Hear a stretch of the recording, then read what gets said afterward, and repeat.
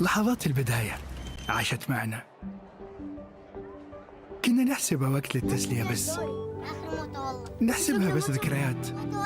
عبود أعطي أختك اليد يا ولد. ابتكرنا فيها ابتكارات، وإذا بغينا قلبناها خرافات. كنا نحسبها بس لمة وصحبة وسهرات. انتبه نوب ترى نوب. لكن كنا نشوف عالم ما حد يشوفه. لا تشغل وقته بشيء يفيده. الله عليك على اليد سود. عالم كبر وعاش فينا، عالم الحماس فيه يوصلك كل مرة لحلم أصعب بس ما يصعب عليك. بارد معك وين ما تروح.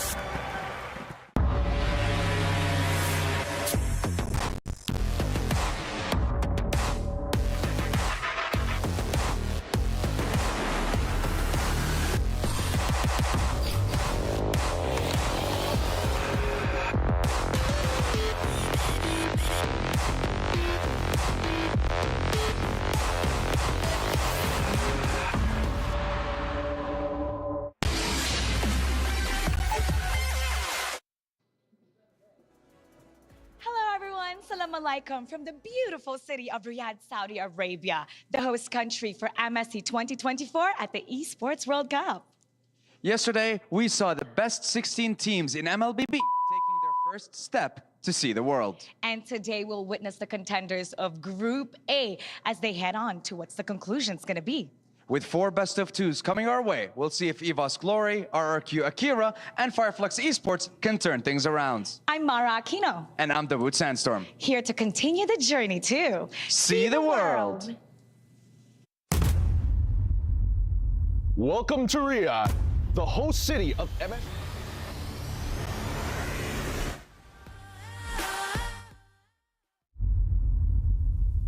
Geçen sene MSC'ye eksik olarak katılmıştık. Burada tam kadro ve koçlarımız da tam kadro olduğu için çok iyi şeyler yapmak istiyoruz bu sene.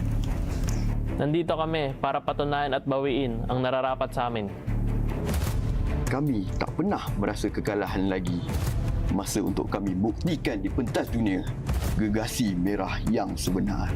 Wala man kami dito nakaraang taon pero ngayon nandito na kami para iuwi ang tropeyo ng MSC.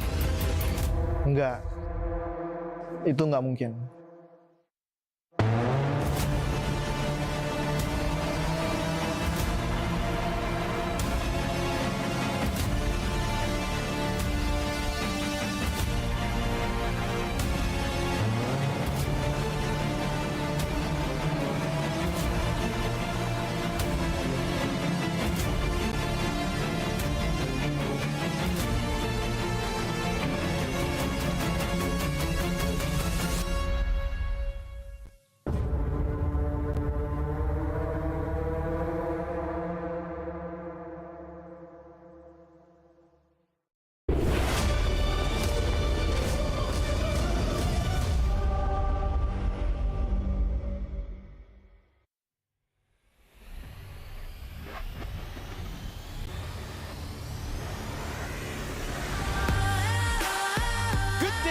And welcome to the beautiful city of Riyadh, Saudi Arabia. My name is Afel. Join with me is, of course, Wolf and Trex, where today we'll be covering Group A. We got 4 best-of-2.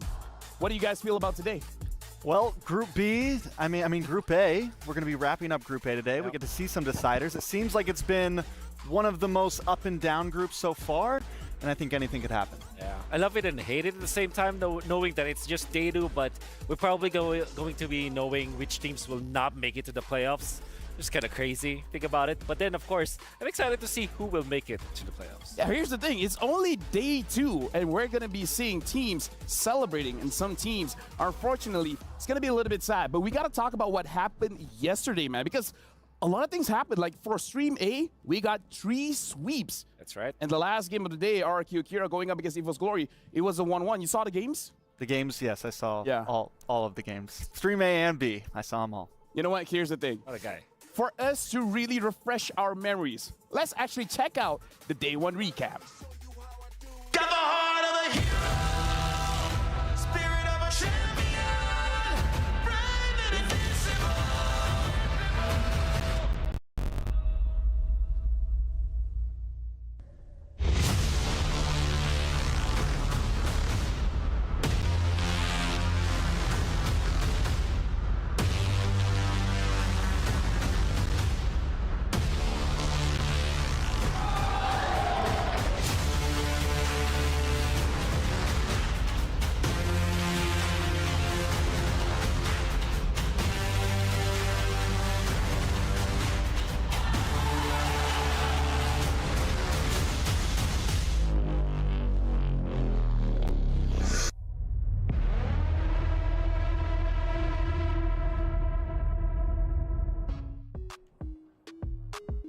honestly, yesterday, even though it was sweeps, it was not close at all. Like, one of the games that really surprised me was Falcon APBren going up against XYG, where even though it was a sweep, XYG almost had game number 2. What about you, Wolf? Yeah, I think before the tournament started, when I saw the schedule that we will be covering, actually, I thought it would be full sweeps, full-on sweeps, except the last series. Didn't go as expected because it went close. I mean, I did expect a 2-0 between like Fnatic Onyx, like Team Liquid, as well as Falcons APBren. Yeah. However, the games were really close, and that's really what excited me about MSC. So, Trex, I know you've watched a lot of Stream B as well. All of Stream B. Anything to update on Stream B? Yeah. You know? Well, you know, Cloud9 didn't do so great. We all saw that. They did come close. They got close. We saw SRG and Myanmar also, right? Yeah, 1-1 That was 1-1, close matches. Yeah. You know, I think all over there was some upsets throughout the day on Stream A and Stream B. I think I'm excited to see how Group A finishes today, honestly. That's where I'm really at. I mean, like, if we're going to talk about measurements of how amazing Group Day was, we had 1 million, over 1 million PCU on day number 1. Today, I hope we reach it again, and maybe even much more. Now, the thing is, yesterday, a lot of crazy plays happened. We got a lot of reactions coming in from the players, from the casters. It is one of those, I would say MSC is shaping up as one of those tournaments where we have a lot of highlight reels. In fact, with that, let's actually check out the Pepsi's top reactions.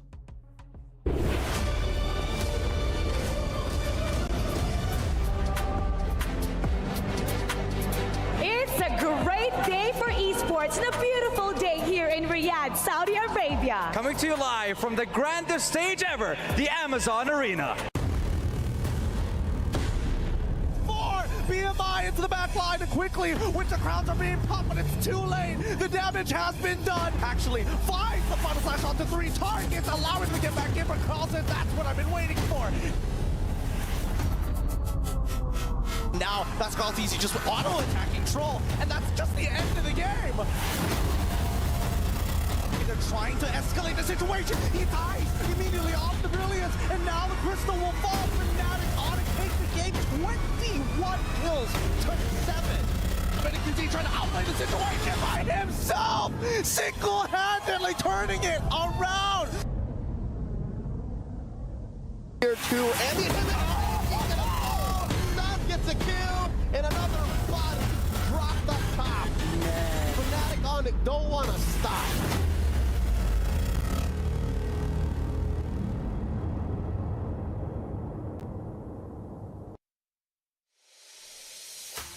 Dude, I gotta say, the casters sound like they had a lot of fun, dude. Yeah. Like, especially watching the Moskov hitting the Spear of Destruction over to the likes of Fanny and then getting those kills. Like, dude, it's a good time to be a caster.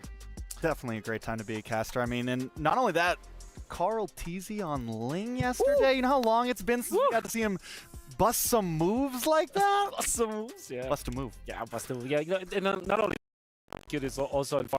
There's so many other standouts as well. Like, I think Annabelle was unleashed in one of the games. Unfortunately, we saw him like X-Borg in game number 2, which is kind of, yeah, you want to see him.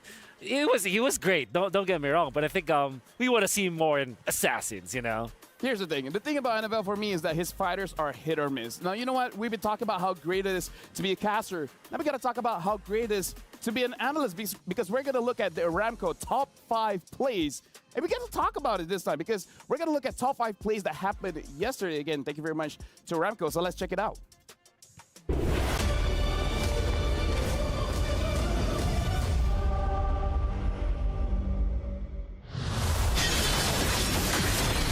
Got a top 5 plays for yesterday, and this is the match where Kyrie on that Ling was amazing, Wolf.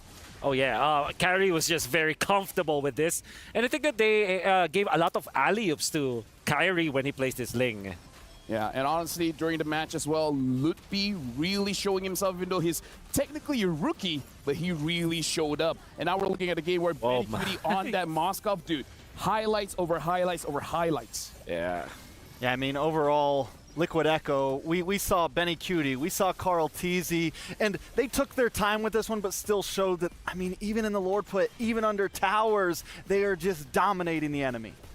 Yeah, and this is the fight where Annabelle on that Ling, like, we're really looking at day number 1, and really, proving to everyone, Assassins is back. NFL, he took his time, but once he's got his items, he's online. Now we got to look at the top one play of the day. Oh, this and my, NFL again. Yeah, it was NFL again, but Clocken as well as Dreams made this happen. Dreams was the one to start it with an implosion that really blocked off the entirety of RQ, and that TP play coming out from Clocken. And the way that he lands his rotation, mind you, landing first skill and second skill combo, the double vacuum that most pros call it, although it's totally different rotation. I mean, like, for me, I prefer calling it the yin-yang reaction. The yin-yang reaction, all right? Yeah, pros call it double vacuum. It's difficult to land. I don't know if you've tried it, but for me, it wasn't easy, and Clocken made it really easy. Yeah, Clocken definitely. I mean, here's the thing. It's like, it's one of those things where it's muscle memory, right? We have to get used to using it. But now, we have 4 amazing matches of today. We've got to look at the ALJ match of the day. So this is going to be the highlight for today. Let's check out the ALJ match of the day. And during this match of the day is the one that I'm personally interested in. Fireflux Esports going up against EVOS Glory. I gotta say, Fireflux for today, they gotta win everything. They do, after taking that loss, and I think there was a lot of hype around Fireflux, but also the fact that EVOS took a loss against RQ game makes this even tighter, right? It makes it's really what makes Group A in general so tight, but it gives Fireflux some opportunity, it gives the rest of some teams some opportunity since EVOS take that loss. Yeah, you know what? I think this probably might be elimination game for both of them in a way that if they lose 0-2, whichever team loses 0-2, will definitely not have any more chance of getting into the playoffs. That's how cutthroat this group stage is. I mean, for us to really see which teams is going to be looking good and not going to be looking great, we got to look at the match schedule. So let's look at the match schedule, and then we can give our reactions of what could happen, because we're starting off with RQ Akira going up against Fireflux, EVOS Glory going up against NIP Flash, and NIP Flash will play again against RRQ Akira back-to-back. And then again, our ALJ match of the day is going to be Fireflux going up against EVOS Glory. So it's huge for Fireflux to win this right here. If they get 2-0'd here, they are essentially out in the... They are out, not essentially. They are out in the first series. It's going to be one of the most important games, and they are getting thrown right into it. Yeah, I really like seeing RQ Akira, especially after whatever happened in M5. I had a chance to meet them at dinner, actually. They were very happy about, even when it was a draw, it kind of felt like a real victory for them because it gave them a fighting chance in this group. At the same time, that was momentum. They felt like they could have won game number 1 going up against EVOS Glory, and maybe it was just the jitters, but now they have really settled in. I'm excited to see more of RQ Akira today. I mean, like, here's the thing. We heard that Takashi was like, you know, it's probably my fault. Maybe the CC pick wasn't as great, but again, it could be the jitters.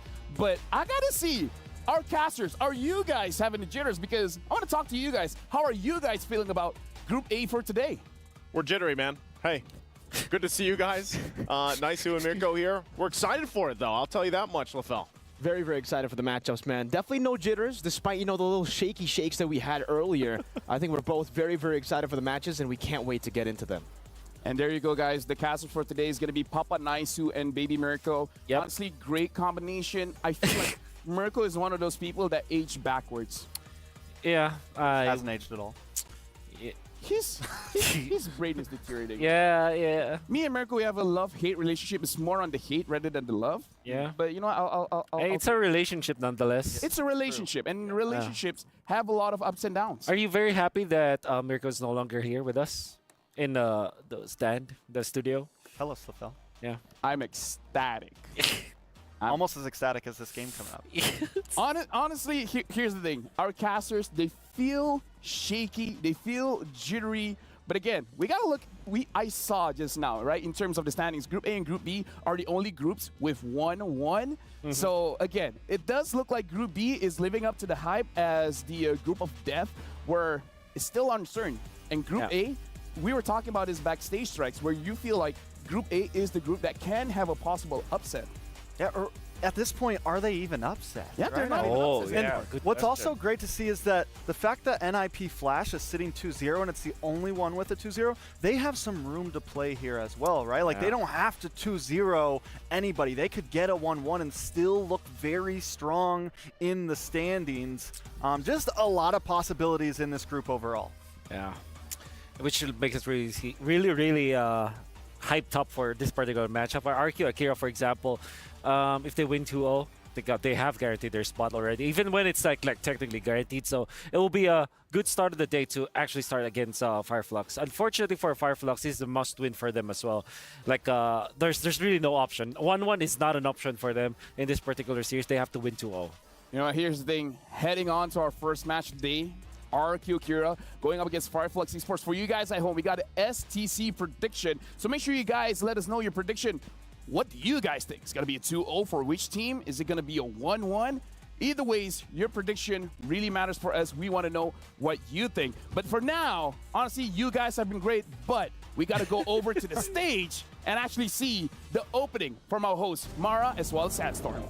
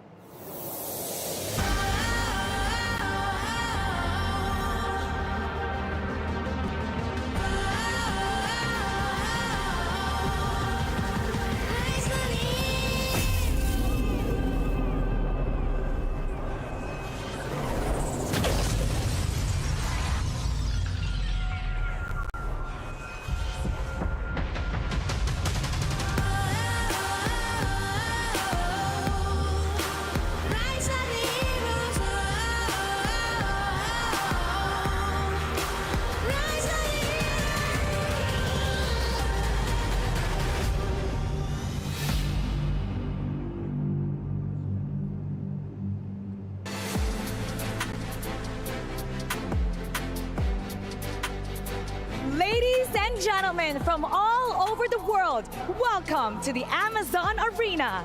أيها السيدات والسادة مرحبا بكم في الأمازون أرينا. My name is Mara Aquino. And my name is Dawood Sandstorm. And this is the Mid-Season Cup 2024 at the Esports World Cup.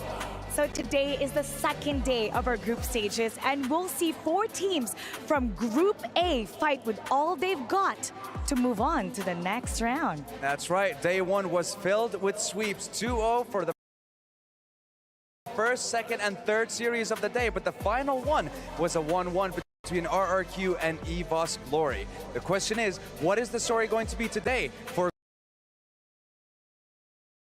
Group A's teams? It's been an exciting day yesterday, and today I can see the players are super pumped up to get ready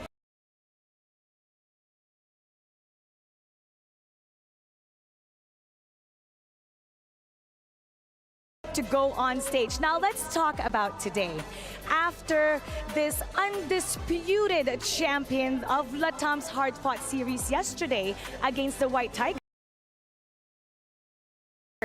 they're back here in the Amazon Arena to go up against the bastion of Turkey. Now, Fireflux Esports need to reignite their blaze because after suffering a sweep against the Group A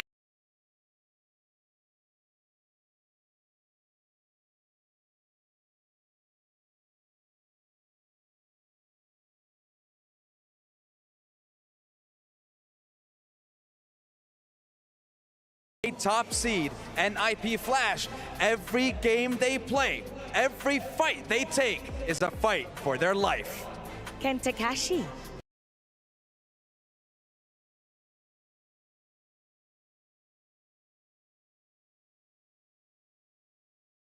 Lead the kingdom once again to victory. Hailing from Brazil, RRQ Akira.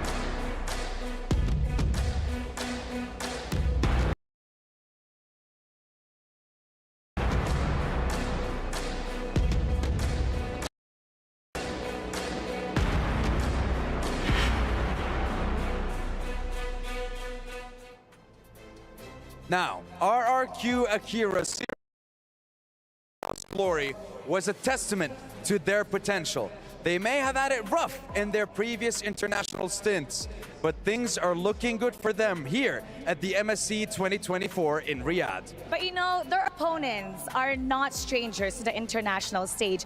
In fact, RRQ Akira has been wishing for a rematch with this opponent. The champions from Turkey, introducing Farflux Esports.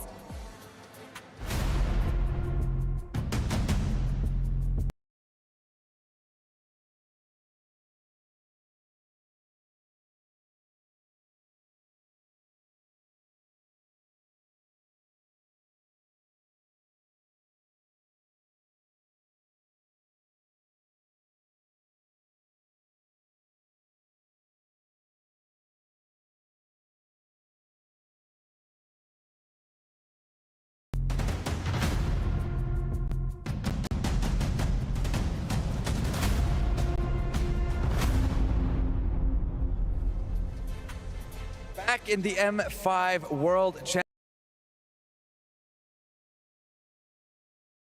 Championship, Farflux Esports came up against RRQ Akira, but unfortunately, they came up just a little bit short. And now, and was surprised how badly they performed compared to what I expected them to be. So this will be very difficult.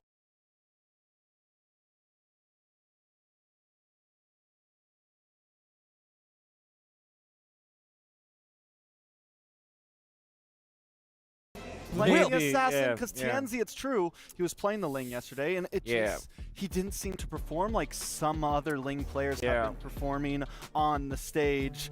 It's definitely something to look at, and it's great to be able to see two non-SEA regions face off. It's not very often you get to see two Western regions kind of, you know, we already know SEA is super strong. It's good to see some power rankings on the rest of the world. Interestingly, some of the Western teams went to Southeast Asia to train for MSC. I know that Team Spirit went there.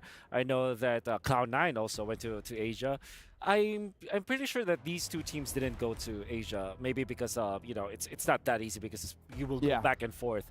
But what I'm trying to say here is that we had really, I had zero knowledge of what the performance is for RQ Akira as well as Farflux when it comes to scrims in preparation for this tournament. So we're going to be going in blind, but we do know that Farflux, they're not performing as advertised, while RQ Akira outperformed themselves yesterday. And now we're jumping into the draft. Farflux is going to be first pick on the blue side. RRQ Akira will be the second pick on the red side. And looking at the bans here coming in from Farflux, they don't want any kind of sustain, and the EDIF has chain CC, so looks like they might want to have a brawlish kind of composition coming in from Farflux. And then RRQ Akira, they just got to go with the respect bans. Should be Loi for the first pick, right? Or maybe somewhere along the lines for Roger. But we've proven yesterday that Lui is just way too strong in the meta game, not because of the innate ability of the hero, but of how much it activates the other members because of the diversion ultimate. Yeah, I mean, even after the nerfs, Lui still stands the test of time right now. And with how many other powerhouse picks there are right now, it just shows how strong this Lui is. But a lot of teams have been giving things up. We've seen like the Valentina up front, and people kind of are really willing to throw different picks around here and there, but the Lui definitely has to get locked in. Should be Arlott and Roger. They don't want to give Lui and Arlott altogether for Farflux. It's such a very strong combination. And Roger, obviously, the strongest marksman that we have right now. If Harith as well as Ling is banned, the stock for Roger increases. But no, this is different. You get the Luis Grok, third time in a row that he's going to be playing this. And then Takash, second time in a row, going in for this comfort, picking up the Terizla.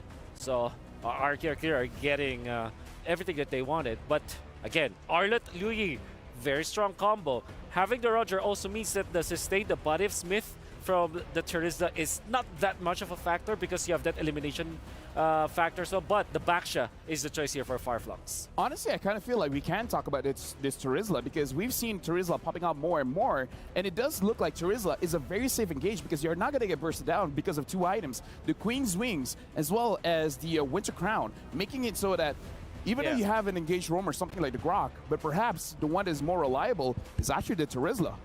I think one big thing with the Terizla and just EXP lane in general, it seems very tight right now, right? There's the around. There's Jarl that you can flex around, but other than that, it's kind of Terizla and Yuzong. And if you don't pick up an EXP lane early, then you're left with not many choices because we're seeing the Yuzong get banned out in second phase, or we're seeing the Terizla get banned out in second phase. So my question is, Wolf, is this Arlott roam right here? And if it's not, what do they have left if the Yuzong gets banned out? Yeah, that's the beauty of the Arlott, right? You pick it up in the first phase, then you have both roam and as well as your EXP. It's so flex that it's good at both both roles. So to answer your question, what else do you have in roam? Like Minotaur, for example, is one of the heroes that I think about, and Fireflux unfortunately will not have access to that. Another hero is the Tigreal. So if there will be an attack speed based marksman that will be revealed here by RQ, for example, a Claude in their 4th pick, Tigreal now looks really good for Fireflux.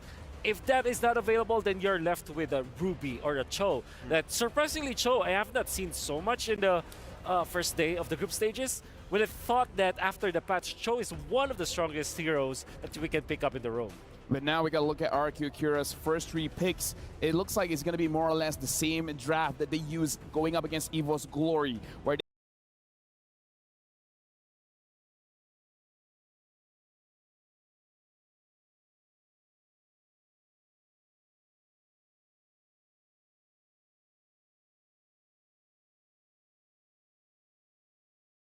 had a very good early game, mid game, and they closed it off very, very convincingly. The marksman that they used was the Beatrix, but again, that was kind of a pick that you're forced on. So right now, RQ Kira, they have a solid front line that looks very comfortable for them. Yeah, both teams kind of sticking to that utility jungle, right? Just kind of solid up front. And Fireflux, we saw them pick the Ling yesterday, but I kind of like that they're going back to this Basha because from what we know of Fireflux, the Turkish Delight. Yeah, the exactly. The Blacklist-esque strategy. So seeing them on the Ling, I was very worried if they were going to be able to adapt to the meta. But the Basha, we saw it from Liquid Echo. It's still a strong pick. It is a very good utility jungler right now. Maybe even debated to be better than the Fredrin. I feel like it's the early best. game. Yeah. I feel like it's the best. Okay. I think it's good for Fireflux here. For sure. Fits their profile. You can pick up, especially with the Luyi, you have a lot of horsepower with that Arlott as well as the backshot that you can just keep on fighting, which means that you can settle for somewhere along the rest for Roger, or maybe even Moscow, so that you have a lot more global presence, I would say.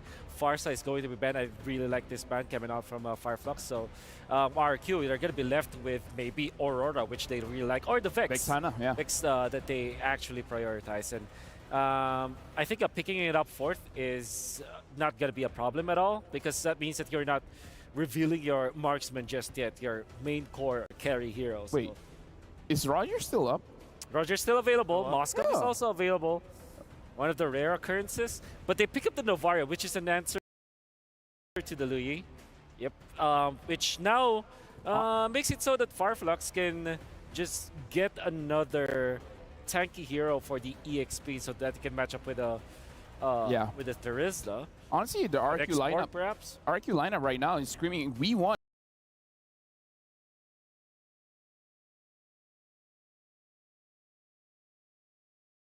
The turtle, because again, having the Novaria is going to help out the Terizla, the Grok, as well as the Fredrin to actually start things up. And now the Moscow gets picked up by Fireflux. The Lolita is going to be there. So Claude is going to be very bad for RQ. They might be forced to go for the Roger now, which is not that bad, actually. Yeah, the Roger's solid, especially up against Lolita. It immediately gives an answer to that and makes it so the shield is essentially pointless. Yes, you could drop a Meteor here.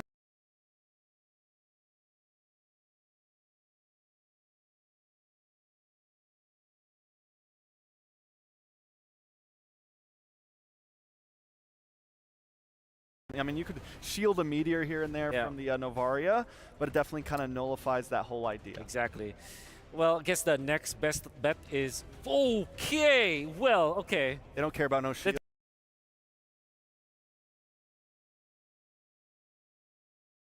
They don't care. They don't care about no shield. Well, they have the BMI to get to the backlines. Maybe they're comfortable with that, but... yeah, I like the Fireflux draft here. You know, I feel like...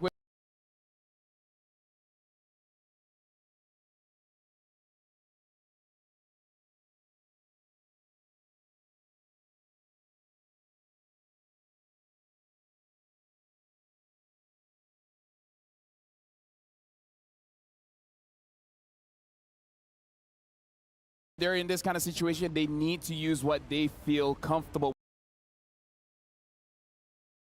with. And with that, I'm very comfortable of throwing it over to our casters, Papa Naisu, as well as Baby Mirko. It's your turn. Thank you guys so much, LaFell, Trex, and Wolf. I don't have nicknames for you guys just yet. But once again, I'm Naisu, or Papa Naisu, and this is Mirko.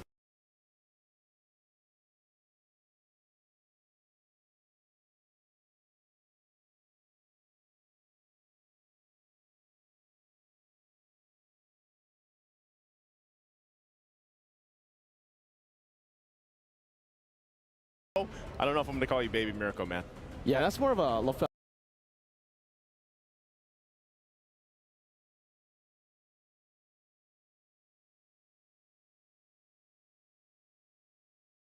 thing, you know. Yeah. I call him Baby LaFell, calls me Daddy Mirko, but I'm fine calling you Papa Naisu. All right, well, let's roll with it.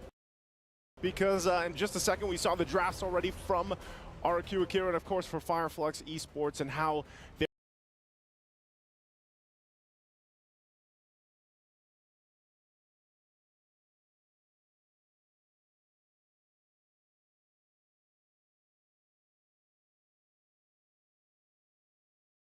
be prioritized by a lot of teams. But I don't know, man. I'm still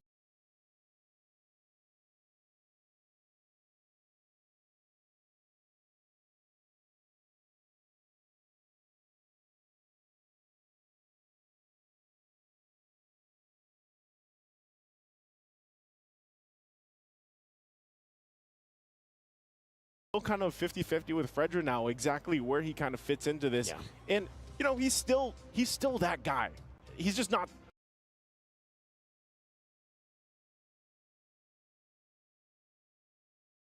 on the top like he used to be. I'm talking about 99, 98 contention rate before. But going against with this lineup that they have, the fact that they have a very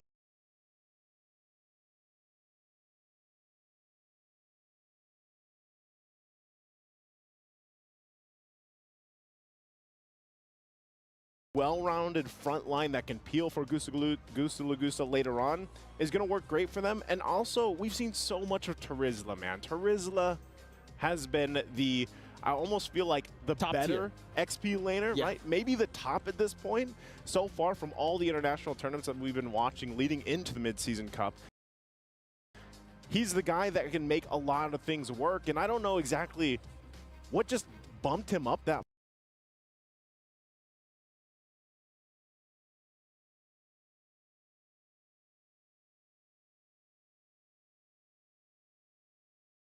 far, but we know a lot of Yuzhong is popped up. It was banned out in this first game.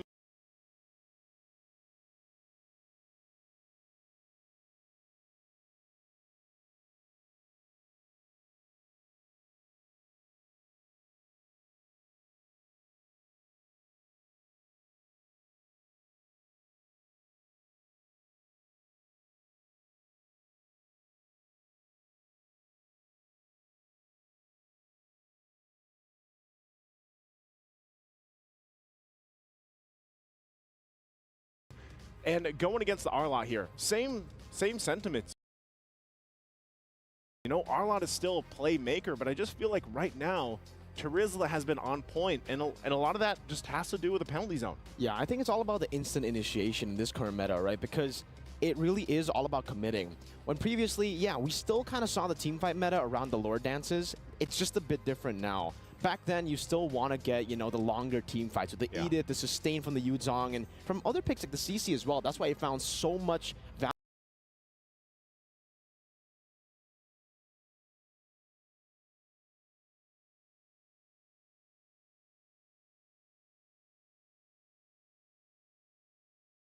value as well, going up against the tanks, utility in the jungle. But now considering that the tanks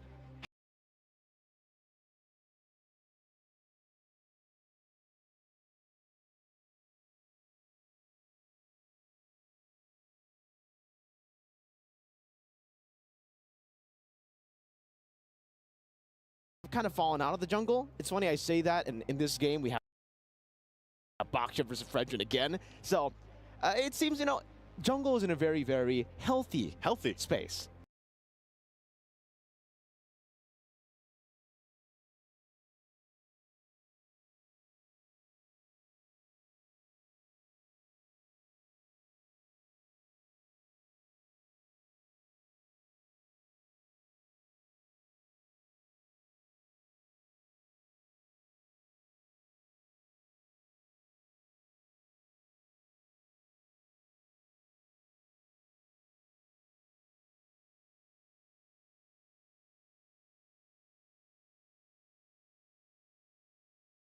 Yeah, I wouldn't say the same thing for XP, though. Yeah, we've been seeing Terizla, Arlet, Yuzong, maybe. We saw the CC that was brought up by RQ Akira yesterday, but when we saw just anytime we see a flashy pick into XP, yeah, it just doesn't work. Benedetta ding, and then CC for Takashi. Here's the question, man, because I heard you talk about this a little bit on the panel yesterday. Novaria isn't what everyone made it out to be. You know, like with especially with the Wishing Lantern, the added item here for mages. Obviously, she's still a threat. I mean, the biggest thing about Novaria, though, is really just the vision play that you get with it, because it pairs up really well with the, like, already having a Grok on your side who's kind of like this walking vision. You know, he just walks around, does his thing, but you pair it up with a Novaria. I just feel like it gives them a huge advantage in terms of vision that RQ Akira can play around with and then go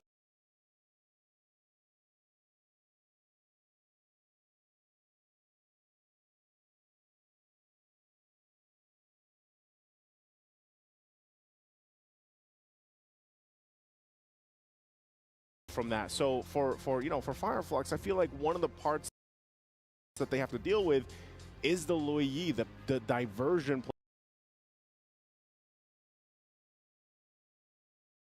plays we've been talking about since she went and changed and everything else. You know, one of the things that they can do, I feel like, with diversion is just trying to either use it as an escape from the initiations that are most likely going to come from RQ because of the lineup that they have, or again, follow it through. If you think about it, Arlott and also just having a Baksha in the jungle is tanky enough. And then you have Lolita, and interestingly, we saw a very good, or I would say interesting build. I'm not sure how often that would pick up for the Lolita, where you just have this massive shield as well.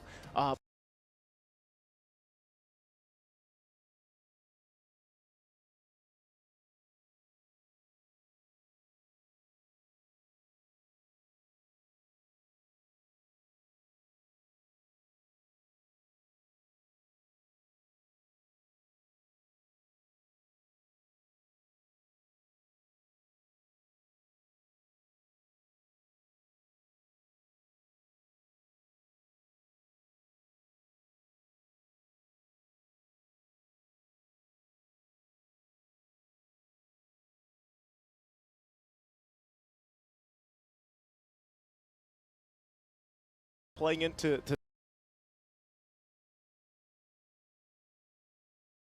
that, but the setup potential, I actually feel like from Fireflux Esports is actually really good. I would say for the Lolita build, that should be the normal build that you go to. Maybe if you're losing, you want to go for a little bit more defensive. You know, you want to go for maybe some stats, some raw stats from the physical defense or the magical defense. But for the most part, if you're leading especially, you want to go for that build. With the Flask of the Oasis and the Blood Wings, I think I was exposed to this very early in MPL Indonesia by a player who once won this competition as well, was Drian, who used it. Unfortunately, he didn't know about the new changes to the Lolita. He picked it up against a Franco. And I don't know if you guys know this. Tell us. Usually, the Guardian's Bulwark, you can't get through with the Iron Hook, right? You can't get through the Guardian's Bulwark with the Iron Hook. Now you can. Which is weird, because it's like, it's a bulwark, man. Even he was like, what? When did this change happen? So he had to figure it out the hard way, which is getting hooked and then losing the game. Which is weird, because it's a bulwark. Yeah. Why does the hook, how does an Iron Hook go through that? Sometimes, you know, Karina does hook? magical damage, you know, and she's swinging swords. Sometimes it's just the game logic. It's okay, though, because, yeah, I mean, right now with the Lolita, you actually do get a lot of shielding, right? You can even proc the Flask of the Oasis with your own shield to the rest of the team, so it's really, really cool where the Lolita stands in the meta, especially when you're up against two picks like this from the side of RQ Akira. They got the Claude and also the Novaria. Yeah, you're going to get huge value, basically, out of this pick. And, again, part of it is both teams, I would say, honestly, have a ton of setup potential that they can use, ton of peel potential if they want to go that route as well. You know, but as the players kind of get us situated here, once again, as we go on to this, our Kit Kat break here, we want to make sure the players, of course, have the best environment to play on because of what's at stake here. Again, today, I know you guys were watching yesterday and you saw 2 streams going on, but that essentially helped us find placements all for the groups from Group A to Group D. And now that we're at this point, day 1 is all Group A, right? And then each preceding day from now concludes a group. So that's why this is very crucial. And even yesterday, man, yesterday they had to fall into place, because if you guys remember, Fireflux and RQ Akira met last year in M5, and I believe, if I remember correctly, RQ beat them 2-1 when they had their best of 3. Yep. And we heard them leading into this where they were like, yeah, we want to match up again. You know, this is fate that will have it, because this starting match here could actually decide things already for Group A. I think it's a very interesting matchup, right? When we're talking about, you know, the previous series, the previous World Championships as well, because it almost seems like it's a rock, paper, scissors kind of scenario. Fireflux will be able to beat Blacklist, Blacklist beats RQ, RQ beats Fireflux. So, very interesting matchup. I think for Fireflux especially, though, they usually do struggle against compositions who want to take it from the early game. Compositions want to push the pace, because for them, it's all about getting Rosa into a good point. It's all about also getting Sunshine to a point where you can actually go for damage in the team fight. So it's really mid to late game dependent. Looking at their composition, though, it already feels very different. It almost seems like it's kind of the opposite. For RQ Kira, it seems they want to be the ones to scale up with the Claude, with the Novaria, and for the side of Fireflux, with how many creative angles you can possibly look for here with Diversion. I'm looking at, you know, a very fast-paced Fireflux, a very new version of Fireflux. Maybe after yesterday going up against NIP Flash, trying to play the same way, mid to late, trying to scale up. Didn't work out too well. Maybe it's time for them to transition into the early game, which has been working out for a lot of teams, most teams. Yeah. All the teams yesterday. I was going to say all the teams, you know, it's, in a way, I think we've been talking about this even throughout the wild cards, man. Like, it's a refreshing thing to see, this kind of meta that's setting into place already. And, you know, just yesterday alone, we saw some great picks come up. And I think one pick that is still doing a lot for teams that go ahead and pick it up in the draft is the Moskov, man. You know, Moskov, for some reason, even with some of the nerfs that he felt, he's still a monster in the gold lane. You know, he's still a monster when it gets to the late game. I mean, how much did we see even yesterday with the comeback potential? Yeah. With that Moskov pick, you know, so even though Moonton still goes for these changes and everything for this hero, he still shines. And I think, so when you're looking at this comparison of the gold lane, the Moskov with the Claude, you know that Claude takes some time to build up.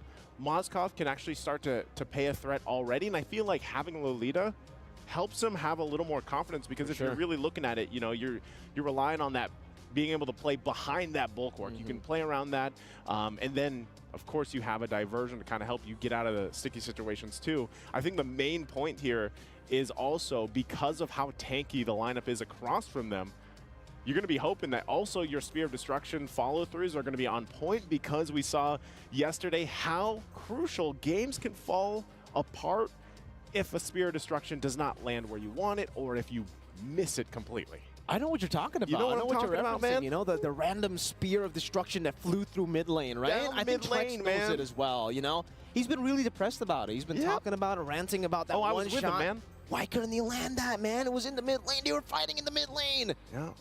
Well, I don't know. But it looks like we could possibly be jumping back into the game here, and it looks like we are. So, again, jumping into it, it's only under the 4-minute mark.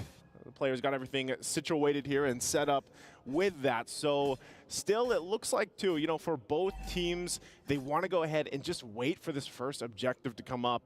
Not all these level 4s online just yet. So as they go ahead and kind of wait for that, this is going to be crucial. Like I said, with this Terizla pick, you need that penalty zone available, but both junglers will go ahead and start this up for now.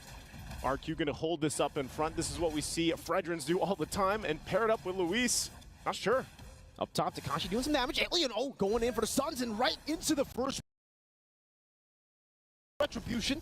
Tianzi will be stunned up earlier by Louise, and he'll be able to walk up and flickers out as well. with the power of nature still there. RQ Akira, that's a turtle traded in for first blood. Yeah, first blood already. And look at this. Fireflux Esports actually want to put the pressure further on into the jungle. But I'm not sure if they're going to be able to accomplish much with this. RQ pushing them back out. So with that, RQ Akira gets the first objective. You know, great for them. But at the same time, the scaling here could start to happen for Fireflux Esports if they're not careful in the exchanges. A lot of just back and forth here. Gusta trying to keep Sunshine there. Good damage as well by Louise. There's pure destruction. Not connecting. Gusta still able to evade away from it here. As Sunshine goes for the shove in the bottom lane, trying to go for that gold crab that Louise is holding onto. But so far, Gusta has been losing out on the trade. Sagan, though, trying to go for the astral shot. But will not be able to find it now, only just helping Gusta to get the gold crab, and he will be able to secure it. I think it's what you do, man. You know, you just give that best experience to both gold laners if you can here. But Claude, I would say specifically, really needs that time to build up. Got to get those, you know, 3-4 items, the trinity, if you will, for the Claude to really shine in some of these team fights. Because again, with the lineup that Fireflux Esports has, they can actually try to negate a lot of the overloaded damage from a Blazing Duet if they're all positioned correctly. And it's also just a little bit, I guess you have to say, for the entrance from Gusta has to be very crucial and on point. Okay, Great Echo. Revealing Alien and Rosa. And King walks up just like that, but still very, very slow game here. In the 6th minute, only 1 kill. They're both still looking to go for these trades, and we do take a look. We do have a look here at the in-game equipment, where it's going to be a corrosion scythe rush for the side of Sunshine. It's a bit different for Gusta. He wants to go for the warrior boots first, but both teams are already trying to go for the second turtle of this game. King first onto with Takashi right there. Numenam Blast going to be charged in by Apex. The flicker as well, but he doesn't find it. Good stun over, but King is still able to get the retribution down. Now with a wild charge, stunning 2 members by Louise. That's only a final slash onto King, and Tienzi is caught all alone. Takashi will decide to back away, and RQ Akira, super disciplined, takes the dub and walks off. Very disciplined.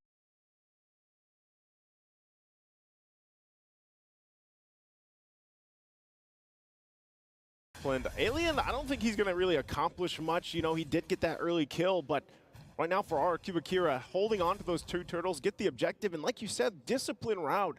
They know they don't have to fight. They don't need to get these kills right now because, again, when you're talking about power spikes for RQ Akira, they needed time for Gusta to play off. And even Saigon, mid lane, wow. Rosa. Appraiser's Wrath, just a big bonk onto Rosa in the mid lane. Will be their first kill of the game, RQ Akira. All right, now they're on the board, right? They got the objectives, they got a kill. Look at the damage already coming out from Saigon. 1 shot. Wow.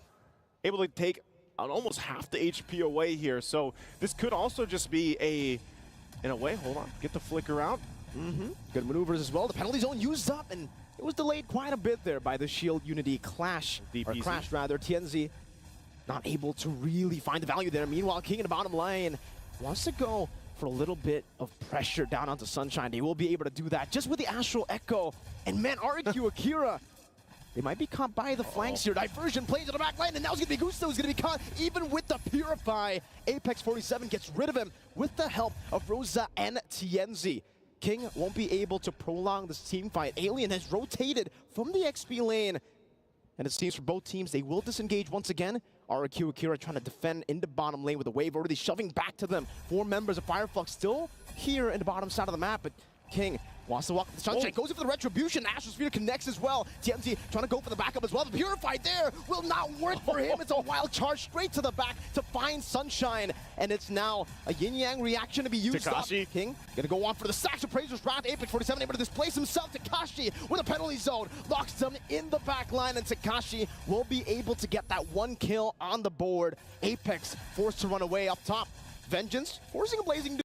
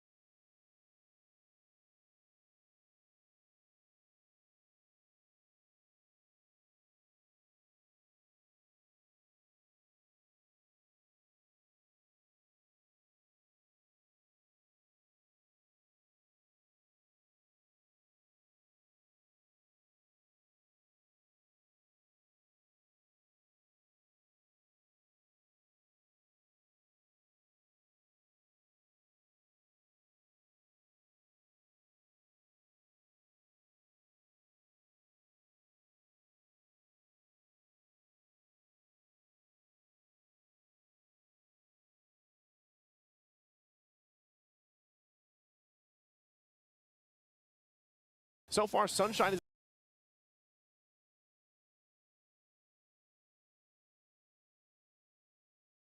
already a huge threat, even to Luis, even to Takashi, when they try to initiate with this. I mean, look at the damage taken.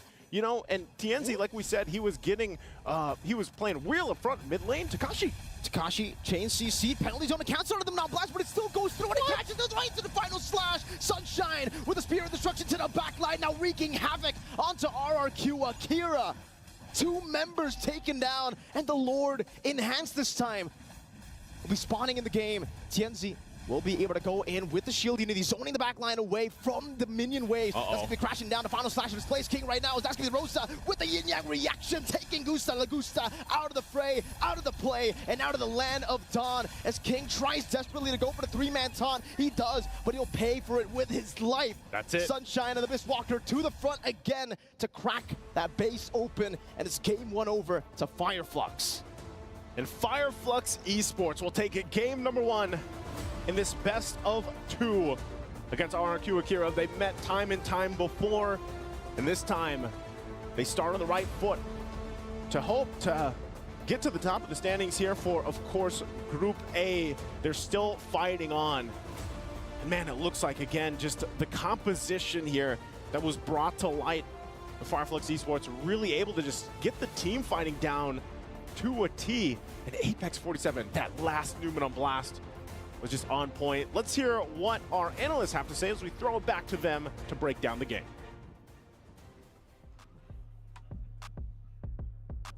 Thank you very much to our casters. And I gotta say, Wolf, like, letting go of this Lu Yi, the yin-yang reaction, the double vacuum, like, Fireflux had a tough game, but once Rosa got a good catch, it's all over. Fireflux took over.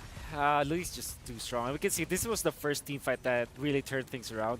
They were able to invite RRQ into their own box that were that I always talk about. Their own. It's actually a circle if you think about it. But what I'm saying is that they invited to their own zone that they managed to just pick them apart one by one. And I think that Lolita is such a good pick because it countered the Novaria. At the same time, RRQ Akira were kind of stubborn picking up the Cloud versus Lolita, which I didn't like, and we really feel the you know, the impact of that pick. And so many of those fights won where Fireflux and RRQ, you know, getting those fights inside of that jungle, inside of those really tight spaces where Rosa could really just capitalize, get the duality procced, be able to bring everyone together, and you pair that up with eventually giving the time to Sunshine scaling. It was just recipes for disaster for RRQ.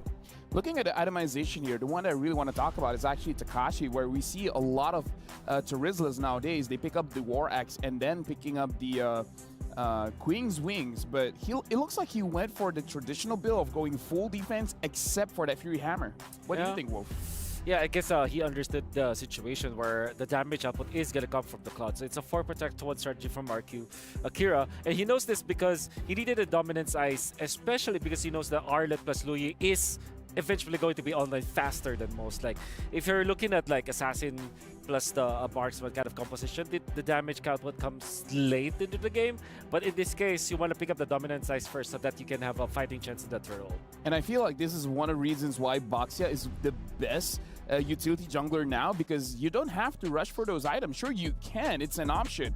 But the thing is, with Boxia, you have options. If you want to delay it and you want to go for something a little bit more tanky, then you can do that. But we've got to talk about RRQ Akira as well, where honestly it was a close game, right? I mean, they definitely held down in the early game, securing every single turtle. King played an amazing game in the early game, but then, I mean, Moskov goes Buddha. You know, Moskov just... he goes Buddha? he goes Buddha. No, man, you let the Moskov scale, and I feel like every time we've seen a Moskov picked, if it gets to the late game, it's GG's. Yeah, but again, we got to talk about Fireflux. We got to talk about Rosa, because I feel like Rosa is the MVP for this game, because again, once Rosa gets a lot of those yin-yang reactions, the duality, the double vacuum, whatever you guys want to call it, it's lights out for RRQ Akira. So let's look at our Sony MVP of the game. And we're going to look at the highlights here to refresh ourselves. What really happened in that one? I have this rule of not picking up the Fredrin when there is Louis, just because Fredrin is always like almost front to back. It's like the bona fide front to back kind of hero, right? It's jungle. And Luyi just completely counters that. It's almost always difficult to play the Fredrin in this situation because you're going to be attacking through the duality, which there's really no a legitimate way for you to kind of dodge that. You kind of want to outplay it maybe with the Grok or something. But technically speaking, Rosa will definitely have a great time because there's always someone who can that he can utilize the bounce off of. You know, the dispersion, if I'm not mistaken. There's a bounce, right? So there's always an avenue for you to bank off your shots just because of the presence of the Fredrin. And we gotta say, KDA isn't everything because only with 4 KDA, 100% kill participation, Rosa was everywhere during the fight. And again, Rosa is a top mid laner, not just in his region, but I would argue around the globe. Like, Rosa's amazing. Giving him a meta mid laner, it's going to be a nightmare. Yeah, I mean, for a second I was a little worried with Rosa. We didn't see that many diversions coming in the very early game. I kind of want to see, but once Rosa got oiled up, started moving around, was able to really, capitalize on those. I think it took a little bit of time for Fireflux to kind of get in their zone, but once it was there, it felt like there was nothing RQ could do. Let's talk about Gusta Lagusta because you were talking about how the Lolita was good going up against the Claude, and we saw a lot of rotations by both roamers actually going to the gold lane. Yeah. But again, Gusta Lagusta did not have a good game on the Claude. Yeah, for sure. So, I kind of thought about the draft, right? When we were predicting some of the picks, I thought it would have been a Roger, so that you're not that concerned about the shields, because you could just go wolf form and then your AOK could go to the backlines. You have the Grok to initiate with you as well as the Teresa. So overall, that would have made sense. I did say that the least hero that they should pick up was the Claude because it was completely nullified, but unfortunately, they cannot hear me. And maybe they can. But yeah, Gusta Lagusta wasn't set up for success in this game. Maybe because you have the idea of going for BMI into the backlines. That didn't happen because the backlines went to them anyways because of the diversion. But yeah, I think we cannot judge Gusta Lagusta's performance just because of this game, because of the fact that he was given a bad hero to start with. I mean, here's the thing. You learn, you live, you lie. Either ways, I kind of feel like there will be some kind of adjustments coming in from RQ Akira, but again, this is important for Fireflux, where if they want to stay in the competition, they really need to win the second game. But looking at how RQ Akira played early as well as the mid game, it's only during the late game that Fireflux was able to really capitalize and use that draft very well, because like you said, Luyi is pretty good going up against the Fredrin. I gotta ask, Rex, do you think that there's gonna be any kind of adjustment, doesn't matter coming in from RQ Akira or Fireflux? I think that RQ Akira bans Luyi this time. Yeah. But again, do they switch sides here? Does RQ take blue side this time? So maybe they leave the Luyi open and force Fireflux to ban it. Definitely a big chance of us seeing a different draft overall. Maybe some of the same picks. Maybe some trade-ups in that blue-red, but we'll see. And honestly, I gotta talk about Takashi because King, I feel like, was very good. He was setting up the fight, he was going in front, he was taunting as many people as he can, but Takashi wasn't really being all that proactive. I don't know, Wolf. Basing on what we've seen Terizla has been doing in day number 1, I felt like Takashi could have done a little bit more. Yeah, maybe because of the supplements. When you look at the Terizla, sometimes you look at it in a box manner where you're setting up your front lining. Sometimes you look at it in an assassin base where you can jump in and there's someone else to go with you. I think in this particular case, because of the presence of the Luyi, that's the box type of strategy is difficult because you're always going to be the front line, and at the same time, you're kind of a liability to your team because if you jump in, the Luyi will just pop the dispersion, and everyone behind you will receive the damage. You're not gonna feel it, but the others will. So it's kind of like looking on the outside, it looks like everything is fine, but honestly, there's a battle within. Battle within. Speaking of battle within, we got Soul Vessel Series skins. Amon, a Vessel of the Seed, and Hanabi, Vessel of Rage, are slated for stunning reveals. So don't miss out. Make sure you guys grab those heroes. Now you're pronouncing it correctly. Amon. But you like how I transition into that? Yeah. Yeah, you like that same way? It was like beautiful. It was beautiful. Just like you. No, you're beautiful. No, you're beautiful. Wolf's beautiful. You're beautiful. Naisu is the most beautiful, man. Like that's Spider-Man meme. Right. Yeah. Right. How about Mirko? It's honestly Naisu. How about Mirko? No. It's Naisu. Because you know the thing about Naisu? You know one of his favorite words? What? Juicing. Juicing Justin, the new mage hero has arrived with her exclusive pack. Get the hero and her ethereal serenity skin during the launch week for only 469 diamonds. You can also get her skin for only 51 diamonds during the first 14 days. Mark your calendars. Make sure you guys get it now. Another one. That was good, wasn't it? That was a great one. You know what? I've been sleeping on it. When I'm sleeping, this is the things that I dream about. It's like, oh, how am I going to transition for tomorrow? My dreams are weird. That 8 hours of sleep, it helped. Well, it helped. Speaking of dreams, it's Fireflux's dream to win this game. I'm wondering, you know, will they actually be able to pull this off, right? RQ looked really great yesterday. And if Fireflux does win, what does it mean for, like, Group A here? Does it Fireflux over RQ? RQ the game out of EVOS. Fireflux lost to NIP Flash, though. It might depend on Evo's Glory's performance. I mean, especially in our ALJ match of the day, if they eventually win against Evo's Glory, that would be great. I think that Fireflux are in a very comfortable spot now, winning one game up against RQ. And if they do bring the momentum when they now go up against Evo's Glory, that will be even better for them. I mean, like, it really sets up our ALJ match of the day. So I feel like now, being the situation that at worst, for both teams, it's going to be a 1-1, it's really setting up the entire day, because we were talking about how if this is a 2-0 for RQ Kira, it's basically the end for Fireflux. So you know what? Yeah.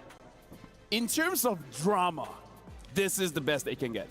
This is definitely the best they can get. And I love me some drama. I love drama, man. But also I love me some Fireflux. So, you know, I want to see the group get tossed around a little bit. So you love everything, man. Except for you.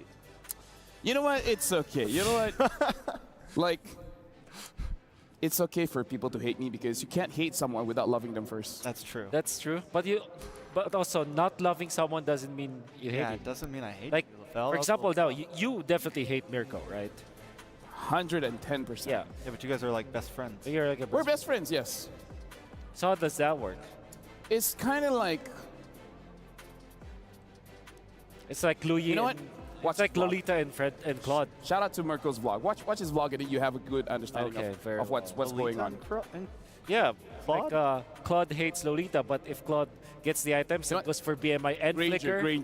Granger's the shot, bounce back. Yeah. Like, that hurts more. It has a critical damage on it. So who's the Granger? Dude, I'm definitely the Lolita. Okay. What's the most satisfying skill to bulwark back at somebody? Dawning Light is mine. Dawning Light. The giant ball just... Exactly. Yeah. Like, Dawning Light into a Lord Steel, into a Savage. Good. Dude, legit, I've killed many people with the Bulwark. Wow. I've been So you're spamming legit Lolitas. Lolita. Okay. I'm a legit Lolita player. I deflect hate. Because in my life, it's nothing but love, Wolf. Like, my life is... yeah, I can see that. It's very... I can see that. I can see that. You can see that? You can see that? I don't have to explain? Yeah. There's actually something called the LaFell Challenge, where you just play Lolita, but the only skill you're allowed to use is the Bulwark. The LaFell Challenge. Yeah, you just have to deflect everything. Okay. Spread hate, not... Wait, what? Spread hate, not love? Spread love, not hate. Yeah. Hate is You know a what? player. Potato, potato. Tomato, tomato. Hate is a player. Oh, yeah, that is right. That is right. Yeah. Spread hate and get beloy. Stay innocent. Stay innocent, exactly. They're right. Yeah. Innocent until proven guilty. Yeah. Okay. Wait, we're talking about game number 2, right? Yeah. All right, let's jump to game number 2. Louis, guys, yay or nay ban? Definitely For either ban. side. Either Definitely side. ban. Definitely Unless you're blue side. Unless you're blue side. But then red side, you got to ban it out, right? So we're jumping straight into the pick of bans here. RQ Kira is going to be first pick. Fireflux is going to be second pick. The Angela and Moskov has been banned out. The Chip has been banned as well. So Harif, Ling, as well as Louis. These are the three heroes that has to be banned, and Louis banned. Okay, yeah. Now we're pretty normal. I always say, like, ban Louis, ban Chip. We're okay. We can play normal MLBB, as we would love to see. Not playing Portal. Yep. That's true. RQ should be banned out. Probably the Terizla. Or they want to pick up the Terizla, perhaps. So they banned Ling. Or Yuzong. We've seen the Terizla, but we haven't seen the Yuzong. It's always banned or just not picked, right? Very difficult hero to deal with. And honestly, with the meta game that we have right now, where we like marksman most of the time, that's definitely one of the bans. So with the Luyi chip ban, let's say maybe we see a maybe we see the Ling ban, we see possibly Roger or Valentina or something, Harith as well. It feels like the first pick isn't as devastational as it used to be sometimes. Like, it feels like there's not as many trade-ups if some of these things are banned out. Like, it feels like a lot of teams, we've seen the Valentina picked up front just to see what the other team picks so you can kind of respond when you're on blue side. Harith is available. Harith for Valentina, right? I get what you mean, the tricks. It just doesn't feel as, like, critical. Yeah, I understand. It's like, okay, yeah, sure. Maybe the best thing is, like, you force your enemies to kind of throw 2 bans. And only one legitimate ban, which is in this case the Faramis. And now you get access to the Harith. Maybe that is the magic of getting the first pick. You have access to the Harith or the Roger. But I would say between the two, I would be more comfortable with the Harith. It's easy to draft around it, you know? And it's a very strong hero. There you go. And this is what makes the Faramis ban really good for Fireflux, because now they can pick up Roger. They're not that scared about that NetherRealm. So it's like Roger and Arlott that they can pick up. Or what about Valentina? Roger and Valentina also. Edith's open too, nice and flexible. They can go Roger Edith up front, and that gives them tons of flexibility. They can do jungle gold, they can do EXP roam. There's also that Valentina Edith combo, wherein if you pick up the Valentina, if you pick up the Edith, you're not scared of the enemy getting the Valentina, which gives the primal wrath to the Valentina, which is also very strong. Honestly, looking at the lineup, there is a lot of good picks here where, again, the reason why we're talking about the Valentina is because it is still one of the S-tier picks down in mid, and it really becomes between both teams what do they want to prioritize, and it looks like it is going to be the Roger Valentina, and even though RQ, they can pick up the Edith, but again, like you said, with the Primal Wrath, can be on the side of Fireflux. Yeah. So if you pick up the Harith, you're looking for physical damage. Maybe you secure your Turtles now if you're RQ. And Arlott as well, or, you know, interchangeably. Just pick up the Arlott and reserve the Turtles for later. Or take both. Or Yuzong. Yuzong is great versus the Roger, but not so much against the Valentina. You don't want to give that Elder Dragon form as well. So I'm thinking Arlott /or Terizla. And then maybe get the Fredrin as soon as possible, because Fredrin is a natural answer to the Harith. Honestly, Farsa instead. Something that we do got to talk about is not in the draft. Fireflux roster have been friends for 6 to 7 years. When RQ Kiras, they have been 6 to 7? Yeah, RQ 6 to 7. 6 until 7 years, and RQ Kiras they've been around for 2 to 3 years. I'm not very happy of the opening for RQ. This is what we call the Harry Potter lineup, where it's all just magic. Yeah, it's all magic damage. So you don't have physical damage. This means that Fireflux can easily itemize against it. You can pick up the Edith now if you're Fireflux. What if you end it so fast? Doesn't matter, right? Yeah. Right? You only have Avada Kedavra there. Avada Kedavra to the face. Avada Kedavra, and then just end it in. And yeah. Avada Kedavra. Yeah. Yeah, Harith plus the Baksha is definitely not the best combination there is, but we'll see. Again, Edith is available, Fredrin is also available, Fireflux can easily just take it. Arlott is good takeaway from RQ. I mean, I like the Arlott. I think the Riz or even the Yuzong, I feel like against this against the Farza's been kind of surprisingly very, very good. I agree. And the fact that it's not picked more than it is, like, I feel like it could be a staple almost. But also, maybe it's been a while since teams have gone against the Farza, but like the Riz, the Lapu, the Yuzong are all amazing answers to the Farza, and it feels like a lot of teams have been having trouble closing the distance when that Feathered Airstrike comes down. Yeah. Also great versus the Valentina. I think teams have started to realize the value of the Farsa when the Valentina is picked up. So expect this kind of a duality in the coming matches that we have, like Faramis Valentina and Valentina Farsa. In this case, the CC is right. I don't know how do you actually pronounce CC? It's actually pronounced as CC. Yeah, CC. And it's funny that she doesn't have any CC. I mean, like, technically her current call kind of does when you tie up 2 people. They can't run away. It's not a hard CC. Potato, potato, tomato, tomato, you know? Same difference. Same difference? Technically, so is a CC. Who are you, LaFell? Who are you, I'm Tony. Hey, Tony. I'm Tony. For those who know, nice to meet you, Tony. Thank you very much. All right, Terizla on Terizla action. I think both players will want to get their hands on this hero. I still feel that you can ban out Lapu Lapu perhaps, or Yuzong. I think Yuzong is a good ban for Fireflux because, again, you're looking for the physical damage Yeah, true. You cannot go all Harry Potter here for What if RRQ. they go for something crazy like Paquito again? We keep Paquito's great. Paquito's great, but no one really picks it up. Yeah. So is he great? He's better than great. He's more than great? You know what? What do we know? You know, we're just analysts. All right, question. Is this Roger going to be jungler gold lane Wolf? Yeah, at this point, going up against the Harith, I would want it to be... Oh, there it is. There's the Paquito. Yeah, I would Maybe say we do that... know something. Maybe we do know something. I think the Roger is better off in the jungle if I were just to pick it up, to choose for Fireflux. However, Fireflux is a box kind of team. So I think that they're going to pick up the utility jungler. I think Fireflux are forced to get the Fredrin. Oh, there you go. The Grok is going to be picked up. So this is R.EXP for sure. RRQ can pick up the turtles this time. This makes a lot of sense. If they don't pick it up, I'm going to be so annoyed. But yeah, to counter the Roger... What if they pick up something like a Benedetta? That's okay. Yeah, Benedetta's great. Actually, Takashi also excels in that hero. So Benedetta or Terizla. And then for their roam, Tiger looks good, but so is the Matilda. But you want to look for sustain going up against Roger so that you're all healed up. And there's the Yuzhong. Oh yeah, we forgot Yuzhong was a band. And the Cho. Okay, yeah, makes a lot of sense. Now, if you're Fireflux, I believe that you want to go for the Fredrin. But I think the Carmilla is also really good for their hero. Oh, true. Good combinations all around.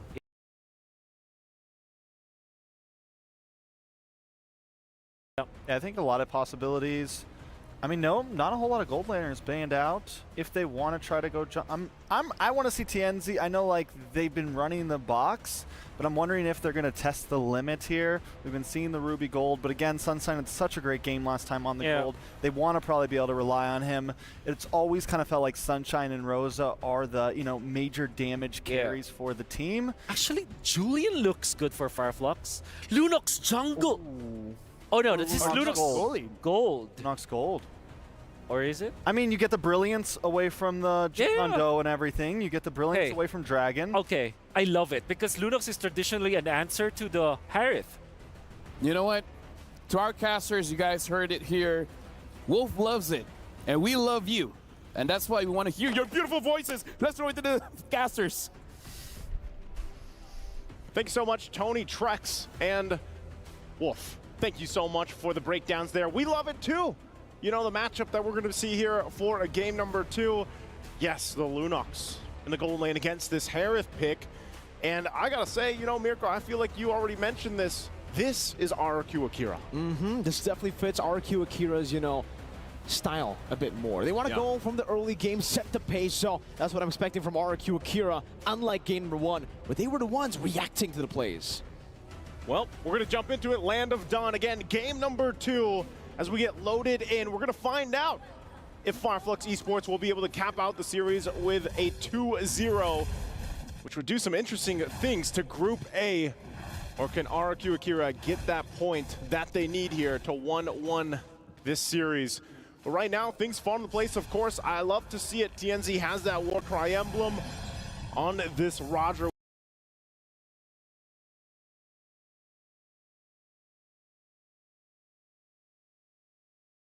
We've seen this time and time again, man. How many times have we seen Roger be successful in the jungle with Warcry? The damage potential is absolutely insanity. And not to mention Sunshine, Lunox in the magic department is going to provide a ton of burst potential that can come through already. We can see this, some early aggression. Apex 47 off a massive game in the previous one. Really able to set the pace on that Lolita earlier. Apex, I think he was able to steal away the orange buff earlier, by the way, right into the bottom side of the map.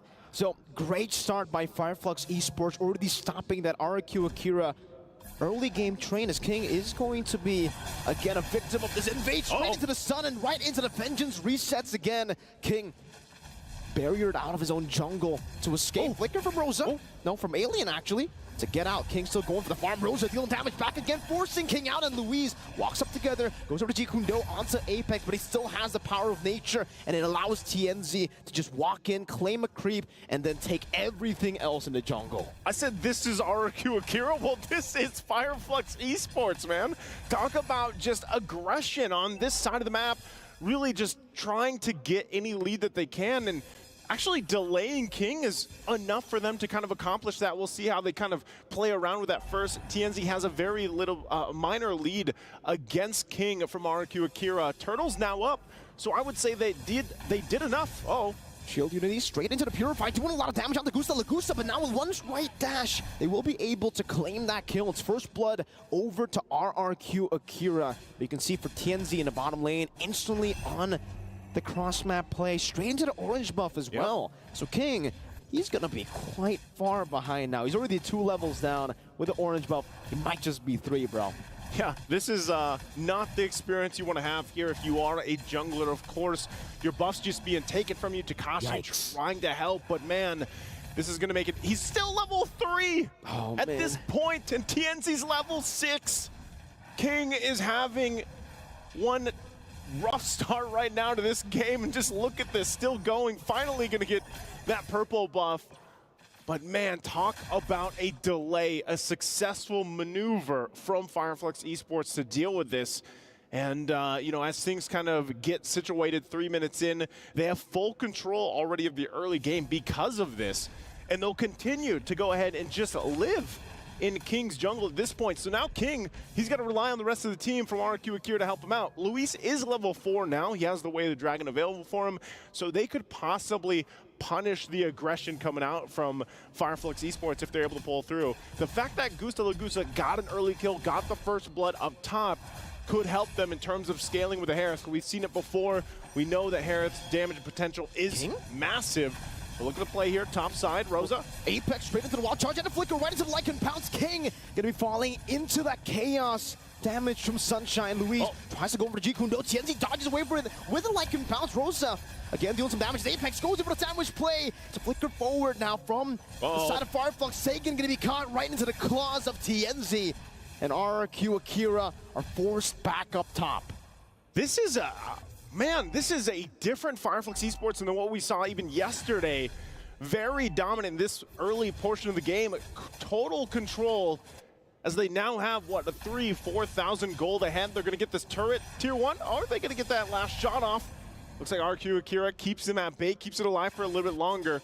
We'll see if they can keep that there, but that turtle is now up for the taking here as we see teams that both get situated. King has been able to farm up a little bit, but you can still see Apex 47 really just trying to be, you know, his nightmare in this jungle, so to speak. Apex 47 goes in once again, wants to force the retribution. Whoa, Luis goes in.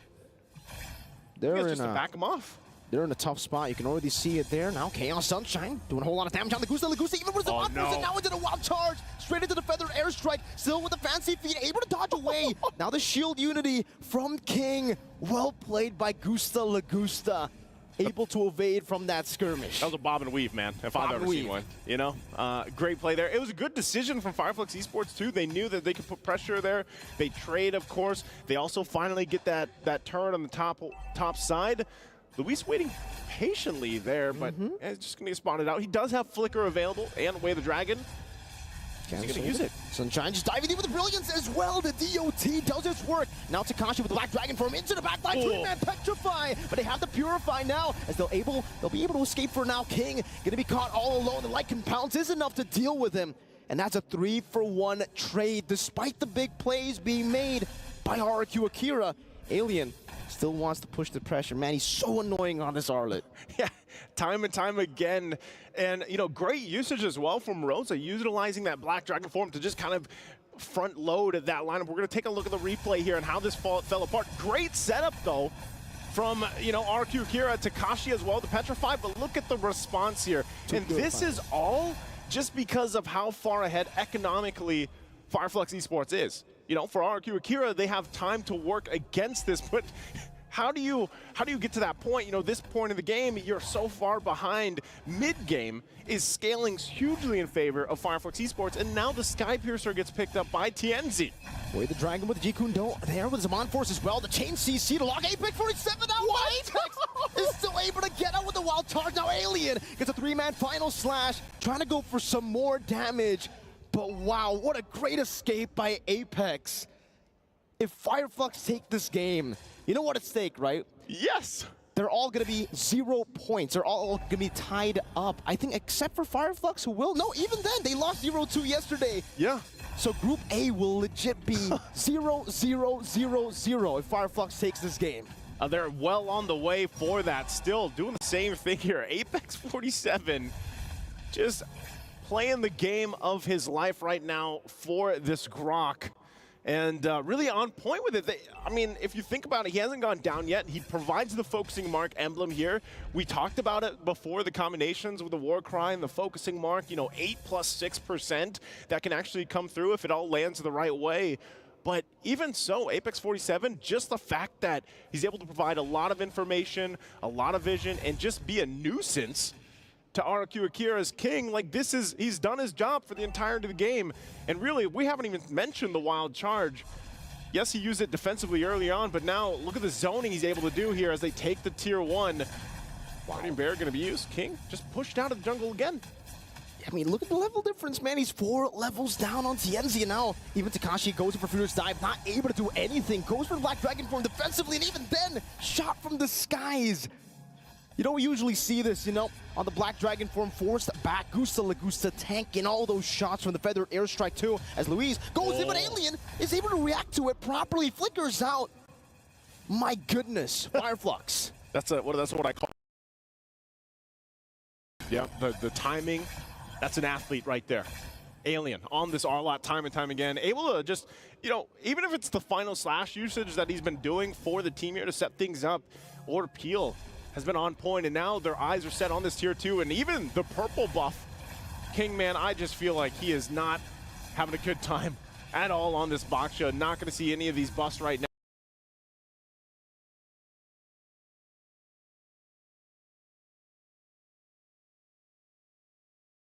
Now at this point, further being gapped here in the jungle as well. So they're going to find themselves in full control once again.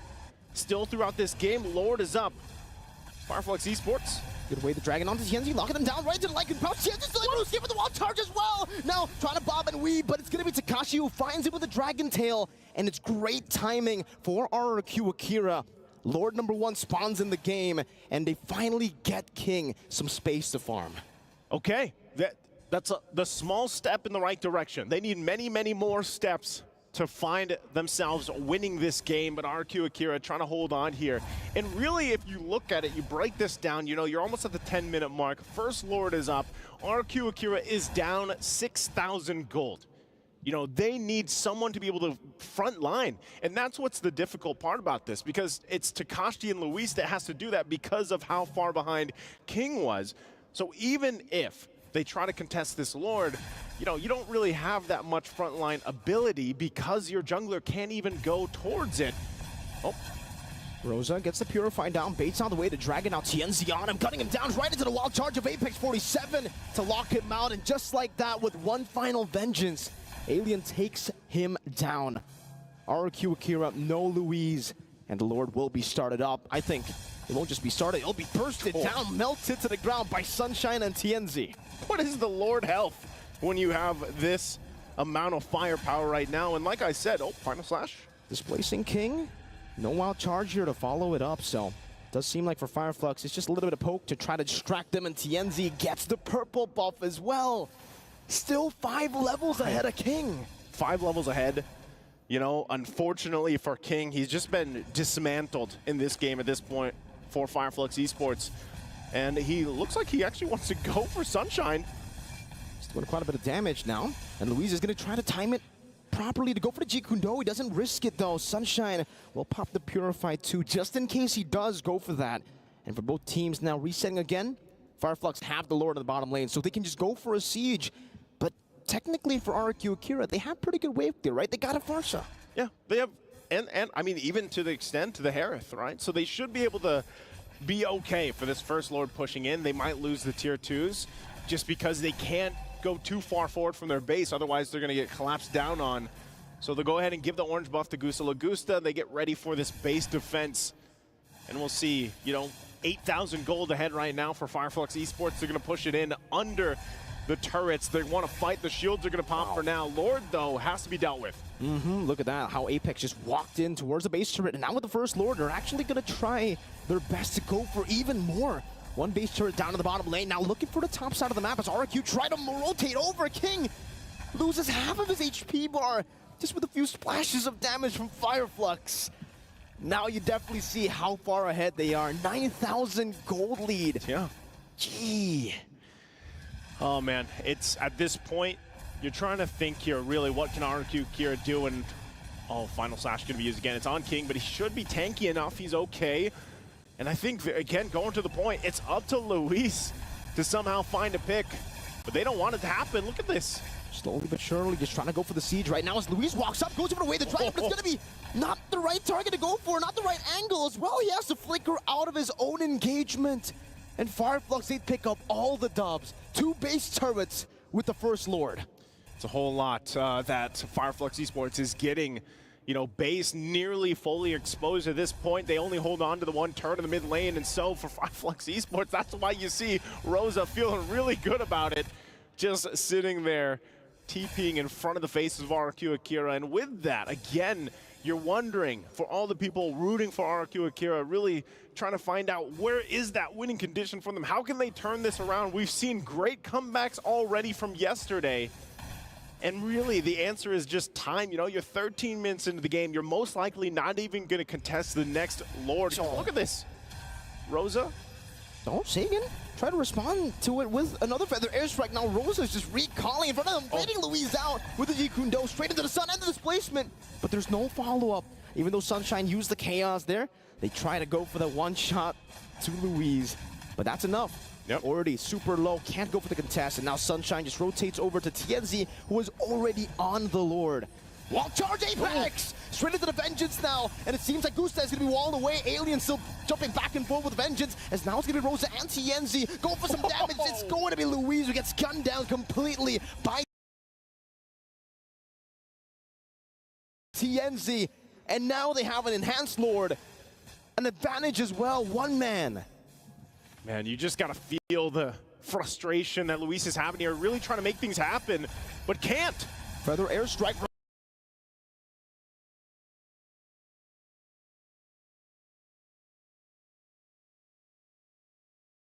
Rosa in the midst of it all finds the kill with the help of Sunshine as he jumps back into the back line. That's a 5-man Petrify, or rather a 4-man, but it's TNZ who claims the kills. They don't even need the enhanced Lord, they'll go straight for the base.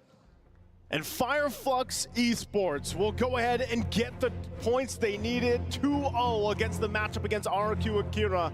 And man, oh man, that will make things very interesting as we go through our matches here for Group A. What a very different Fireflux Esports we saw here today, of course, as they went and just completely handled RQ Akira. This is the playstyle that we've seen before. This is what we've seen from these players, these names before. And they gotta be feeling really good about this. What a beast of a performance, man. What an amazing performance here. You can see already for RQ Akira, they're taking notes. They're trying to learn from their losses as well, because technically in the group stages, usually you don't take L's, you take learns. Now it's a bit more simple. Brutal, legendary. You get knocked down in the group stages, so you gotta make those fast adjustments.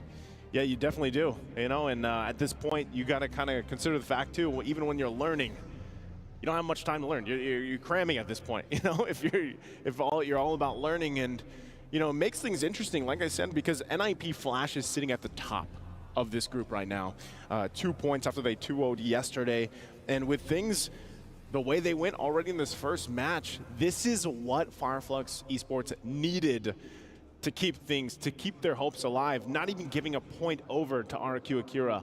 And with the way that they played here, you can definitely tell that they've really adjusted from what happened yesterday it very quickly. You know, if anything, they learned so much yesterday. They took that huge L yesterday and they applied it here today as they got ready for this matchup against RQ Akira. And overall, man, the way that they played the lineups that they had, the way that they moved around the map, I think is something that has to be highlighted as well, because they did not give a chance to RQ Akira to breathe, really. Now in the group stages, it's 2-0, 0, and then -2 for RQ Akira. They find themselves at the bottom of the group, so a lot of adjustments definitely need to be made by RQ Akira. For Fireflux and Evo's Glory, though, they're catching up to NIP Flash. Very, very close.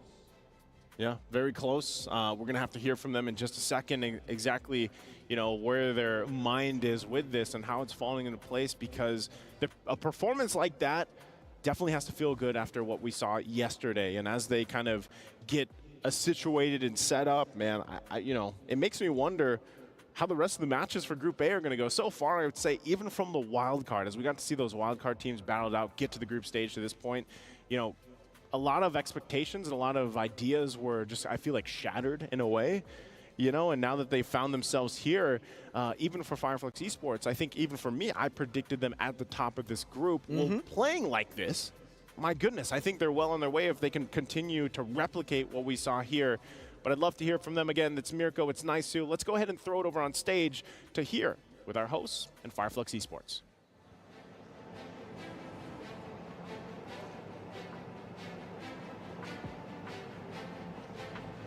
Here with us on stage, one of the most beloved players from Fireflux Esports, Rosa. Congratulations. It's always great to see you on the international stage.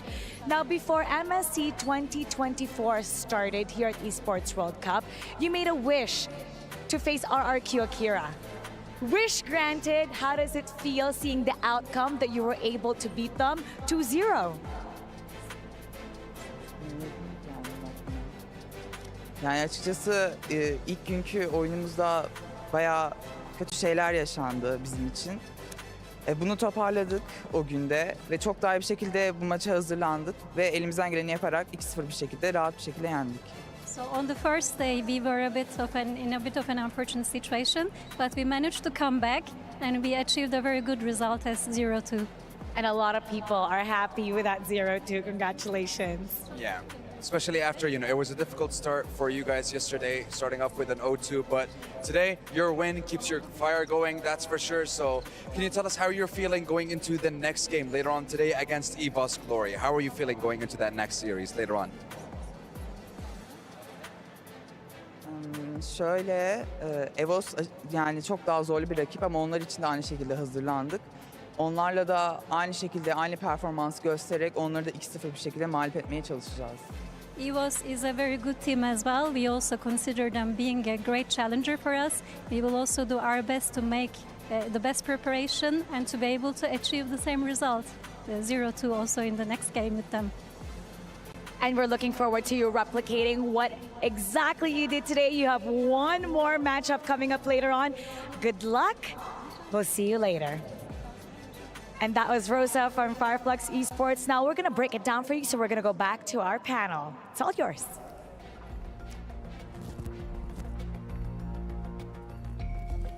Thank you for giving it to us, because we have a lot of things to break down. Speaking of which, in this game one, I would say the first 2 minutes, it's basically GG's. Yeah, I understand why you feel that way, because this is the Lunox as well as the Roger getting everything that they needed to have, right? We can see XianYou getting the second item, Sky Piercer, around the 6-minute mark, 7-minute mark, which is very, very fast. And they have reached the critical mass for the jungle Roger very early, and they were playing it so well. And by the way, Apex as well as Alien were just out of this world. I think the best thing about this game and the past 2 games overall is we finally get to see Fireflux kind of find their rhythm here. I was wondering if XianYou was going to be able to play a damaged jungle, and we finally got to see it, and we got to see him do it wonderfully at that. Yeah, there was a time where XianYou was playing a lot of like damage-dealing junglers from before. I remember the Leomord. Yeah, and I think that he's comfortable now. I think we've been conditioned convention to think that Fireflux can only play the box type of strategy because of the Turkish Delight. But here we are looking at a completely different Fireflux wherein we can really see them go for the damage build-up where they're not going to depend on Sunshine to have the damage healing carry. Instead, he went for the Lunox, which in this case is a direct counter to the Harith. At the same time, it provided the damage in the early stages to pave the way for TNZ to go ham afterwards. You guys want to know how big of a difference that was between the junglers? How big? King has 6,000 gold. Okay. TNZ has 13,000. So more than double the amount of gold. It's right now we're looking at TNZ 926 gold per minute. Wow. 51,000 damage dealt. King, he took a lot of damage, but again, over twice as much as gold between both junglers. It's just like how if you compare my net worth to Mirko's net worth. Yeah, Mirko is like over double than yours. Exactly. Wait, what? Yeah, he is. He is. Yeah. Mirko is. Have you seen his belt? His ties? His watch. His watch. Got the rolly. Yeah. Dude, like. Man. Mirko is rolling. And speaking of rolling, actually, it's not a good transition. This one, but for you guys, that's right. That's right. It matters. Scan the QR code for the broadcast feedback survey and let us know your thoughts. How could I transition that? Rolling, roll on over, and let us know what you think. That's great. terrible. That was thank you, but that's terrible. Keep the feedback rolling. Keep the feedback rolling. There you go. Thank you very much, Shrek. Again, scan the QR code. Let us know what you guys think so that we can improve. Because together, we're better than great. Yeah, we're very together. We're very together. We're a singularity. Yes. Singularity. You know, with that being said, we got to look at the single MVP of this game. Let's look at the Sony MVP of the game where, again, that was a pretty quick game. And we're looking at the highlights here.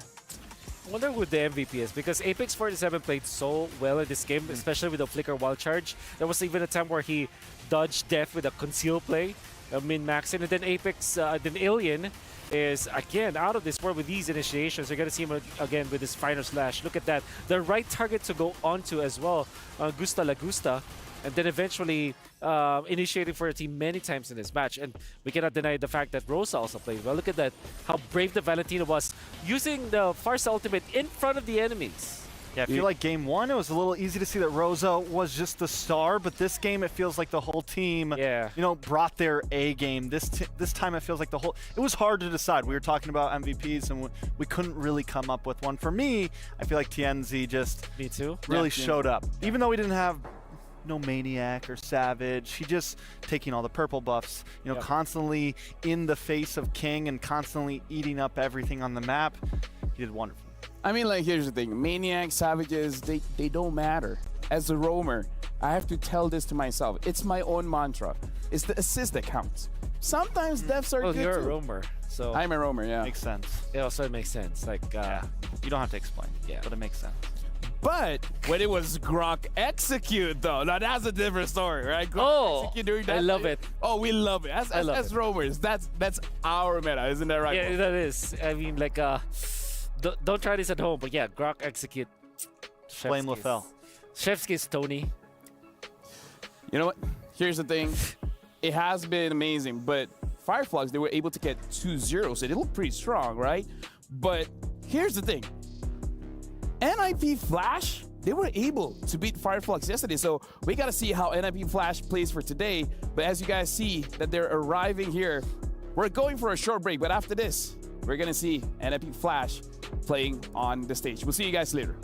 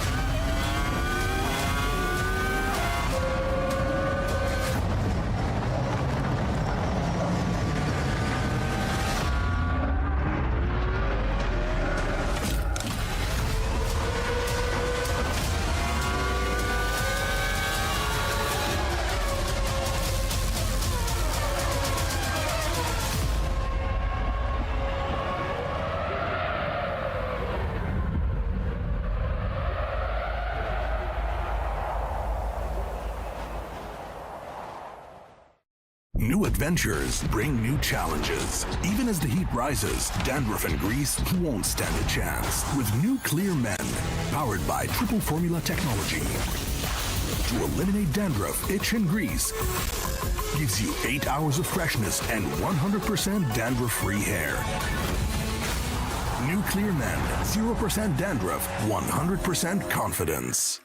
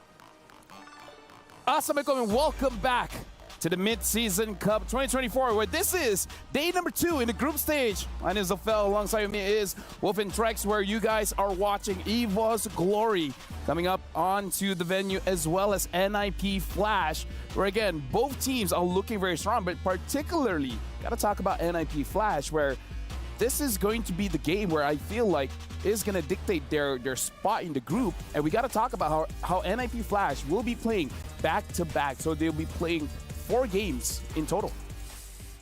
That's actually true. And for NIP Flash, I think what we witnessed when they faced up against Fireflux was totally different from what we saw from the start of this roster from NIP Flash. And remember, back in February or early March this year, we were kind of disappointed of whatever happened with NIP Flash and their composition, especially because of the players and the caliber that they have. But right now, after MPLSG that you saw, and now in the group stages of MSC, it's totally different. So I think I'm excited for them. I think this will be very close, at least a 1-1. You know what? Here's the thing, because like you said, NIP Flash, they have improved quite a lot since the last time that we saw them. Being able to beat out Fireflux, that is something amazing. And because of that, I want to know more, but I can't ask you, Trex. I can't ask you, Wolf. You know who I can ask? I can ask our Aces ROG reporter, Eterna. What do you have with Diablo? Hey everyone, it's Eterna here, and we are now at the Player Lounge, and today we are going to be with Diablo from NIP Flash. Diablo, you have 2 upcoming matches ahead of you right now. How are you feeling so far? I'm feeling pretty hyped about today because yesterday I was playing on not the main stage, so today I want to feel like what it's like to be on the main stage. Yeah. Are you nervous to be on the main stage? No, I just feel very excited, and also facing against EVOs again just brings the hype. Yeah. Okay, so they're feeling hype. So one of the questions that a lot of people are asking and maybe wondering about Diablo, you know, the famous Diablo from Singapore, is what's your routine in the morning? What do you do to prepare for a game? Usually I will just skip breakfast and just head on straight to the match, so I don't get a full coma and like get sleepiness from that. Yeah. Do you not feel hungry in your games? I usually eat a lot the night before, so I won't feel that hungry when I wake up. Yeah. Okay. So I saw on one of your social media posts that you mentioned GF buff is real. Could you explain that? GF, does that mean girlfriend? Yes. That's my girlfriend, and for that is because whenever she supports me, I haven't lost yet lah. So I would say that's GF buff to me. Yeah. GF buff. Yes. GF. So you do have a girlfriend? Yes, I have a girlfriend. Back to the studio.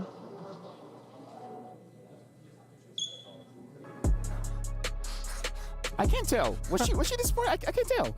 She was definitely disappointed. I mean, was she? I mean, she wasn't. I mean, okay, this is a phrase like.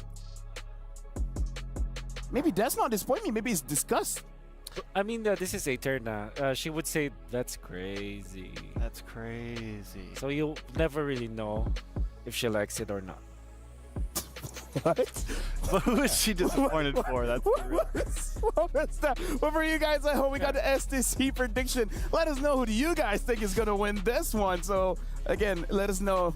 Might as well let us know as well. What do you guys think Eterna feels? Because yeah, it's between disappointment and disgust. Yeah. That's crazy. That's crazy, dude. No. Here's the thing. You know what else is crazy? We're going to go over to the host. Welcome back to MSC 2024. Earlier, we saw a 2-0 with Fireflex Esports against RRQ Akira. And now we're going to have our second series of day 2 as we are almost halfway through wrapping up Group A here at MSC 2024 at EWC. And we're going to beat the teams that are going to be taken to the stage and headline our second match of the day. That's right, and that's Evo's Glory of Indonesia going up against a Singaporean team, NIP Flash. So let's talk about the White Tigers. The White Tigers, it's all about defying obstacles for them this year. Nobody expected them to be able to come here at MSC, but after changing their roster, they went all the way to the grand finals of Indonesia, stepping their way here, getting a key for the Esports World Cup. Let's get to know the White Tigers.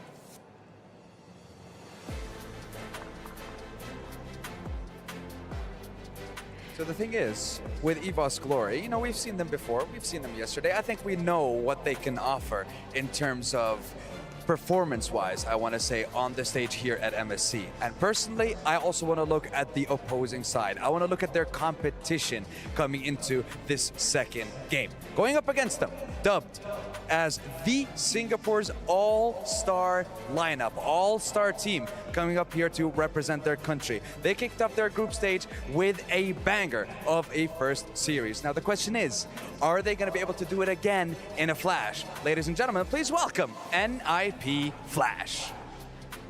This team, I'm also very excited for them. It is going to be an incredible series, Mara. I was going to ask you, what do you predict? But you know what? I think we should leave that to the studio. So let's head on over to the boys and let them take it away.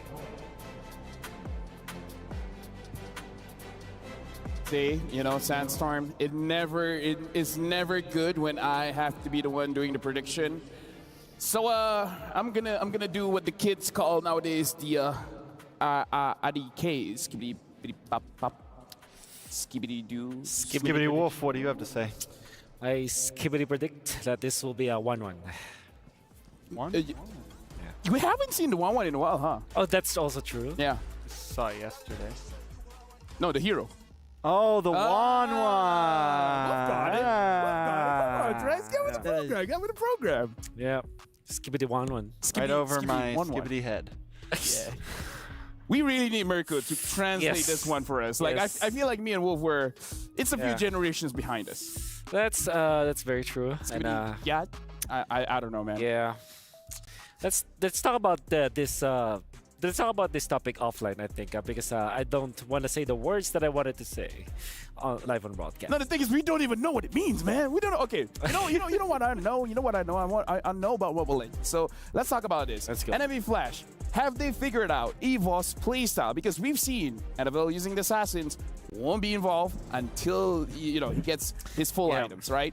So I don't know. Like, what do you think, Wolf? Do you think Evo's Glory style is easy to read for NIP Flash? Definitely not. I believe that for Evo's Glory, their playstyle, their draft may be easy to kind of predict because they probably will just settle for their comfort picks. I mean, you are going to see them behind. Yeah, look at my behind. Yeah.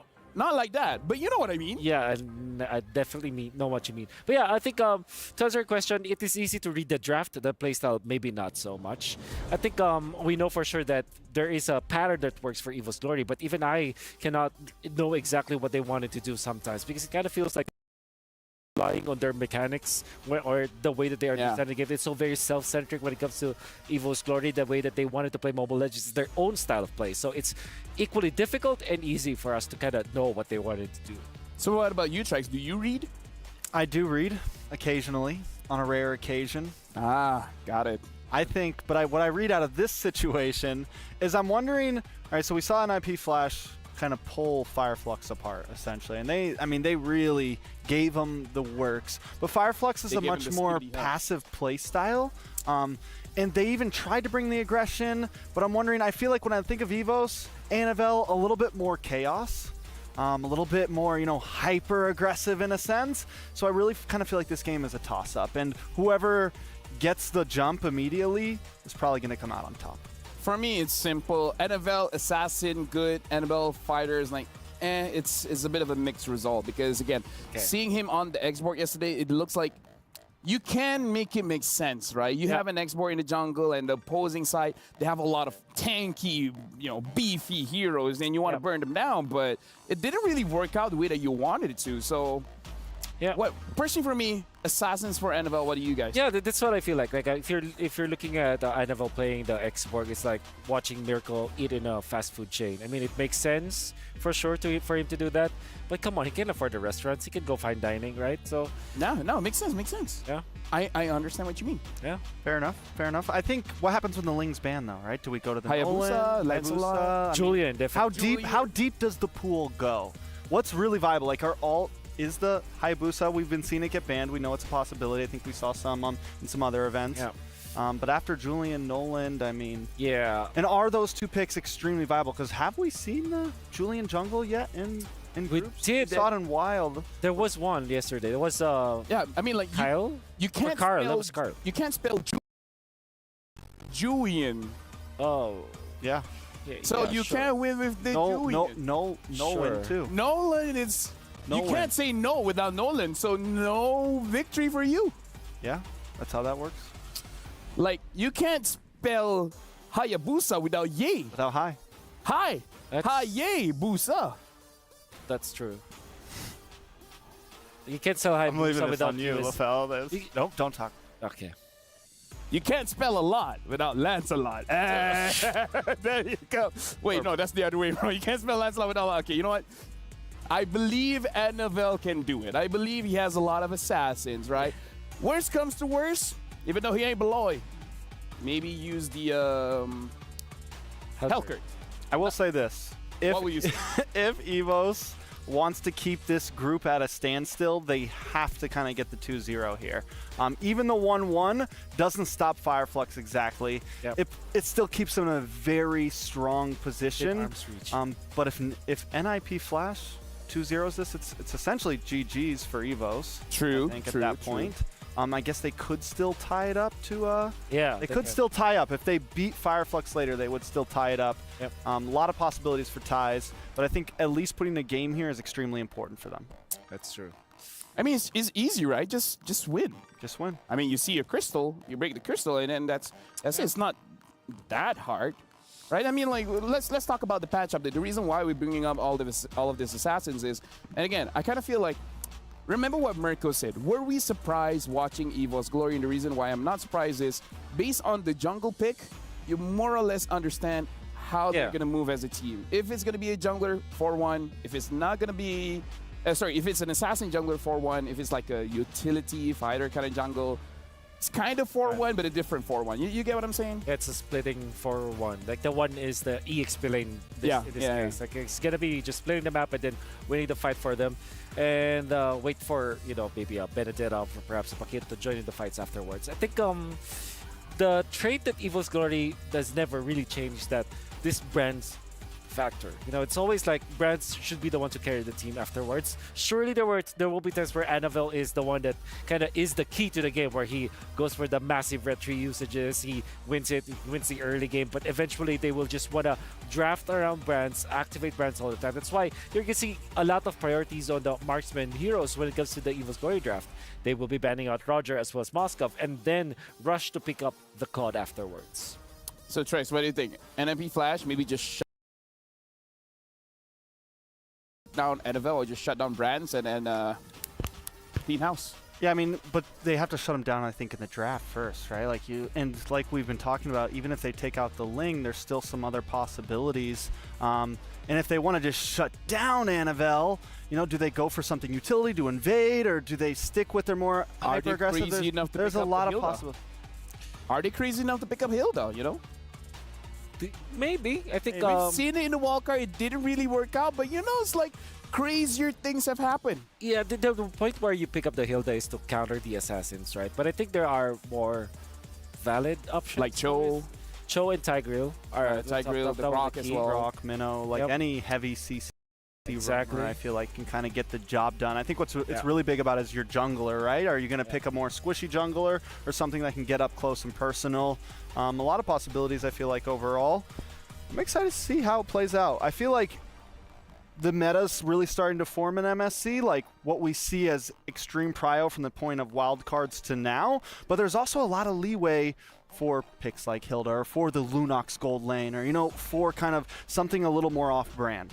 The thing that we have to talk about, if NIP Flash wins 2-0 against EVOS, basically no matter what happens, they will advance to the knockout stage. So we saw Diablo said he's excited. Yesterday he didn't play on the main stage. So now on the main stage, he has a girlfriend buff as well. You know, cry Eterna, but still.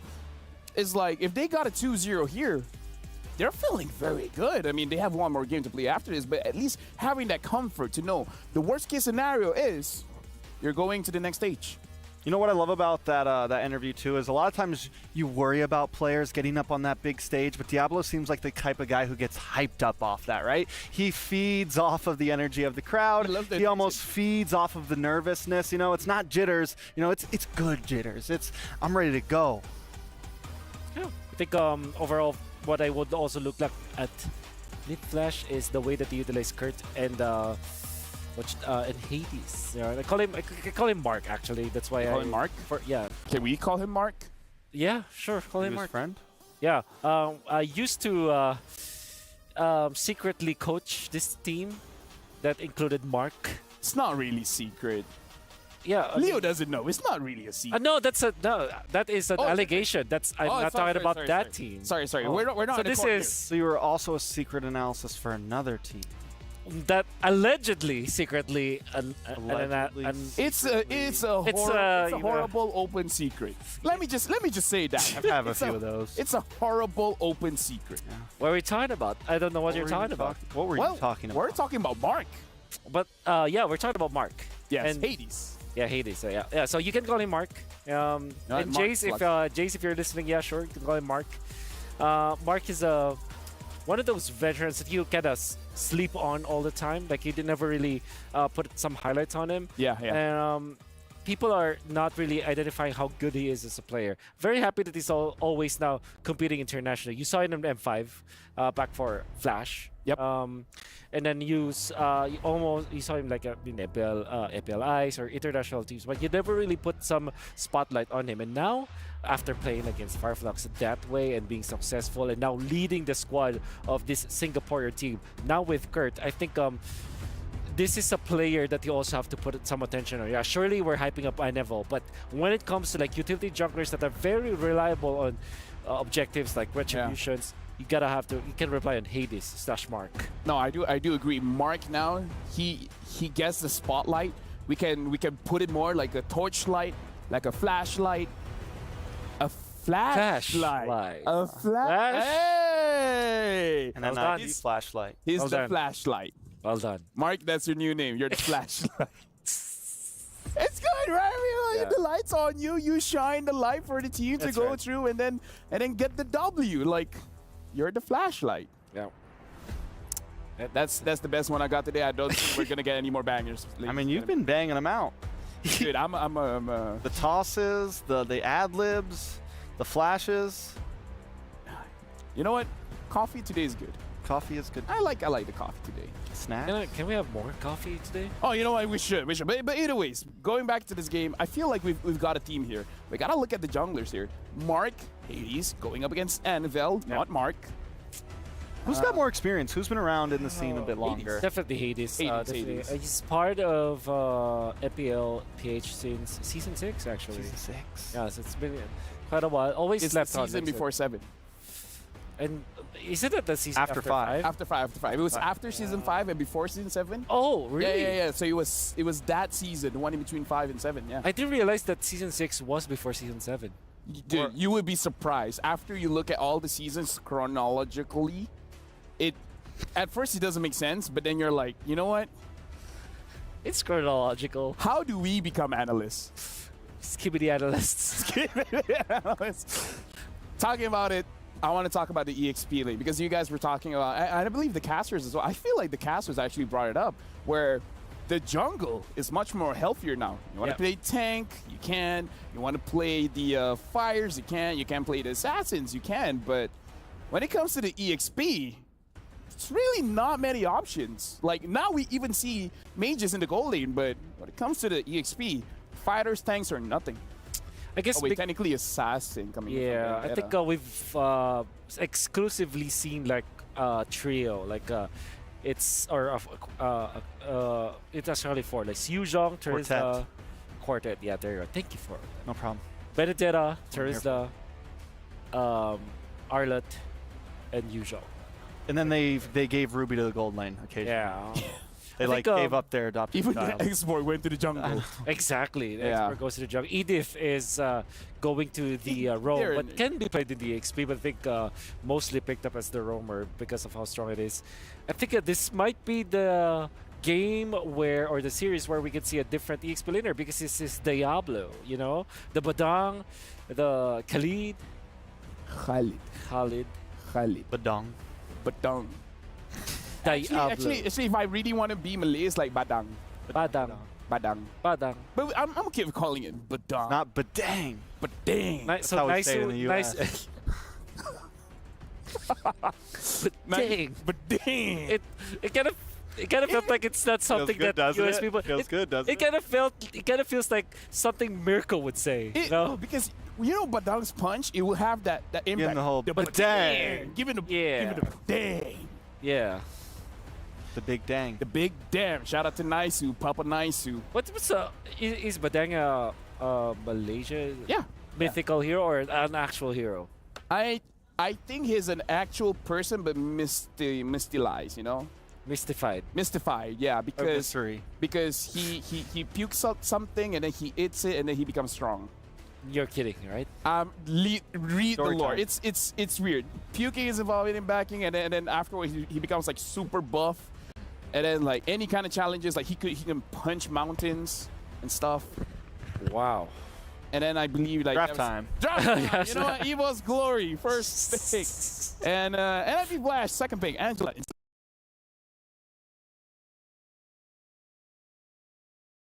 This is finally on the ban list, which is pretty huge, I feel like. And a priority ban as well.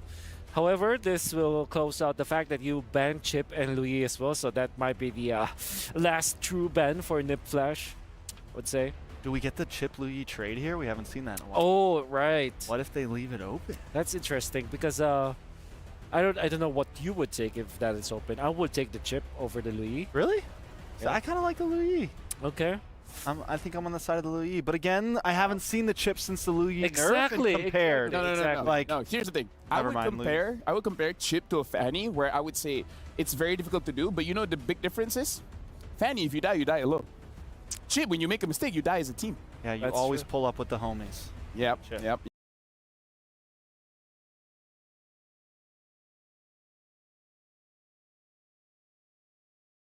Yeah. No, I agree.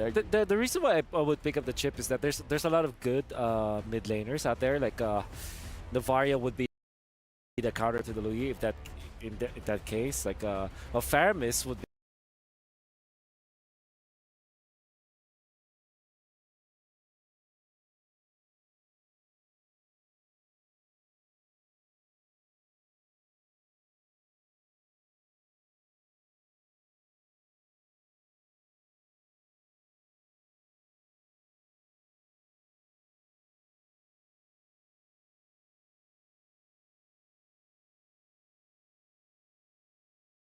Great.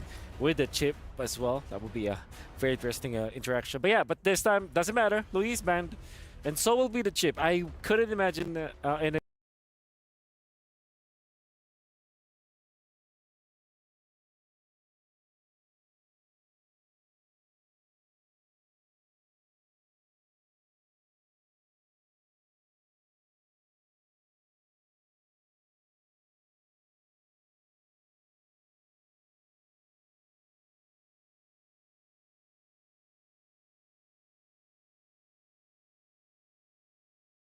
Flash giving that up.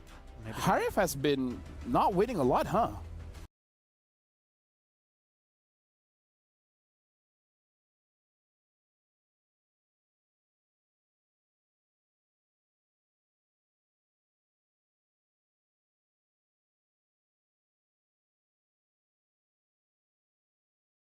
What was it? Harif, because it was basically a permanent ban for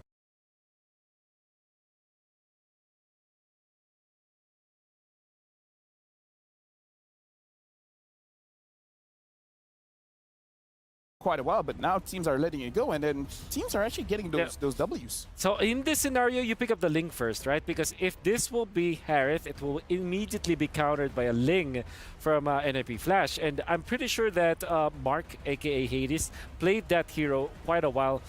But instead, you can pick up something like Valentina if you want to just become very open about it, because Valentina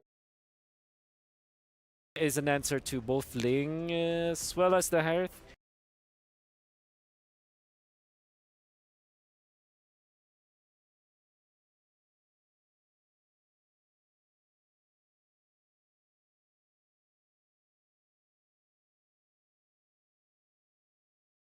So now Evos wants NAP Flash to choose Ling or Harith, or maybe even both, you know? I mean, go crazy. Right now, you know, you brought up the Harith Lafel, and I feel like for the first time, Gold Lane doesn't. Even though Moskov and Harith are kind of the two mains, it doesn't feel like they're the only choices. It feels like Gold Lane is very open right now. And right here, I like the Roger pick because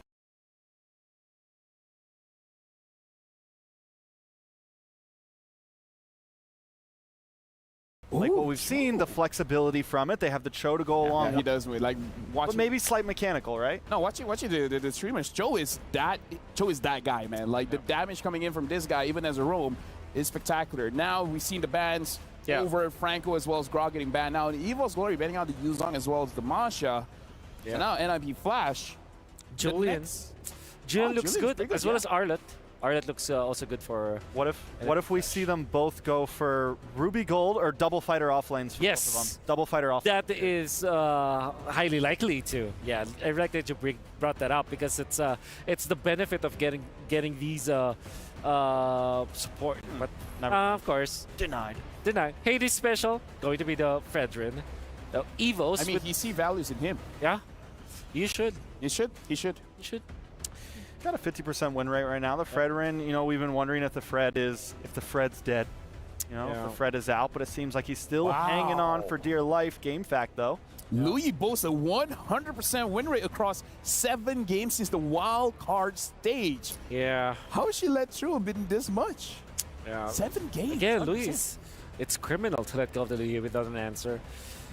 Look, Evos going to be looking for probably their EXP this time. Arlet looks really good on their composition. So is the Barretts that you actually pair up with the Ling.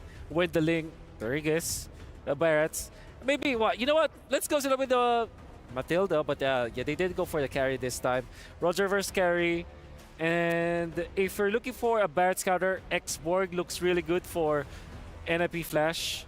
Or maybe a Benedetta so that they can at least force the carry. Apart from that, there's really not much. Or a CC. What if NIP Flash goes for CC? It'd be a good answer to the Brats, right? Yeah, Brats, the Ling, in a way. Be able to dance around. I think I would like to see them with a little more maybe crowd control overall, but there's not a lot of answers for them. I mean, they do have the pick off, right? They have the Cho, but other than that, the Khalid. Yeah. Actually good. And it's a good, like, if... Oh! There it is! King's calling. Mincetar's calling. That's a spicy pick. I love it. To go up against the Ling.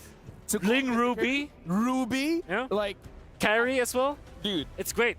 Casters. Love it. We talk about Diablo. Diablo said he's excited. So, Casters, are you excited? We are excited for this matchup again. Thank you guys so much on the analyst stand. Breaking down the lineups we have here, of course, from NIP Flash and EVOS Glory as they approach this first matchup for them today. Could be a crucial one. We'll find out. No guts, no glory. Both these teams going after getting to the knockout stage here. Once again, I'm Naisu, joined here with Mirko, and we're loading into the Land of Dawn in this best-of-2 second match for Group A. Can NIP Flash further their dominance, the lead that they got yesterday, or can EVOS Glory settle the score here? Starting here, bringing some shake-up to Group A as we jump in. We look at the emblems fall into place. Of course, you still have Anavel, like we saw yesterday, the great performance from this Ling pick. Warcry emblem here. And over on the flip side, I know you guys have to keep your eye on Diablo. This Mincetar pickup could work wonders for the lineup here for NIP.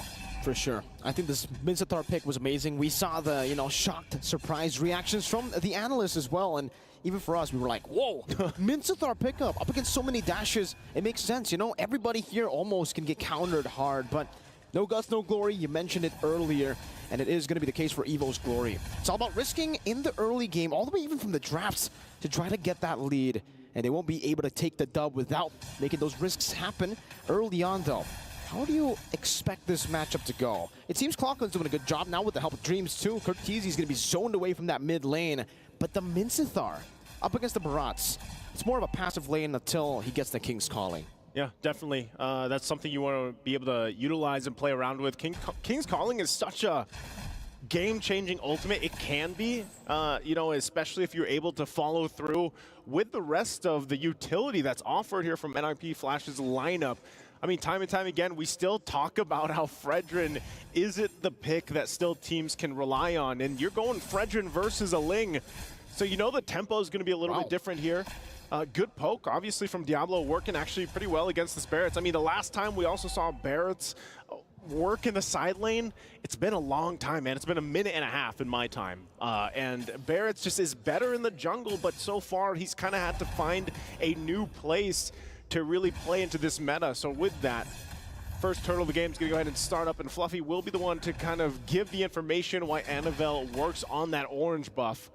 So they buy enough time. It doesn't look like NIP Flash wants to just overly commit because they could get punished. You're looking at it as well as they just kind of stall this out. They're going to go ahead and grab the purple buff for now. And they get enough information. EVOS Glory is like, you know what? Let's go ahead. Anavel, go grab your purple, and then we'll prep up for this fight. Great response by NIP Flash here around first turtle. A lot of teams up against Anavel's Ling. Now the grab into Dreams, right into the King's Calling, and now into the Feather Airstrike with the Appraiser's Wrath too. And Hades will be able to claim that now as Diablo flickers out to safety. That's just welcome going on to JPL, spinning him out to stun him on the wall. Still with the flicker out now with the Shunpu as well. It's a big win for NIP Flash. They get the neutral objective and the kill. Man, NIP Flash really on point with the way they're kind of maneuvering around this objective already. Even impressively to see that they couldn't get JPL down. They get the objective, good setup. Daytona's Welcome also playing its part in that whole exchange. So, with that EVOS Glory, not, the start they wanted to the first objective, but nothing too crazy, because if you look at the macro play, economically, they're just holding it together. First items not falling into place just yet across the board, but some should be picked up here shortly, especially with the build path that we might see Anavel go here. Oh, hold on. Boy, the Dragon, JPL finding it for the airstrike right into the combo, and Hades is there to follow it up as well. Now the top of the blaze on the JPL, trying to go for the trade right now as he picks up one Defiant Blade, but the Hades is able to knock him up. And Appraiser's Wrath too, just trying to catch him in that wall, but he won't be able to. Meanwhile though, Vanix taking a lot of shots onto that turret shield. That's a lot of extra gold, and if you think about it, like I was saying, and just previously before that little skirmish broke out, EVOS Glory was doing a good job holding it together, but some of that extra gold from that top turret now going to the hands of Vanix here helps bump the lead up just a little bit. Nothing too crazy. But JPL really trying to make this Cho work. We saw this. Oh, wow. Okay, not going to land the I'm Offended, able to escape that just fine. Once again, the power of this Cho pick, and so back to it. And NIP Flash, it really just looks like they're trying to make plays with JPL for now. If they can start a fight, if they can get a pick off, great. If they can't, that's fine too, because the lineup that they have provides good chances to scale up into the mid-game even. And so Clockhoon even holding on to this feathered airstrike, just holding down the mid lane. It's going to come down to this. Every single time, oh, hold on. The hook into the King's Calling, locking him down now with the stun as well as JPL walks up to get the passive down. With the physical defense shred, Diablo gets rid of him.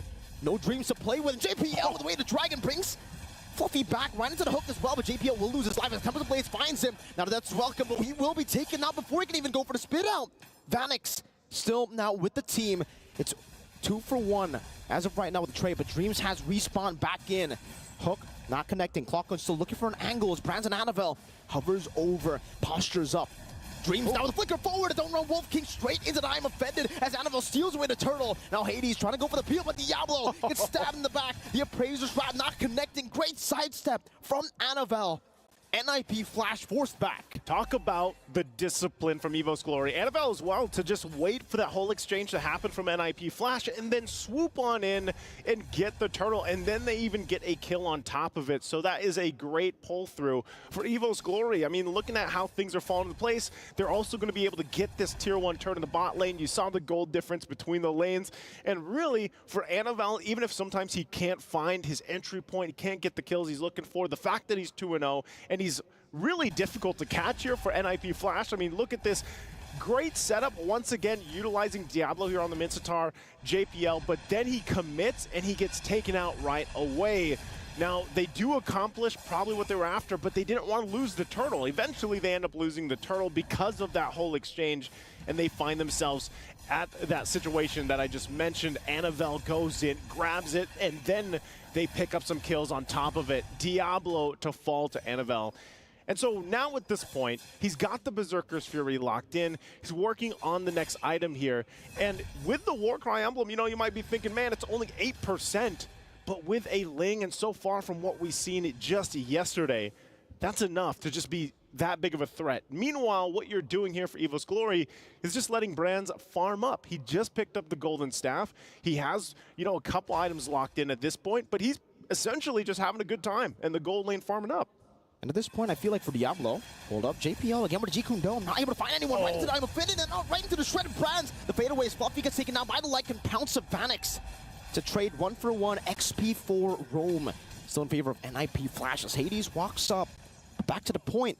Feels like for Diablo at least. Now Feather Airstrike catching Clockhoon, forcing him to use the Purify as Hades continues the chase for a bit. With Clockhoon so low, with him using the Purify, they're gonna go straight for the turtle. But take a look at Annabelle. Already with Finch Poise, rotating over. Has the Divine Blade, gets shut up as well. On the wall, the Retribution not there. Vanix picks it up as Annabelle is forced to retreat. Dreams as well, forced to flicker across the wall, right into Brands as he now tries to escape as well. Vanix will be able to go for the chase. Just a bit of a flicker from Diablo to bring Dreams all the way back for Vanix to get rid of him. Annabelle securing the endless battle. NIP Flash taking it slow. Spear of Glory, more like the Spear of Diablo. So far, he's been able to be on the mark with this Mincetar. And it's something that Evo's Glory always has to be aware of. They have to be careful of. It's not just the King's Calling. It's just the Spear of Glory to be pulled in. We're going to take a look at the replay brought to us by STC. You look at this. He tried to go in. Annabelle tried to get the turtle. He was too late. Ooh. So Vanix ends up cleaning it up, and then they follow through, once again finding a kill on the bottom side, and then you see it. But hold on, also on the live. I'm offended on the JPL, not able to escape this time. Fluffy stomps on him. Diablo getting the King's Calling onto 2 members, straight into the hook as well. But the Purify from Brands gets him out to safety. Purple buff secured by Annabelle as he's able to find some blades there. NIP Flash, again, just trying to reset, but trying still to utilize that fast tempo. Yeah, that was all just to get the purple buff too, you know, like all the purple NIP Flash wants to fight. Actually, at this point, Miracle, I think it's safe to say every team just wants to fight. We're in this like new era where you just fight, you're duking out, whether it's for resources, whether it's for the turtles, the lords, you just fight and try to get this snowball in your favor. No Tempest Ablaze, now with the Finch Poise, Annabelle! Finch Poise, now with the Rectory finds the kill. Hades able to take him down with the help of the turret shot as well. No Tempest of Blades. It was still on cooldown for Annabelle. He gets it right as he dies, which is unfortunate timing, but NIP Flash know their window. Now with the conceal, they're able to get Fluffy into an angle to go for the death. Welcome right to the name. I'm offended with JPL. Gets away the dragon onto Brax. He doesn't have the Purify this time round. Will be chopped down on the Brazer's Wrath. Won't be able to connect just yet. Vanix now with Lycan Pounce. Going for another kill. Fluffy gets gunned down to the turret. And the King's Calling gets placed down for Vanix to find a triple. NIP Flash. The team fighting is on point. Layer after layer of abilities. And they'll get the turret and now make their way to reset Vanix. Oh, gonna be caught earlier. They're still able to escape. Annabelle won't be able to find the assassination despite him being so low. Forced to go to his own purple buff, and even then Curtizi says no. No, I mean, we're taking a look at the replay there. You know, you see that kind of unfold. It's a triple for Vanix, but it looked like, too, they just went for the reset. Now they're for this Lord. NIP Flash, again, team fighting is just on point. JP out with the conceal. Again, this time going to Fluffy, has it at his welcome, cancels out the way to Dragons. Hades goes in for the Razor's Wrap, but Fluffy gets brought back all the way with the hook. The Lord? Vanix is godlike. The Lord is low. Both teams still have the retribution. Hades, he's taking a whole lot of that damage. Now Diablo flicking forward at the King's Calling, but he's unable to find anyone. Very, very low. Diablo still able to escape. Hades needs to find his 50-50, but it's Annabelle who steals it away from Hades to claim the Lord. Now with the chase down Dreams, unable to find anyone. Vanix still staying in the jungle. Evo's Glory finding a way to come back again. You saw the hesitation. NIP Flash was not sure if they should continue the Lord or not. They decided to go with it, and then that gives the opportunity for Annabelle to just come in and cap it out. So now NIP Flash, despite them having great team fighting potential, they find themselves on the defense. They should be able to deal with the Lord decently well and quickly, but they're going to lose multiple turrets here now by Evo's Glory just marching towards the base. The shields might not pop just yet. NIP Flash with this lineup should be able to clear things out. But Annabelle will also take some resources from them. Also, real quick at the items falling into place, you have multiple here for Diablo. He's got 3 locked in, working on his next. And like I said, it needed time. You needed time here to build up for Brands. Well, he's got that time. He's got the 3 items locked in, and you're going to see this carry really start to shred the Fredrin even from NIP Flash. So you're looking at a lot of this initiation being said. Oh, Malefic Roar also popped up here for Annabelle. And so, you know, at this point, for Vanix, he's having a heck of a game already on this Roger, and you got to stay alive. The problem that we're seeing is when he tries to entry with the Lycan Pounce, go into a fight, this is where Dreams really pays off with the Ruby pick. And also Daytona's welcome. There's so many tools here that Evo's Glory can use to deal with if NIP Flash decides to initiate or follow up. So that makes it even more difficult for Vanix, despite him, you know, topping the damage board.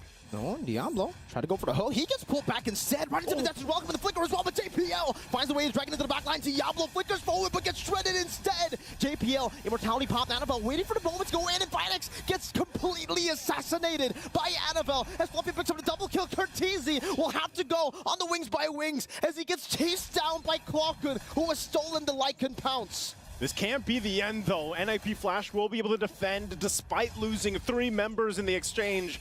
We'll see if they can hold on to the turrets. Tempest of Blades already going to be utilized. Mid-turret does go down. Evo's Glory might punch it in. Feather Airstrip with a flicker as well. They don't find I'm offended. They cancel out the Feather Airstrip with the mini waves. Have been dealt with. Hades tries to go with one last Appraiser's Wrath. But Brands goes for the base. Now onto Curtizi, who gets melted down. Diablo able to fend off for now, getting the waves cleared out, but they will lose 2 big base turrets in the 13th minute of the game. Evo's Glory happy with that. They got the 2 base turrets. NIP Flash holds on to one. The Lord coming up in 14 seconds. Evo's Glory in a great position to possibly just take the Lord unless NIP Flash wants to do something about it. But you can see already JPL on that front side might go in with a concealed plate to try to delay this a little bit further.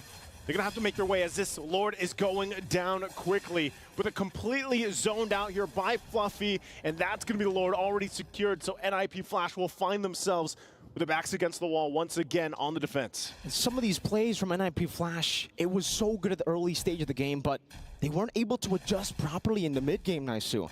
Diablo flickering forward with the King's Calling. In the early game, you can get away with that.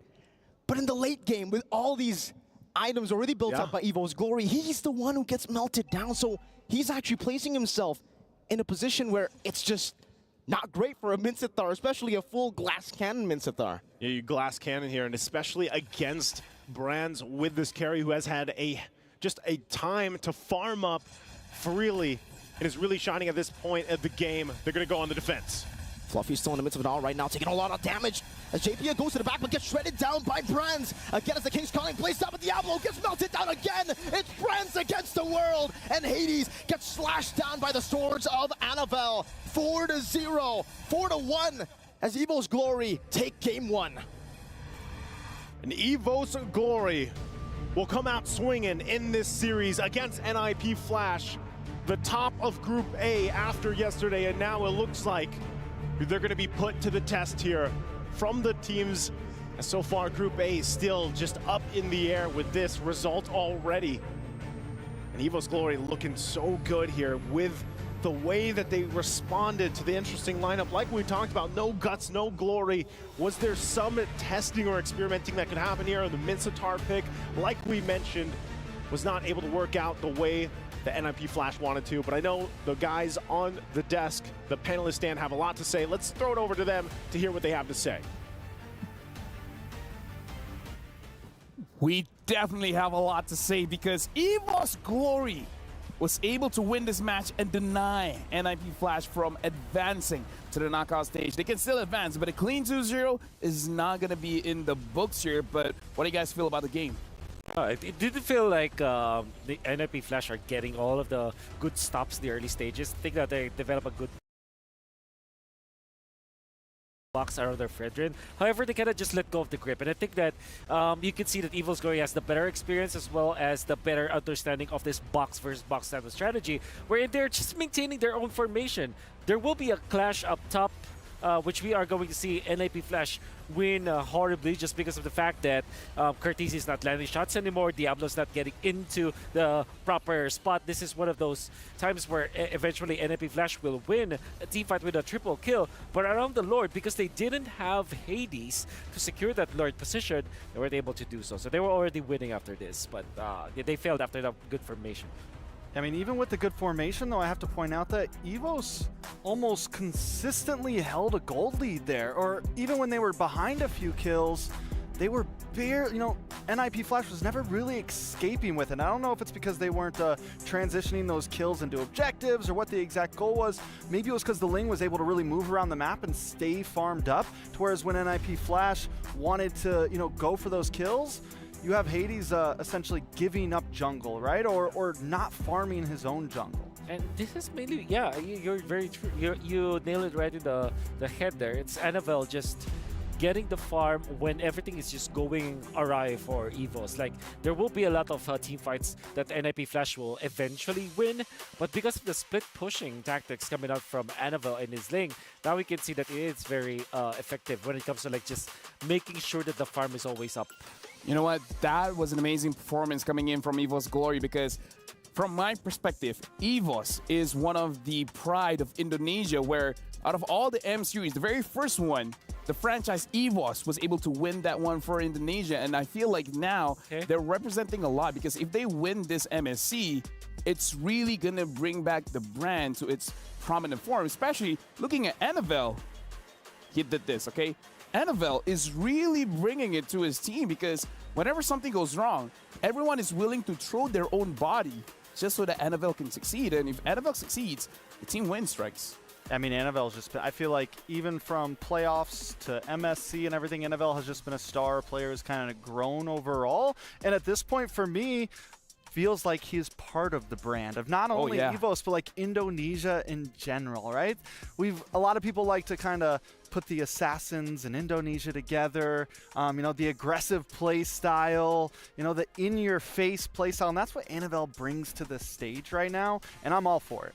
And we got to talk about NIP Flash as well, even though they lost, but again, they're looking to put Singapore on the map. This is an all-star team coming in from Singapore. And again, the early mid is pretty good, but like we've said, you got an advantage, but they could not hold on to that advantage. Yeah. It's like they have to consistently keep on doing and making this good formation around the Farsas was the Frederick. And of course, take advantage of this Mincitar pickup. Because again, niche picks like the Mincitar, which is very much targeted to counter your opponents, he has to have near to perfect execution almost all the time. It's not like a one-size-fits-all or end-all be-all kind of strategy wherein you're always going to win the team fights. Like we saw in one of the fights that happened north of the Lord pit up top, around the Kramer area, where the Farsa ultimate was they were able to protect the Farsa, but Courtesy cannot reach the backliners of EVOS, which then, you know, nullifies big amount of damage. I mean, even if Diablo initiates and keeps everyone in check with the King's Calling, you're not having the damage anyways, because Farsa is your main damage dealer. And when you invite the Roger into that spot, Roger should be the one to just clean up, because that's the idea of Roger, right? The Farsa will be the damage, but wasn't enough in the end. And with that, we got to look at our MVP, our Sony MVP of the game, where we are going to continue our conversation because we got to talk about Brands, because I feel like Brands is the MVP for this game. So looking at Sony MVP, 14 KDA, 785 gold per minute, and 82% kill participation. And this guy, he, like, we heard turns where I'm playing this game with one hand behind my back. He's got both eyes closed. I feel like he was kind of the sleeper build this game. Yeah, right? Like it took a second, and then once Brands really got online, he was able to shred. And even in terms of just all of the action happening around, you don't see the carry jumping from wall to wall. You don't see the carry chasing down, turning into a Lycan or anything. I mean, was able to just hold position at the right time and pop off. And again, we're looking at the Pride of Indonesia going up against the all-star team coming in from Singapore. Do you think this all-star lineup coming in from NIP Flash, they can get a win over EVO's Glory? Absolutely. I think it's just that they have to really just brush up some of their the fundamental mistakes that they did. I think apart from banning out the Lui, the Ling also should be banned out. I think the fact that they didn't take it and allow them for them to like just pick it up and then, you know, utilize this Mincitar, which by the way, although it made a lot of sense versus the Ling as well as the Ruby the and Valentina, the carry, basically everyone except us. But then I don't want to pick up the Mincitar when there's the Valentina, which we saw earlier today, earlier in the game, where Roger as well as Frederick, they're also dependent on their dashes, and the Valentina now copies the King's Calling. Now you don't have the damage output anymore, the control anymore. It's like you kind of shot yourself in the foot. Like maybe the Mincitar really definitely, I really like that pick. I thought it was genius, but then there was a Valentina. But another problem with the Mincy, right, is you don't really build it bulky, right? You don't really build it tanky, and it felt like every time he went in to drop the King's Calling, he's getting critted by Annabelle, he's getting bursted down by the rest of the team, and he just doesn't have enough time to actually do anything or get to the back line or find the exact hero that he needs to actually drop the King's Calling on. It just seemed to be a problem, and in such a bursty meta, can an EXP laner like that actually survive with the lack of movement, with the lack of bulkiness? He's not a thick triple C boy, you know?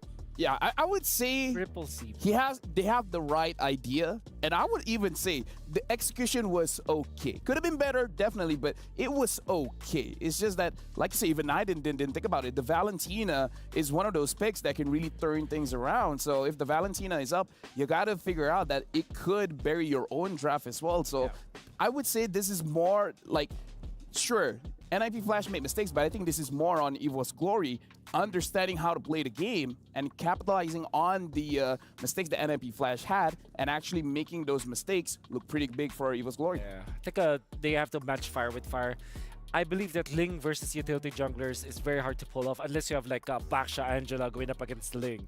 That could be the way for you to just really take over, but it's not usually the choice. I think they should have matched it with Julian, which I kind of prescribed. Frederick didn't really look good in that game, you know. Now, I got an update for you guys because if you guys remember, we were talking about STC predictions, and EVOS is actually favored to win against NIP Flash. Shout out to those of you guys who predicted to EVOS because they're up 1-0. So again, lock in your predictions at the where the prediction is supposed to be. So QR code. But here's the thing. They predicted EVOS to win that one, which is great. Which, by the way, you guys can go to GG/esports-world-cup. Again, that's stcplay.gg/esports-world-cup. Dude, You're doing a great job. Dude, like... Slash dash, dash doing, with slash. I'm doing martial arts on the link. But yeah, prediction. What do you guys think? Like, help out our audience here. Do you feel like EVO's Glory could get a 2-0? So it's still a 1-1 for me. Still a 1-1? Yeah, it's just fix a drop, match fire with fire. If they want to give the Ling, pick up the Julian or an assassin. If they give the utility, match it up with a utility or something like that. Yeah.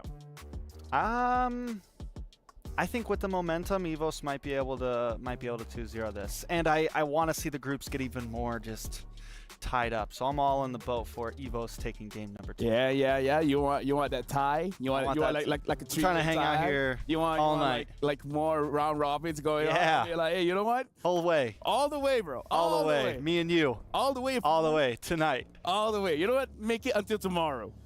Let's do it. Let's do it. But now we got to talk about game number 2, where we saw that EVO's Glory did lose when the Ling gets banned out to the point where they're forced to pick up the X-Borg. So honestly, it could, like, here's the thing. If NIP Flash, again, the all-star team coming in from Singapore, if they ban out the Ling and then they win, what does this mean as a whole? Going up against EVO's Glory, just ban the Louis, ban the Ling, and then you're good? Like I said, you still have to ban the Louis, number 1, or maybe secure the blue side this time, perhaps, so that you'll be able to just force first EVOS to then ban the Louis. Next is answer the Ling. So there are a couple of answers. I think their idea of picking up the Cho is, I would say, admirable, but I think heroes like Tigreal that has a better, control would be better. Or maybe just match it with the Julian, So, yeah, I think getting the blue side for NIP Flash solves most of their problems. Most definitely, and the draft is going to be starting, but here's my big question. Dude, this is so cool. I want to... we have the replay screen at our feet you right now. You guys don't know what's really going on, but this is so cool. This is very, very cool, actually. You mentioned the Louis and the chip. I'm still thinking, what if you ban out the Ling? And again, you go for and you ban out the Roger or something, and you go for the trade on the chip Lu Yi. Yeah. Man, I'm waiting to see where the draft really evolves to, because I have a feeling bans might start evolving. And even though Vanix didn't have the greatest game last night, his Roger win like 7-0, 8-0 for a while of the game. So we know that Roger's still a super dangerous pick. This time, NIP Flash will be on blue side, so it's actually going to be EVOS who are forced to ban out this chip and most likely Lu Yi. Well, they ban Ling with the chip, with Louis, maybe a Fairness ban eventually afterwards. I think a Moscow. Okay. In this case, I think if you're NIP Flash, you ban Valentina. Because EVOS will not hesitate picking up that Valentina afterwards. So even if you pick up the Lu Yi, at least you force EVOS to be creative, like get the Lu Yi, get the Novaria, for example, or maybe a Fairness. So we said NIP bans out the Valentina? Yeah. NIP. Well, then pick I up think something like EVOS Fairness? has to ban out the Lu Yi, right? Yes. Like ban out the ban out Valentina, ban out Louis, and pick up something like a Faramis or Roger? Yeah. Roger, I feel like is your best bet up front, right? That's right. Yeah, Harith, obviously. Harith too, yeah. I mean, Harith is, it's been shaky. It's been shaky. It's sussy. Like, there's answers for it now. A Roger. Ooh. Okay. So they want to contest the Valentina. They want to contest the Valentina. So it seems. Are you forced to ban the Lu Yi? Or do you leave it open and trade for I guess you have to ban. You have to ban. If you're going by coaching Wolf lead analysis of the desk, you ban the Lu Yi no matter what. Yes. I mean, 100% win rate, man. You can't argue with numbers. It's true. Yep. Especially in the group stages where a 1-1 is totally different from a 0. Now Okay. That's there you go. Okay, so can I change my vote? 1-1. Sure. What are you going for? You feel like it's NIP Flash going to be winning this one? If they take the Lu Yi. Oh, imagine if they don't, right? I know. Then I'll be like, can I switch my vote again? If they don't pick up the Lu Yi, that's again criminal. Criminal, as Wolf would say. Yeah. You belong in a cell. There it is. There's your Lu Yi. All right. Okay, so do you pick up Harith now for brands? I believe so. And another answer is Arlet, actually. So Arlet Harith for Evos, I believe. Arlet Harith? Yeah. Definitely solid, and again, you give yourself some flexibility with the Arlot. Yeah, definitely not against it. Roger's gone, so yeah, I think you definitely pick up the hair here, right? Because no Moskov, no Roger. Yeah. And what if they have this idea they want Brands on the Claude? Because we've seen this time and time again where, you know, it may or may not make sense, but they're like, you know, we gotta give Brands the Claude. It's one of their comfort picks. Yeah, I wouldn't be surprised. Ooh. Ruby and Hayabusa immediately. And that's already kind of foreshadowing a possible Ruby gold there. Did you just say flexibility. Foreshadowing. Oh, the four shadows of I meant to Hayabusa. do that. I meant to do that. That was totally on purpose. Totally on purpose. But yeah, we talked about this pick, right? Because we were talking, okay, if Blaine gets banned out, what other assassins? And Hayabusa is definitely on the table where the farming speed now is just as fast as Nolan. So as good as Nolan is, having the Hayabusa where you can also contest those neutral objectives when you're using your Ogi Shadow Q, you can still use your retreat. That's a big pickup for Evo's Glory. That's right. And you have tons of escapability if a weird diversion play comes at you. Not only that, but with the Ruby against something like the Luyi, they want to group up. There's the Paquito. There's the Paquito. Paquito. And NIP Flash is going to be reserving their cores afterwards, which is kind of smart because Ruby is also a flex pick. In this scenario, you pick up Barretts if you're Evos, or maybe a Terizla. Obviously, Terizla is really, really good in this composition. Or maybe, again, Arlet, which is another flex for Evos if they want to go all-in flex. So I'm thinking like somewhere along the lines of Terizla, Barretts, and Arlet here for Evos. Honestly, I feel like the Terizla is a good pickup, but it kind of almost shows your Ruby where it's going, right? Yeah. Kind of like letting you know this will probably go to the gold, maybe in the wrong position. I feel like you need your mid, so they pick up the Faramis. Faramis is a very good pickup, and then at this point, I would say it's a skill matchup, right? Because the Faramis can get countered by Luyi because you want to group up, but Luyi kind of wants you to group up as well. So with the draft coming in from Evo's Glory, I feel like the thing that I want to say about the draft is that they have options. They don't have a front-to-back kind of composition. They can kind of take whatever they want when it comes to the team fights. Flank, coming from side, like either ways, they have options. I love options. Yep. What do we think this Paquito is, though? Right? Do we think? Oh, right. Do you think it's jungle, maybe? I like how you think, boy. Sky Piercer Paquito in the jungle. I haven't seen that in pubs and in ranked matches, but I kind of we know that teams actually like it. Look at that Bane ban from Evos. Really wanted to protect this Faramis, which by the way I feel is a very genius idea from Evos.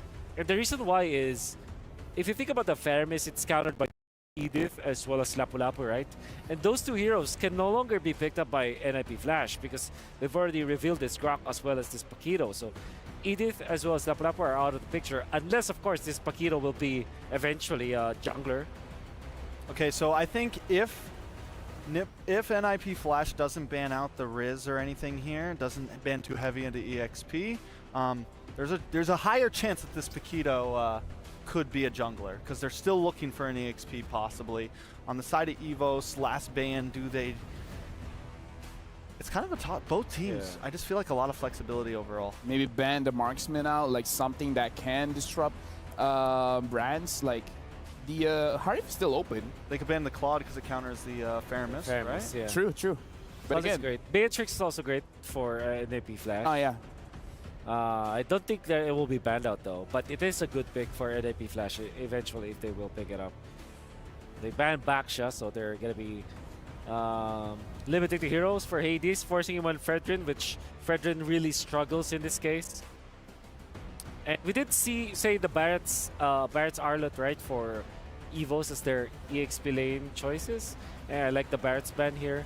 Maybe coupled up with the Terizla ban for NIP Flash. Yuzong, it's crazy enough, is still open, which I think is possible to actually disrupt the Luyi. Yeah, definitely. I think Yuzong, I feel like no matter what, just like a solid pick, right? Yeah. Always able to kind of add some utility to your composition. So Evos is going to be first pick here. What do we think they're looking for? Okay, so I think this will be Arlet. Or Yuzong? or Yu Zhang, like I said. I mean, no matter what, they're going to reveal, right, where these Ruby is going. If they pick up a roam, then probably the Ruby is going to the EXP. Yeah. Or gold. Or gold. Or Actually, they just you know go, what? yeah. At that point, maybe pick up the... oh. They can still pick up a roamer, like a Minotaur. Benedetta is typically picked up against the Paquito, so this could also be a... Or maybe... How about an Esmeralda, actually? Evos. Oh, this... Look, Esmeralda's great versus Paquito versus Luyi. Shields in there. And also Grok. We're theory crafting at this point. We are... Yeah. This is what the meta is right now. It's like... I mean, it's a healthy, tough right? draft. Yeah, It's no, healthy. it's super healthy. And it prevents a Harith pickup eventually. Oh, you but they go for Yuzong. Look, sometimes the boring one is the right one. We talked about it. The Yuzong can actually do something against this Luyi. And again, great, the Luyi has a 100% win rate. You got to respect it. Yeah, it's still great, possibility, though, man. They could still pick up, like, a roam here and shove Ruby into the gold. The damage Ruby has been pretty vicious, and with the Hayabusa, I mean, Evo still has a lot of options, and I like the draft right now. They really haven't completely showed their cards just yet.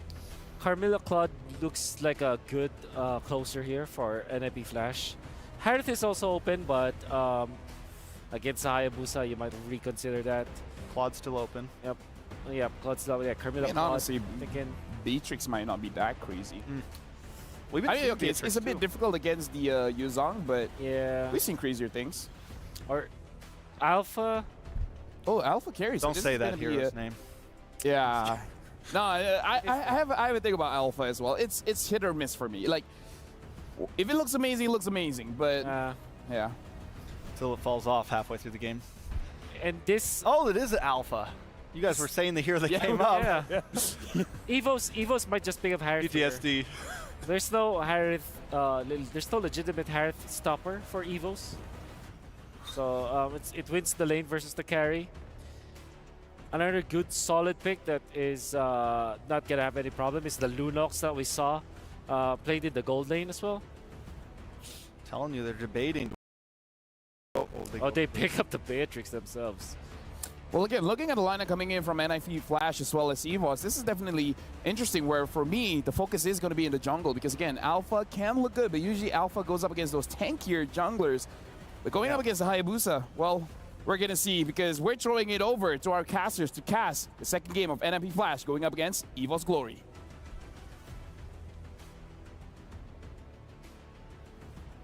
Thank you so much, guys on the panel desk, of course, to walk us through this draft. And I'll go ahead and say it, you know. It's the Alpha. Trex doesn't want to hear the name. Yeah, but it's the Alpha. I mean, it definitely gave him PTSD, you know, after yesterday's game. If you know, you know. But speaking of, right, this Beatrix pick, an interesting one. Brand's known to go for the Beatrix, but recently, every single time you see something like a Grok, he always goes for Claude. So very interested to see how he's actually going to pull off this Beatrix. We'll find out if it's going to be enough to get them the 2-0 in this best of 2. Or can NIP Flash go ahead and even out the series, getting another point in Group A? Because this could be pretty big for EVOS Glory if they're able to go ahead and 2-0 NIP Flash after yesterday's performance, 2-0ing throughout Group A. And now at this point, you know, it's going to be interesting, man, because, you know, the points from the draft, I feel like they were really playing a guess game because that's kind of where we are with the meta. A lot of things can be flexed, but like you said, the Claude's not going to be picked up this time, although we did see the Beatrix, getting that Savage yesterday and performing really well. So maybe, part of that plan is for brands to kind of replicate that. It's interesting to see how Beatrix kind of fell off a little bit after her, time, throughout M4 was it? And now where she is being still picked up.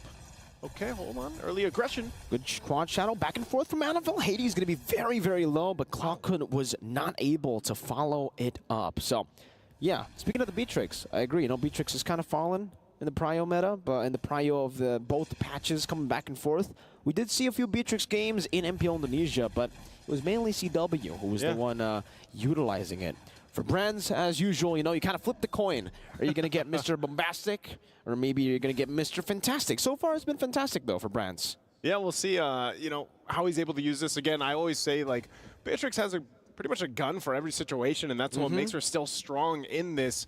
But going against the carry, I think you can play around the advantage that you can play at range if you want to, whereas the carry pick for Vanix is a lot more kind of put into a box here and later on has to pop off. But I guess that's where you're really trying to play around the fact that NIP Flash has this hero that is at 100% win rate, and that's the Loi Yi in Curtizi's hands. So far, no teams have dealt with the Loi Yi just yet. Ooh. And that's, I mean, you're getting a glimpse at just why, because this early on, two minutes in, look how much damage Loi Yi is able to pump out, especially when you get the passive off here and it gets that vacuum effect like they mentioned on the desk. So with that, Turtle's going to be up here. JPL's not level 4 just yet. Oh, look at that damage. Oh my god, Dreams! He's a frontliner and he's taking that much damage from Diablo. And you can see that's why Lethal Ignition on this Paquito. Hades on it right now with the Alpha. While charging a flicker right into JPL. Able to find Fluffy there. And Diablo's able to zone away Dreams from this Turtle. Forcing the Black Dragon from his Annabelle. Goes into the Quad Shadow and the Shadow kill. That's a re-engage. The first blood will be claimed together with a double kill. Annabelle online. Gets the Sky Piercer already. Again, 1,500 gold for that Sky Piercer. Picks it up at the 3-minute mark. Evo's Glory with a huge skirmish win already. Yeah, they gave up the Turtle.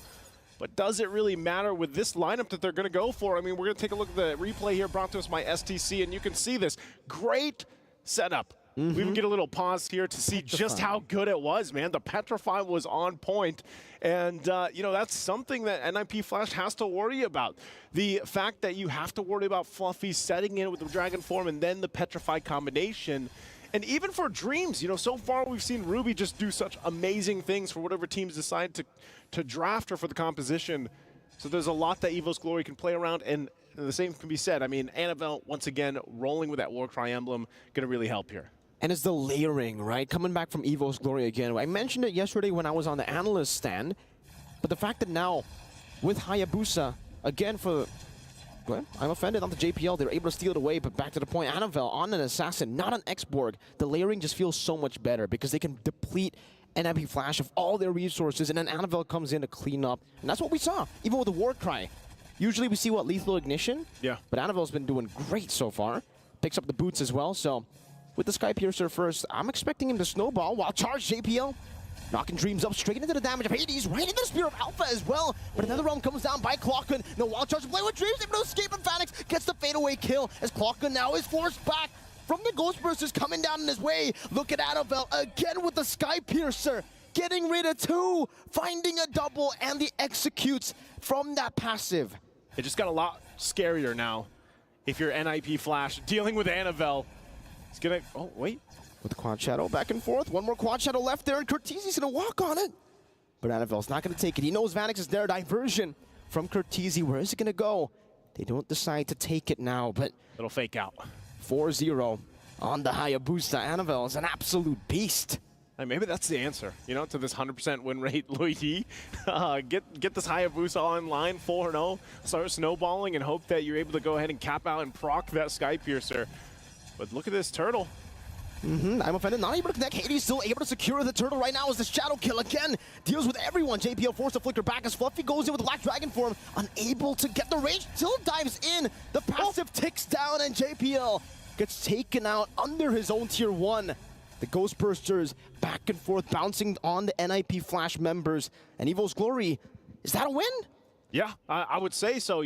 With that, it seems like they don't care too much about the objectives as another Turtle goes through. Diversion? Do they know? Yeah, they knew. Fluffy was able to spot it out earlier. No Petrify to be used up. Dreams, no Flicker too, so we can't go for that I'm offended pick. But Brands has been scaling very well too, just farming up. JPL's here now though too. We'll see if they can just kind of keep this at a dead... Oh, Curtizi. Both teams getting kind of checked there. So I think we're just going to back off real quick at the items. We're going to take a look here. Enchanted Talisman already locked in for Curtizi. You have also the Harness Strike available for Diablo.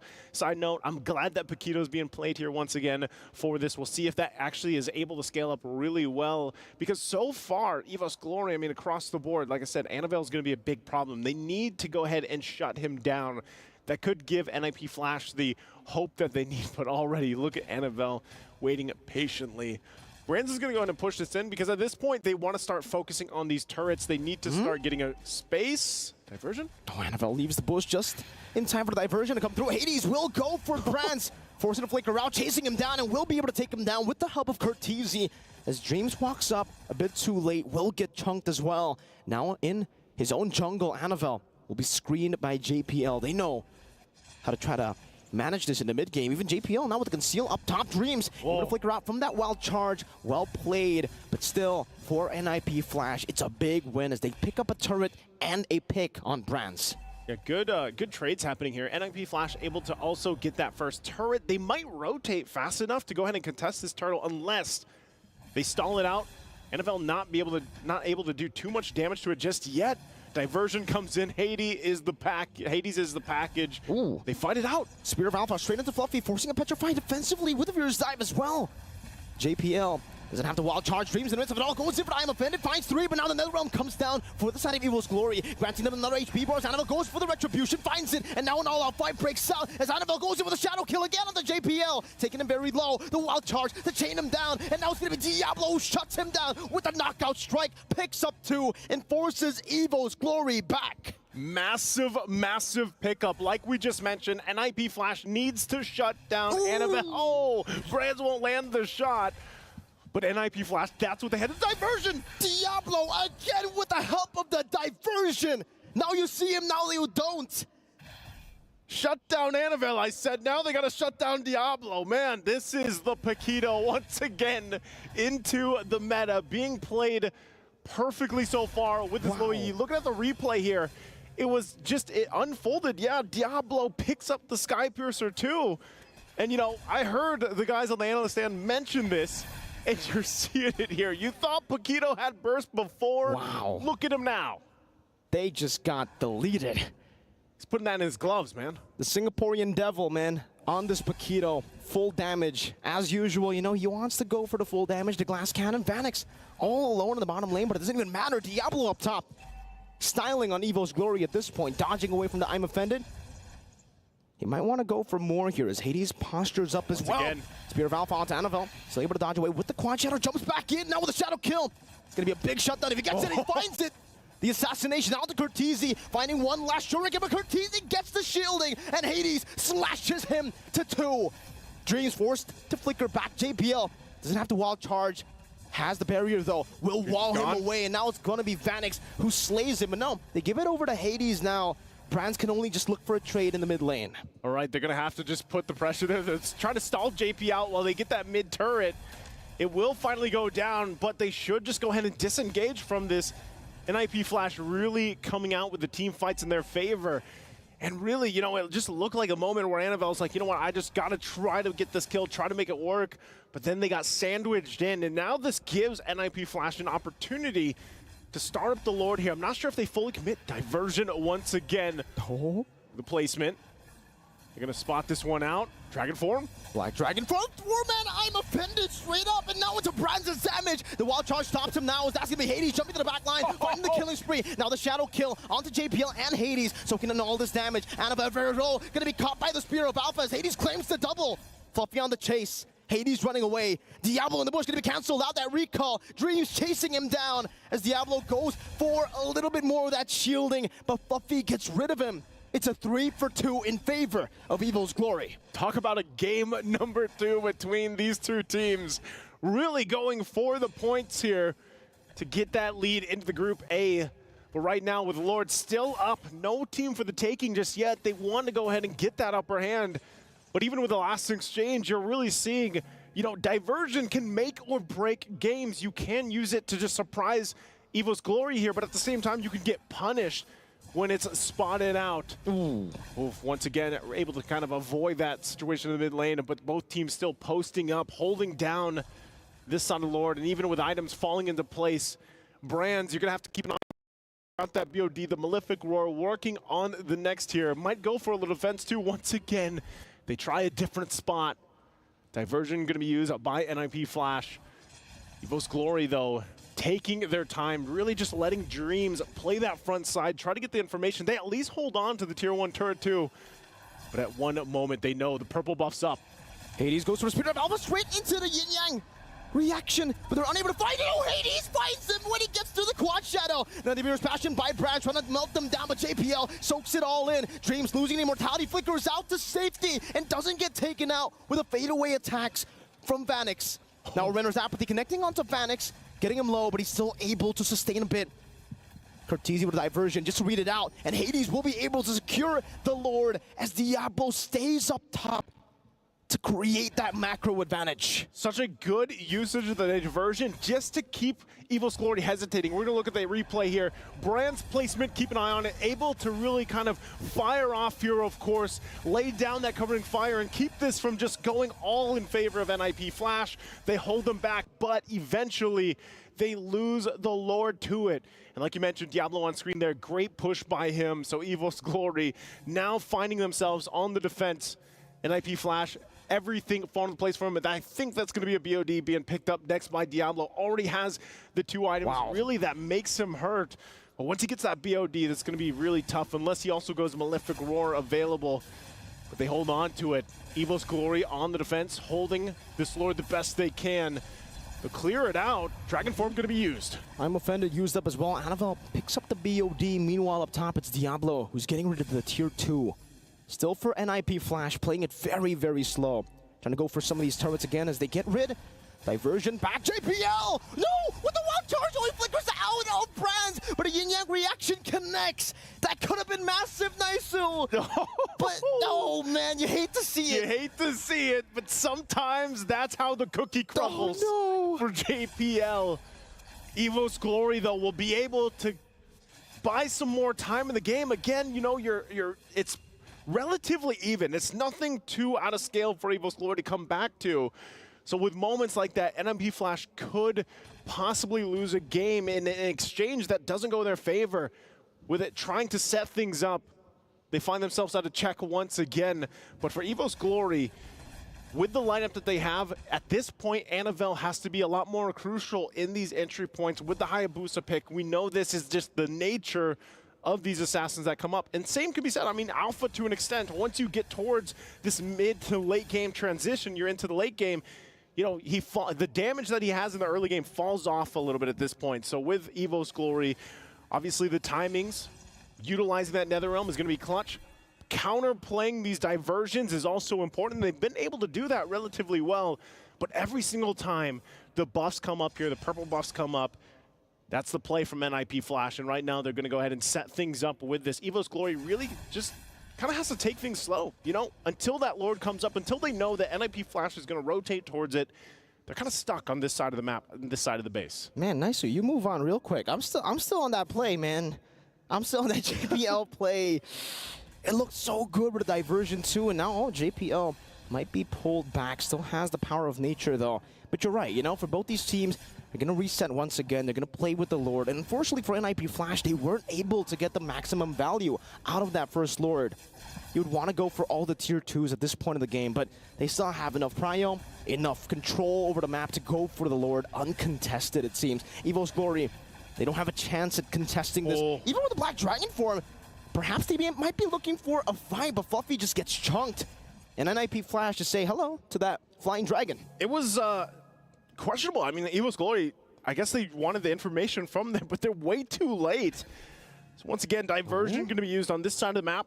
Evo's Glory trying to hold down as long as they can, but they will eventually lose this tier 2 in the mid lane. Real quick, we look to see if their items are falling into place for a successful defense. Like we said, Brands could pop off here a little bit. He's got the Blade of Heptases now available to him, plus the Malefic Roar. Got a little bit of defense with the Wind of Nature available. But interesting, look at all the Winter's Crowns. Wow, 3 for NIP Flash. They are looking for the play, because once they go in, use that active, that can buy them enough time, especially when it comes to the base siege here against Evo's Glory, and even help in dealing with Annabelle. It could possibly just negate that shadow kill damage coming through and getting those procs off. So this makes it even more difficult now for Annabelle to play into this. Once this siege starts up, Lord is nearly there. That base turret holds on to just a little bit of health. It's going to lose it once that charge comes through. You can already see NIP Flash getting ready. Knock here, diversion. Really good waves right now. Annabelle going to be spotted out, and with the diversion, they assassinate the assassin. Clockhood wasn't even able to react in fast enough. Now Hades in the back line, getting rid of the Netherrealm as Clockhood will be flickered forward. Diablo now with Winter's Crown, still able to sustain just a bit as Imafed pulls JPL back into the Nibiru's Passion. Dreams finding the kill back. Brand's gonna be caught in the yin-yang reaction once again as Black Dragon will be used, but the Spear of Alpha jumps into the back now with the Winter Crowns popped in by Hades, by Kurt, by Phoenix. They'll just go straight for the base and they equalize the best of two. It's 1-1. And NIP Flash will get the win that they need to stay alive even further here through Group A. 2 matches down already for the day. Still 2 left to go. Where will the fates fall for these teams? As man, it's gonna be a close one. I mean, what we're seeing here already, just in these 2 matches, things could really come down to the wire between all the teams for Group A. But man, what a performance here! And it stays at 100% win rate for this Luoyi. Who is gonna take Luoyi down? Is this the new rise of a hero that is just 99% contention rate? I think the analyst said it, right? If you leave the Luoyi open, that in itself is already a nightmare for you. You have to ban it out. 100% win rate, 8 matches now. This is the 8th game that the Luoyi has been played in. All the way from the wild card, it was 100% contention rate as well. The fact that we see it picked up so much, Prio, and it's still finding this much success despite the nerfs. You were talking about it as well. Nerf, now a longer duration on that cooldown, but these players find a way to still utilize it so well. And I think here we get the ultimate use of the Winter Crown as well. They were able to delay so many of these team fights, basically forcing the pace to be kind of awkward for Evo's Glory. They want to layer, but how do they layer when people just get untargetable for a certain period of time with the Winter Crown? But even Hades, shout out to him, right? Amazing performance, was able to outfarm Annabelle even on a pick like this. And Alpha, fun fact, it's actually a prio pick for Annabelle usually, but now it's Hades who takes it away from him. Yeah, I think it's a great job that they were able to take that away and work it out with the lineup that they had here. You know, in a little bit, we'll get to hear exactly how the game plan fell into place. Again, we're going to throw it over to stage. This is Mirko and Naisu. Let's hear to the stage. Welcome back, ladies and gentlemen, after an intense best of 2 between EVOS Glory and NIP Flash. And here we have Annabelle, and honestly, we have a lot of questions for you. Your performance so far in the tournament has been very impressive so far. And I do have to ask you, considering your incredible run in MPL Indonesia, making it all the way here to MSC 2024, I want to say, how does it feel playing your first international tournament, considering it's also your rookie season as well? Jadi dia bertanya dari journey-nya Annabelle sendiri, kan Annabelle season ini kan masuk sebagai rookie. Rasanya gimana sih jadi rookie, bisa jadi grand finalist, terus tiba-tiba bisa represent Indonesia di MSC? I'm happy for in this Riyadh because I'm so comfort with this. Very confident. Very confident. And that's what we like to see with the rookies. Now, your last match of today will be against Fireflux Esports. Earlier, they swept RRQ Akira. But you know what they said? They said that EVO's Glory is one of the stronger contenders. So what do you have to say about that? And how do you feel about facing them later? Jadi kan tadi Fireflux bisa 2-0-in RRQ Akira. Nah, dia juga mention kalau misalkan EVOS di grup kalian itu salah satu tim yang terkuat. Menurut Annabelle gimana, dan mungkin Annabelle punya message atau nggak ada something yang Annabelle pengen kasih tahu ke audience atau mungkin ke Fireflux-nya? I think we are not the strongest, but we gonna try the best. And that's what we like to see. We wish you luck for your match later on. So we're gonna break that down for you, and we're gonna head on over to our panelists.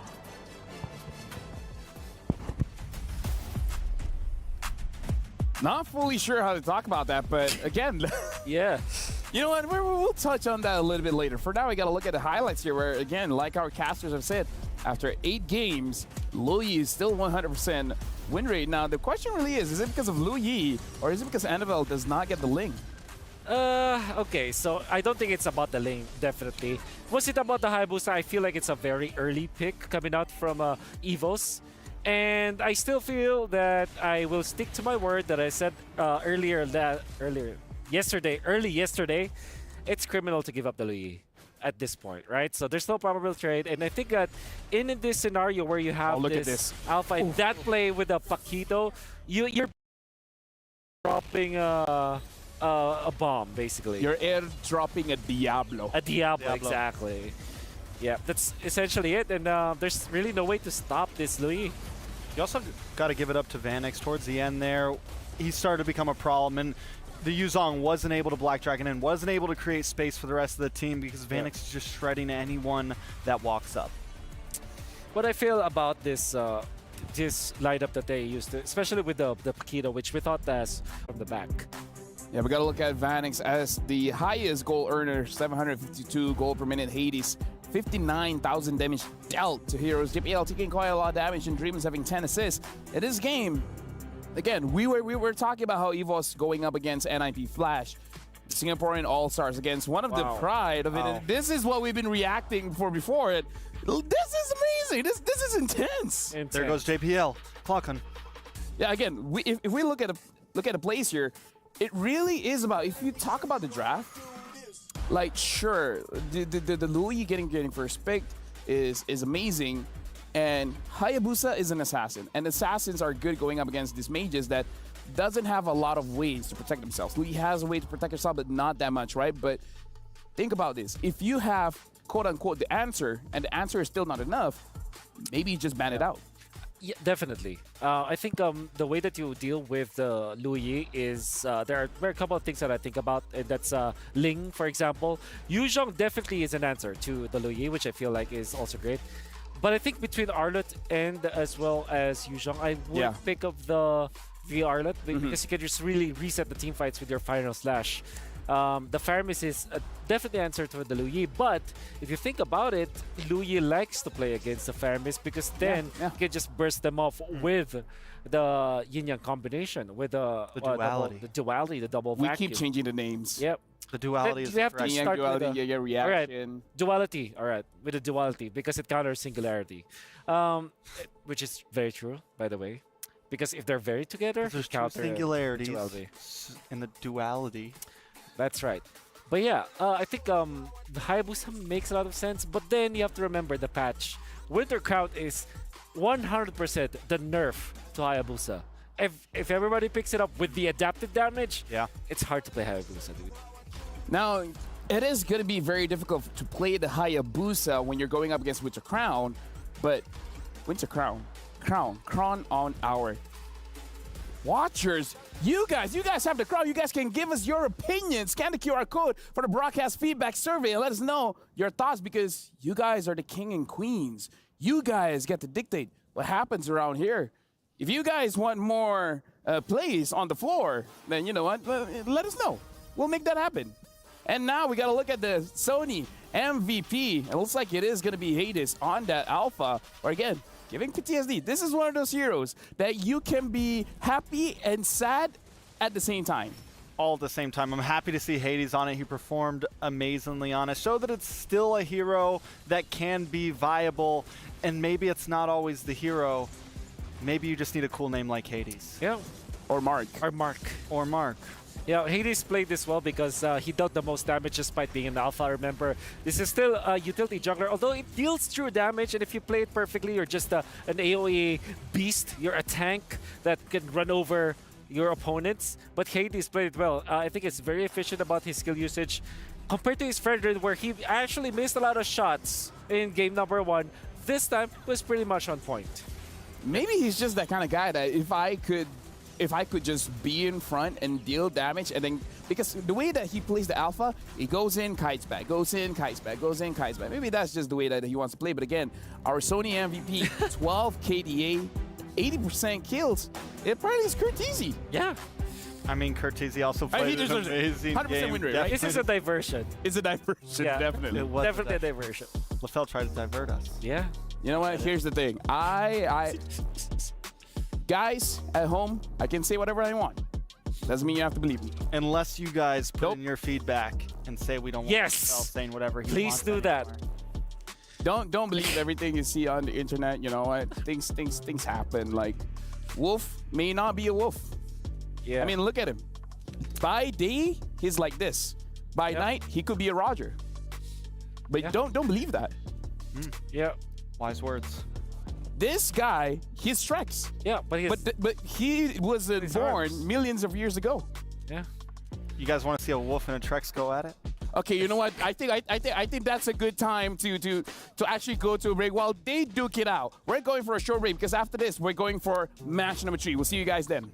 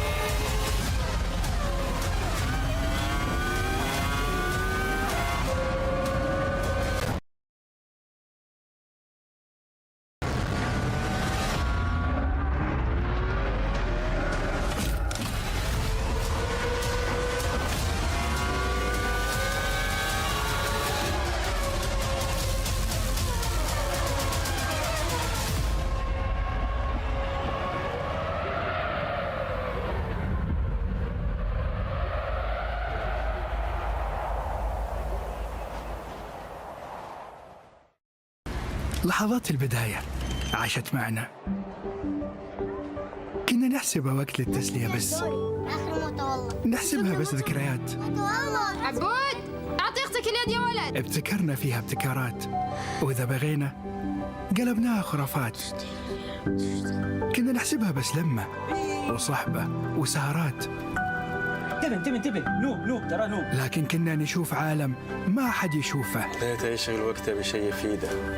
الله عليك على الصوت. عالم كبر وعاش فينا. عالم الحماس فيه يوصلك كل مرة لحلم أصعب بس ما يصعب عليك. بارد معك وين ما تروح.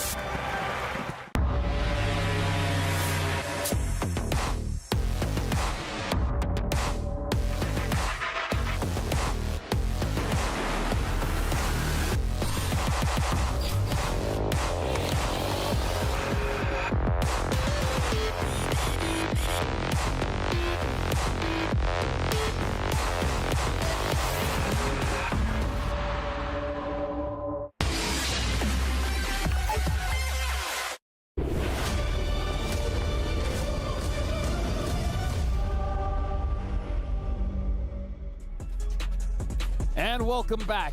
You guys are about to see RQ Kira going up against NIP Flash in the second day of group stage in the Mid-Season Cup 2024. My name is Afel. Alongside with me is Strex as well as Wolf. And here's the thing. You know what? We're going to see you later because we're going straight to the stage.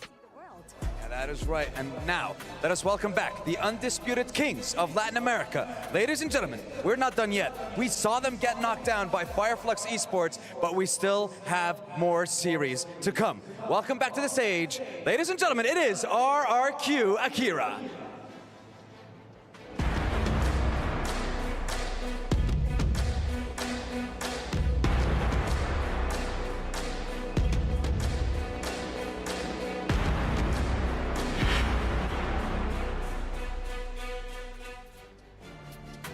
Now, regardless what happened earlier, this team is not to be underestimated because RRQ Akira has actually won 7 titles from A-tier tournaments in Latam.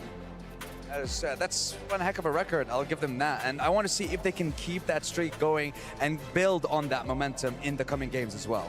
Now, they're in danger of getting eliminated should the result be a 0-2 in their next match. And in their next match, they'll be going up against a Singaporean all-star team. We'll welcome back NIP Flash.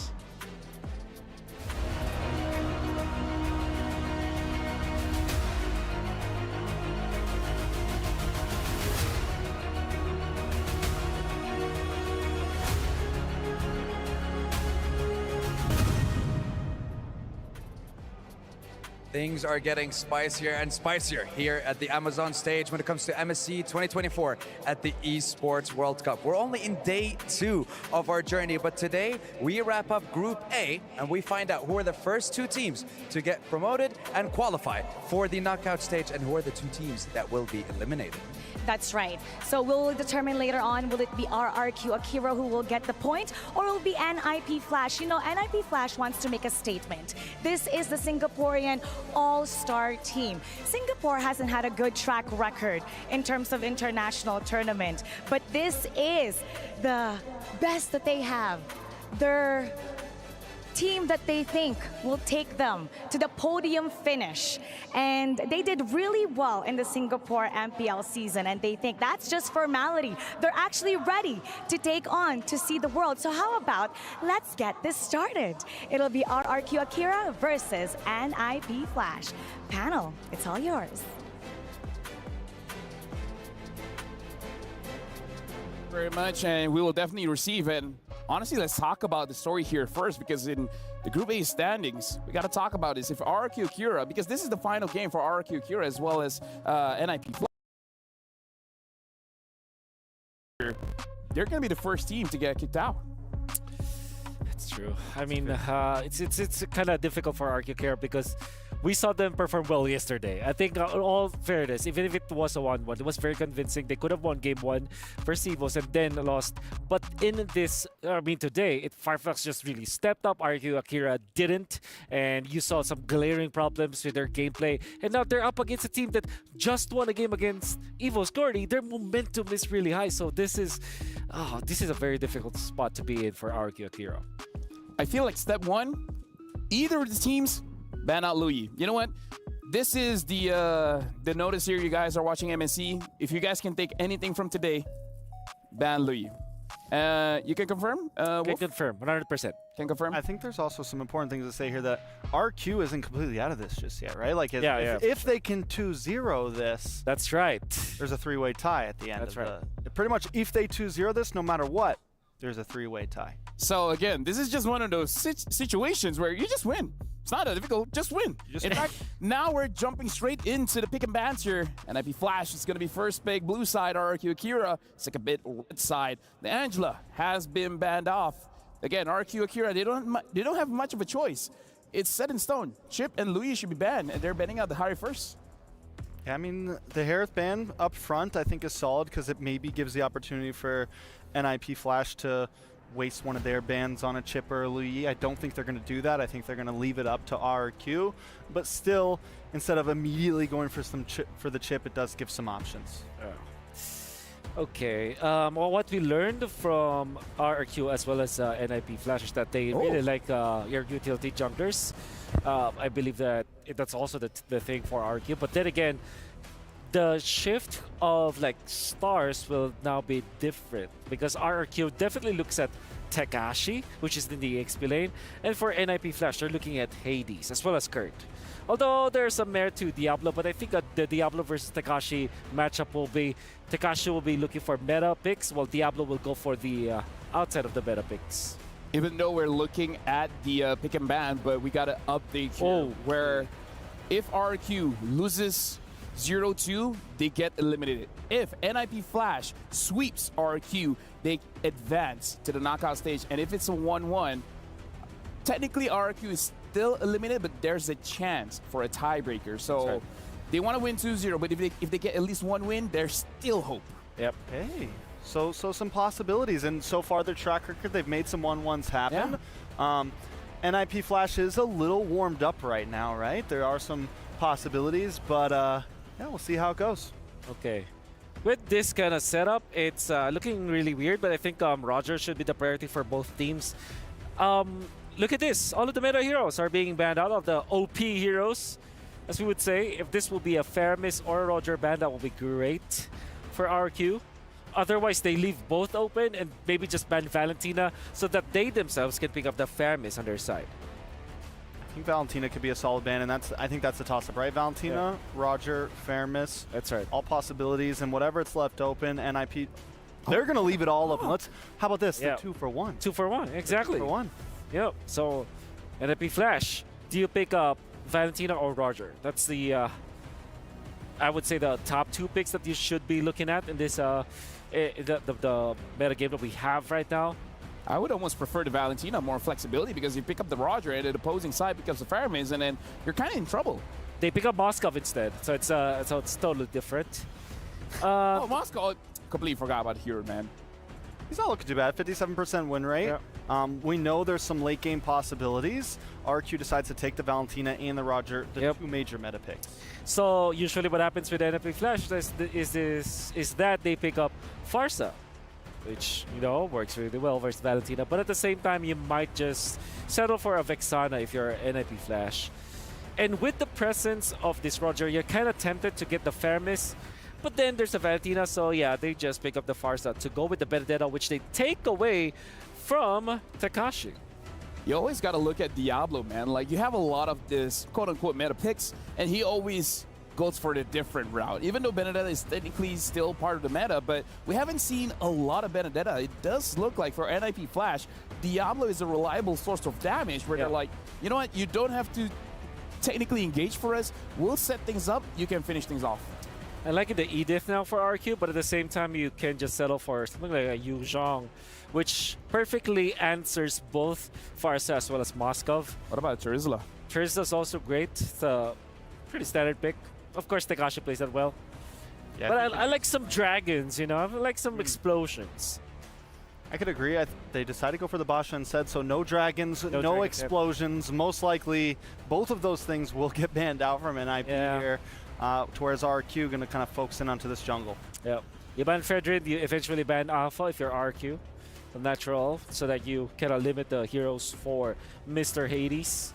NIP Flash could be looking to ban the Yu Zhang, as we've mentioned earlier. Even when it's it's almost a hero that's kind of difficult to pull off, I think it just makes a lot of sense versus Moskov and Farsa altogether. Can I say, is it a crazy idea for RQ here, now that they have the Baxia? They just pick up something like a Florin to make sure that they get very, very, very tanky. And like, you know. Florin Roger works so well. Yeah. We haven't seen a whole lot of support, though, at least in groups so far. Like, a lot of the support. At least not for today. We've seen one Florin yesterday, if I yeah, that was Echo. Yeah. Liquid Echo. Liquid Echo. Pakiro, Yu Zhang, Teresa also is a good ban for NIP Flash.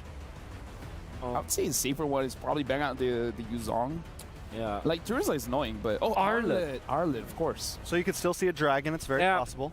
Give me a dragon, please! So everybody transforms now for RQ. Like, it's a Baksha transforms into a turtle. It's a Roger. Turns into a wolf. Yeah, Valentina, if he copies the Farsa, turns into a bird. All the transformations on the floor right now. NIP, well, NIP still need Roamer here. Yeah. Okay. So Minotaur's open still. Could be a possibility. Yeah, or it's like a you guys good said, they pickup. could go for something like support. They also need the jungle here. I'm thinking Edith actually for Edith. NIP Flash. Yeah, it looks good. And they also pick up the Lolita, so it's a Lapu instead. You guys remember when Lapu, like the Farza Lapu, was always just, no matter what, if Farza got picked, the opposing team good old would pick days. up the Lapu. Good old days, Exactly, you know? Good old days. Well, they're back. Yep. So, what do you pick up for Hades? Guinevere. Oh. Interesting. Lolita, I think still you pick up the Lolita for NIP Flash or the Tigreal. And yeah, Minotaur looks good. Oh, Matilda. That's a fast-moving composition right It there. is. It is. That Not is a a- very Wow. mobile composition right there. I mean, even without the Matilda, it's a pretty mobile composition, but now you have a Matilda added in the mix, and they are going to be everywhere. Florin and Diggy looks really good for RQ in this case. Apart from that, yeah, they themselves can pick up the Lolita. I think it's decent versus Matilda as well as Guinevere. What is the last pick, though? Lolita is great, I think, for RQ. But then if they want to be funky, it's Diggy or Florin. I do kind of like the funky pick, but I don't feel they will go for it. That's the crazy thing, because now, again, reminder for everyone watching, this is a crucial match. Whoever wins the first game is going to have a lot of momentum because the Cobra gets picked up, which could be good, but it's really depending on the setup. So It's again, great. before I pass it over to our casters, just remember, RQ needs 2-0 to survive. NIP Flash needs 2-0 to advance to the knockout stage. And with the stakes being set, we're done here on the panel stand. We're tossing it over to our casters. And we're catching. Thanks, Lafel, Trex, and Kaisam. On desk, it's Leo and Gideon at your service for the remaining matches of the day. Gideon, how do you feel about the Kufro making a comeback? Dude, I'm excited about this draft, right? Everything about this draft is screaming, we want to fight, we want to start getting a snowball, and most importantly, we want to be able to take your space aggressively. So expect to see a lot of blood in this game. In your face is what RRQ Akira wants to get at against NIP Flash, who, by the way, had an amazing game 2 against Evo's Glory just earlier. Now we'll see if they can take that momentum into the Land of Dawn, into potentially a sweep, because that's what we're looking for. Again, it was mentioned by our analysts that points are very scarce now, and they are super duper important, because, again, we might end up with as bad as a 4-way tie. I remember we were talking to Zipper earlier, right? And he was mentioning, hey, there's so many different possibilities that could happen, but all of which will lead into a tiebreaker. And I think for RRQ Akira, oh no, this could be first blood if Diablo finds the opportunity. Doesn't use the Petrify, luckily. But I don't think he wants to walk up any further than this. And even in the mid lane, you can see that both sides really want to find that first blood early. The Terrify is going to keep him alive, and Cortese ends up losing his Purify pretty early on into the bout. Wow, both sides not shy to go ahead and use the resources this early on. That was barely a minute in, Gideon. That was a barely minute in. Looking at the battle spells, I'm still not making most of it. He finds first blood there. Great calculation from Diablo. Timing that Petrify to deny him, but Luis wants to find the trade and gets it back. There's a reason why they call him the Brazilian Heartbreaker. Amazing instincts from one of the veterans of RRQ Akira. As I was saying, man, I want to make the most of the first opening minutes where there's not much action, trying to make sense of the battle spells, trying to make sense of, oh wait, they're going again? Yep, they want to get another kill here for Hades, and he finds it. A great off-tempo play coming up from NIP Flash. Oh no. If there's anything I can read from Takasha's face, man, he's not liking that. I wonder, though, is there a way to make it out of that way, Luis? He wants more. I think he's just going to go down here. Diablo tries to dive an eye for an eye out of there. Less than an HP. Hades should live this, while Vanix on the opposite side already getting chunked out. JPL now getting involved in the matter. Diablo wants to go back in, but he's on level 4. Hades does get the initial knockup and bounces out with the spatial migration. Sagan still alive for their airstrike coming in for Cortese. Not taking aggressive angles. He still doesn't have his Purify yet. Just like what Sirio Forel told Arya Stark to the god of death, what do we say? Not today. No one fell despite the amazing amount of mechanics and skills put out down there. That was an 0-2 from Cortese. Now back to the action. Again, a lot of very offensive battle spells, rather emblems for NIP Flash, and it's the battle spells for RRQ Akira. On the other hand, that's very offensive. All flickers, no purifies. They don't fear the Petrify from Diablo, so now another big fight. Yep, Hades already finds two with the Magic Thump and combos it well with JPL to allow Curtizi, and a clean execution of a team fight. 2 immediately down with the Electo final blow as the icing on top. But even when we look to the top side, Vanix ends up biting more than he can chew. Does take the shadow from the Spirit Destruction, but will still fall down to Gusta Lagusta. Okay, so if there's any redemption for the Brazilian squad here, it's up top. It's the gold lane, because again, they lost Turtle. Mid lane, Saigon is having a hard time. Down bottom, Takasha's already died, what, twice, thrice now? And it looks like maybe Gusta Lagusta can be their one hope, their one shining beacon of maybe a mid-game power spike, because this is a Roger we're talking about. Of course, and it feels like they're going to leave Vanix on an island by himself, because a lot of times we're seeing that Hades is rotating down towards Takashi's side of the map to maybe find another kill to speed this game up. In the meantime, though, I will question whether or not RRQ Akira is going to start shifting resources. But then again, here comes the Electro final blow once more. King makes it out of there, and that's an early Tortoise Poissons in trade for the Feather Airstrike. And I get it. As RRQ Akira, despite Saigon being nearby and maybe Gusta Lagusta being able to respond either way, they respect the current status quo. We have to play defensively. Certainly, Eagle used on the one, spots Luis, bouncing ball the response, which, by the way, I'm hoping for a lot of big things from this Kufra. Much like an Edith, Kufra has a second skill that acts like an ult. Oh no, down bottom, Diablo. Oh, the flicker as well from Takashi.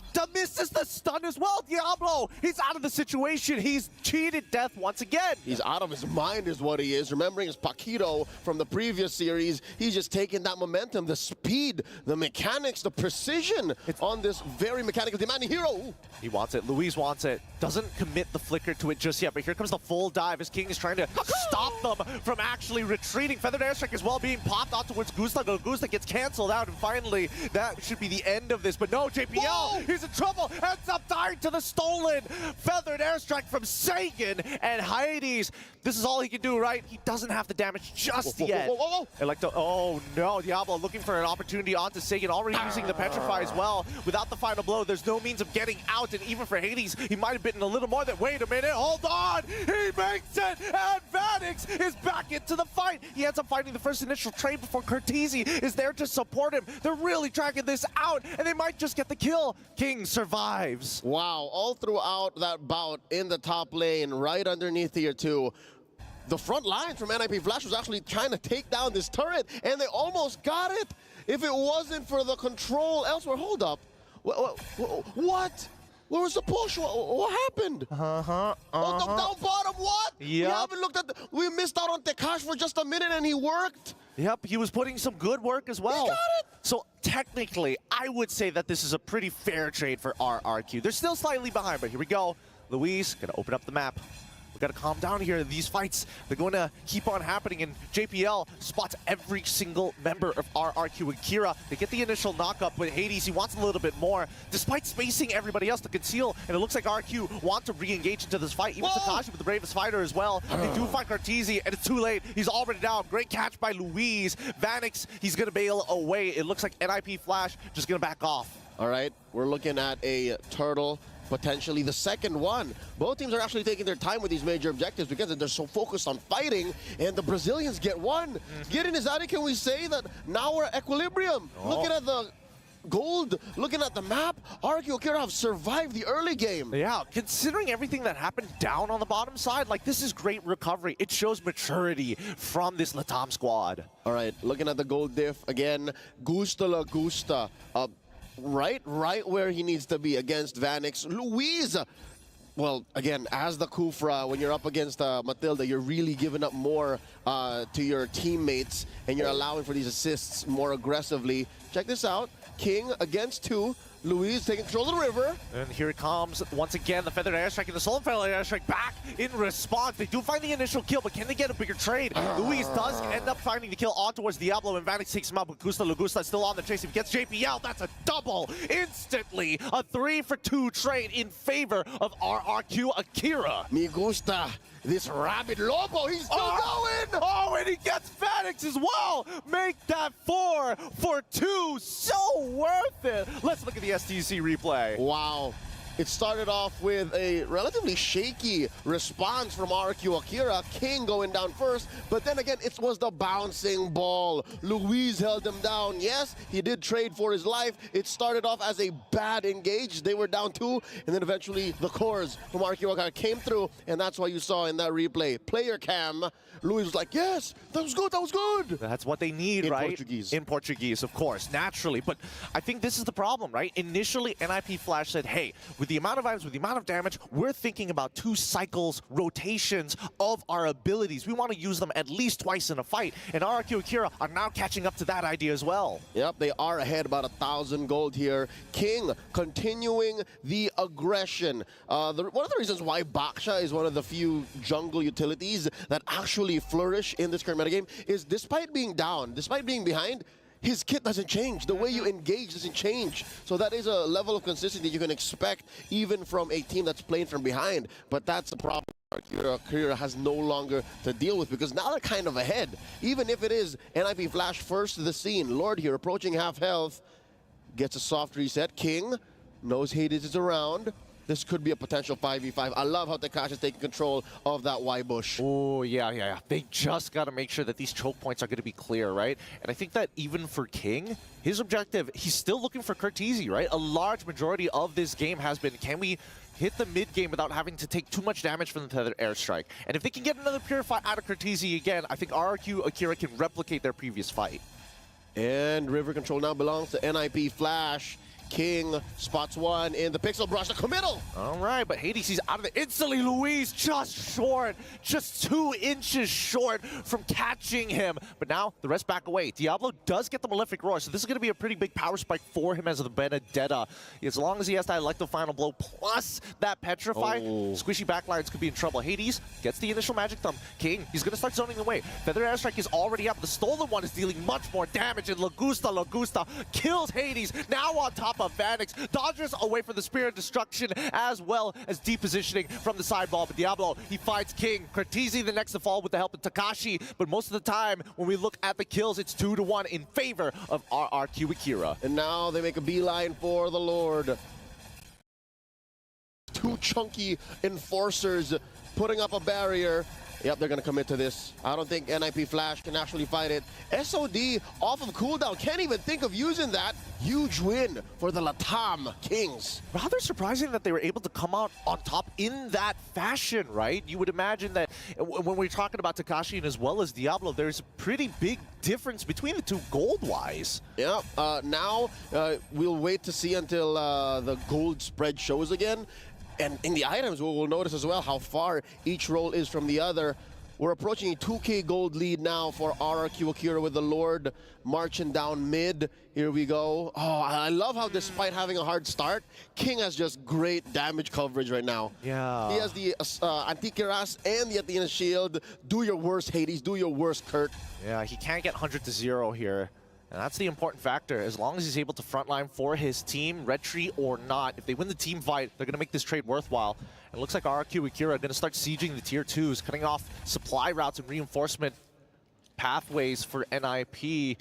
But I think at this point of time, right, it really boils down to execution. Here comes Luis once more trying to open up the map. And oh, Hades, he saw the Magic Thumb is going to cancel. He can't seem to get out of here. He gets locked down by Takashi as well, as the rest of the team tries to zone them away. They cannot save him. Diablo even committing to try and cut them off. Hades on the Guinevere is not a free casualty. That's not a hero you're just willing to give up willy-nilly. And now they're looking at all of their turrets outside their base taken down. Takash cutting it through, proxying it from behind, and that's the wave crashing on down, taking that last turret.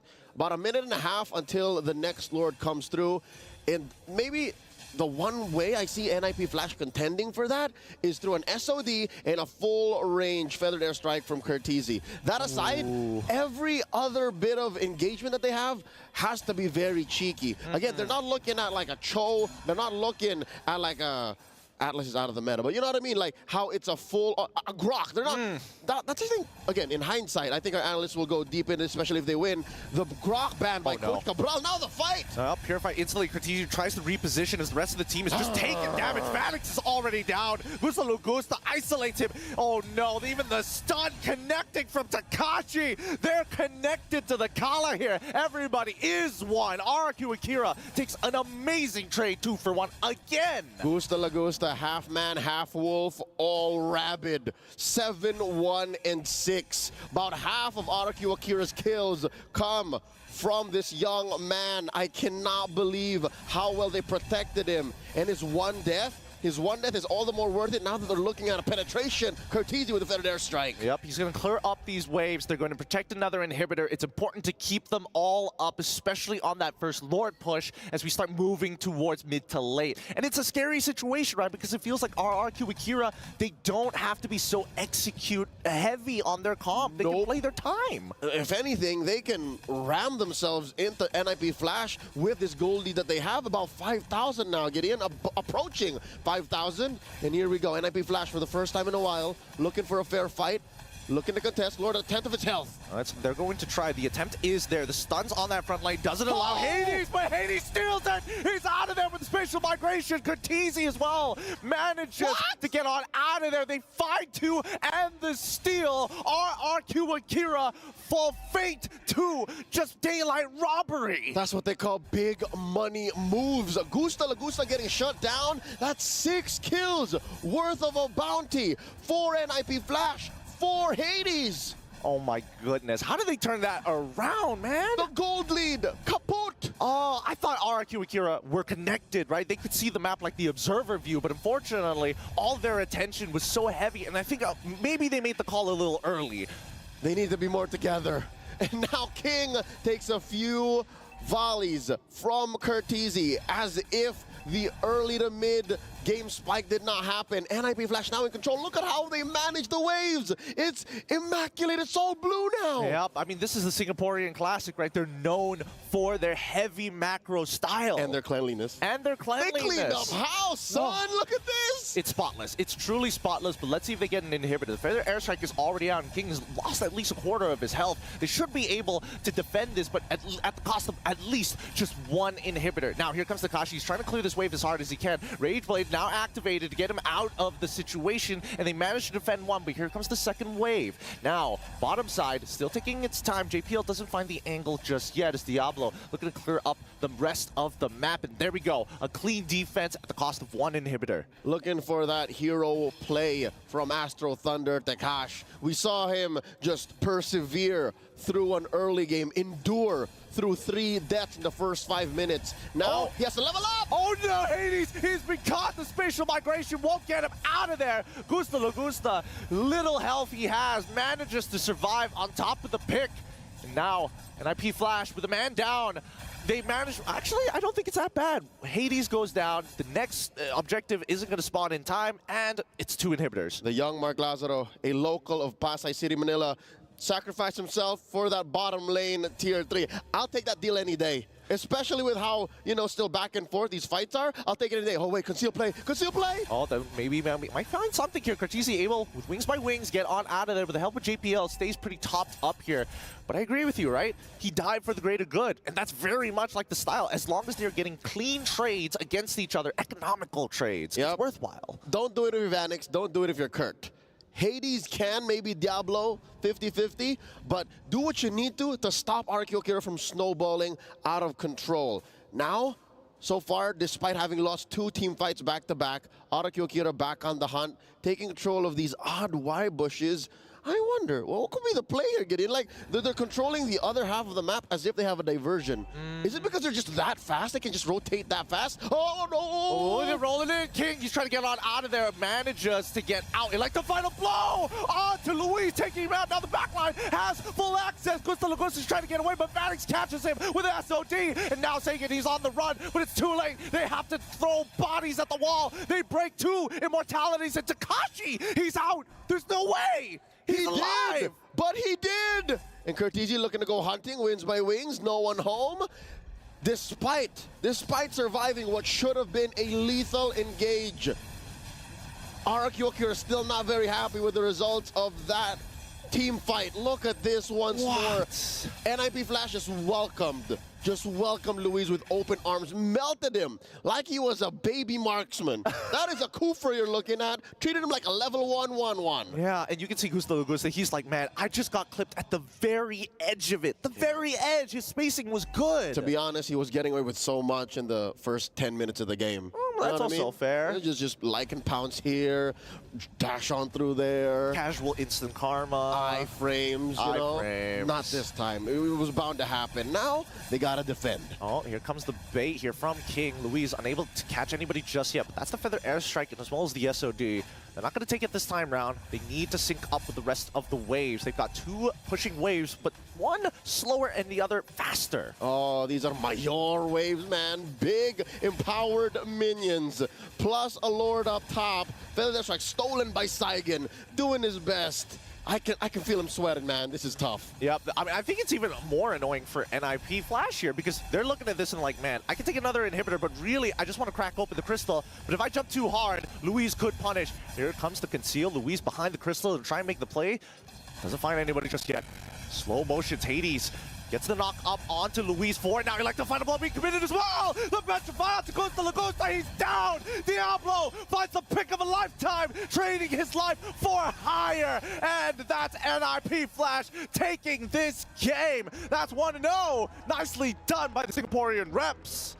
Amazing Aikido performance from NIP Flash, the champions of MPL SG, finding that hip toss right in the late game transition and getting RRQ Akira, caught him with their pants down, suddenly wondering where did it go wrong. Gusta Lagusta was a monster. He was a monster. And it's interesting because they shifted their priorities. They're like, okay, no more King. We don't care about your mid laner either. Sagan, you're out of the question. Let's take out Luis. And if Gusta Lagusta walks up a little too close, then we hit him with the Petrify. And you see it in the young man. He's still contemplating. He's wondering, what did I do wrong? How'd they get me like that? Let's throw on over to our analysts to try and break down what exactly happened in game 1. LaFell, it's all you guys.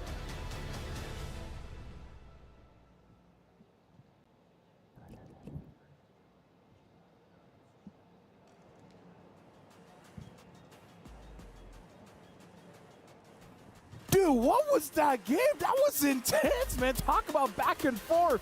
In this entire game, I had doubts when I was like, oh, NIP Flash doesn't get this, and then RQ Cure, but they don't get this. Like, this is one of the most 50-50est games in a while, Wolf. Yeah, we saw that. There was already the Roger hitting his power spike. This will be a triple kill. But eventually, there will be a shift for NIP Flash. They will not put Hades into the front lines anymore. In fact, it will be their second unit. And this time also, JPL was able to save his teammates many times. And you gotta have to hand it to the winning plays coming out from the Benedetta. I believe that Diablo just really wreaked havoc this time as the gonna be the devil, the Singaporean devil that was a big problem for Gusta Lagusta in the mid game. I gotta give it to Vanix, man. Vanix, I think even from this last series to this series, Vanix has just found his timings so well throughout these games, especially with that Moskov. Dude, let's talk about the Singaporean devil here, because we've seen the gold laner being the carry, correct? Yeah. We've seen the jungler being the carry hero, correct? Yes. But now we're starting to see, even in the EXP lane, it's like, yo, let me do the damage. Like, this all-star team coming in from Singapore, they're really diversifying, saying, we don't need Hades to carry, we don't need Vanix to carry. Even Diablo, just give him a damage dealer, he'll do it. He went in for full damage build. I think the only quote-unquote defensive item here is the Festival of Blood emblem, and then eventually the Rose Gold meter. But he went for Sky Piercer, Blade of Despair, all the damage in the world. He knows that he needed to be the problem for Gusta Lagusta, which indeed he was. And Sky Piercer is definitely a good item to have when it comes to damage dealers, like the better assassins, for example. I don't know if he got a lot of stacks in there, but I think the 4% mattered so much, even when it was just an assassin, you know? I mean, like, to be fair, the only tanky ones were Baxia. Takashi, honestly, on the Lapu was pretty tanky. He survived that one engage that I feel like he shouldn't have. At that point, if Diablo chased after him, he could have been done for. But what do you think about the victory for NIP Flash here, Trex? I think they continue to just kind of show up, I feel like, even, and not only in their gameplay, but in their draft, picking up the Guinevere. They're not scared to kind of break down some boundaries, consistently doing different drafts. It doesn't seem like they're just stuck to one concise play style. Even there, we see some support with them, with the Matilda, and they've been able to just make a lot of things work. Even in terms of earlier late game, they can always kind of find a spike. You can never really count them out, it feels like right now. A lot of I guess if you just look really deeply into the game, there were a lot of minor mistakes that could have been different for RQ here and then. For example, Sagan copying the Matilda in the last clash. And obviously, Gusta Lagusta in that spot being hit by the Spear of Destruction eventually. The Kufra being completely ignored by entirety of NIP Flash, because we know that the Kufra works well versus Guinevere, versus the Moscow. But what they did was to just ignore him. Allow the bouncing ball to be the front lights. Let's go to the back parts. I mean, like Trex said, like, even if the Kufra is good, but late game, Moscow goes what? Brrr. Goes brrr. He goes brrr. Nah, it's got to be a little more brrr. Brrr. Brrr. Oh, he does invest, man. Like, my tongue doesn't work. Moskov goes brrr. Brrr. I can't do it. Brrr. You got it. We'll get you there. It's kind of like brr and then bruh. Exactly. Brrr. Yeah, it's very USA, you know? Either way. It's very USA. We got to talk about how NIP Flash, they have 1 foot across the door here, because one more win and they secure, well, they advance to the knockout stage where RQ Akira, if they want to survive, and I'm talking about surviving for the chance of a potential tiebreaker, they need to win this one. If they don't, then lights out, it's done. Yeah, they could have won game number, but I think some of the jitters, the nerves really fell into this, especially after losing the matches that you were supposed to win. And I think that loss against Fireflux definitely affected them. They were making mistakes in this game that you will be surprised about. I mean, with that being said, honestly, we got to look at the MVP of the game, the Sony MVP of the game, where it's Hades. It's probably Hades. Let's actually check out some of the clips here, because again, NIP Flash in the early game, Hades was able to get the advantage, but again, props to RQ Kira for getting the advantage back. Yeah. So this is one of the more important ones, like the turtle that eventually came into Hades' hands. And then he will feel very comfortable because he has the Matilda frontlining for the team. But then eventually they will learn that frontlining for the Guinevere might not be the best scenario. I think that he might be the second unit.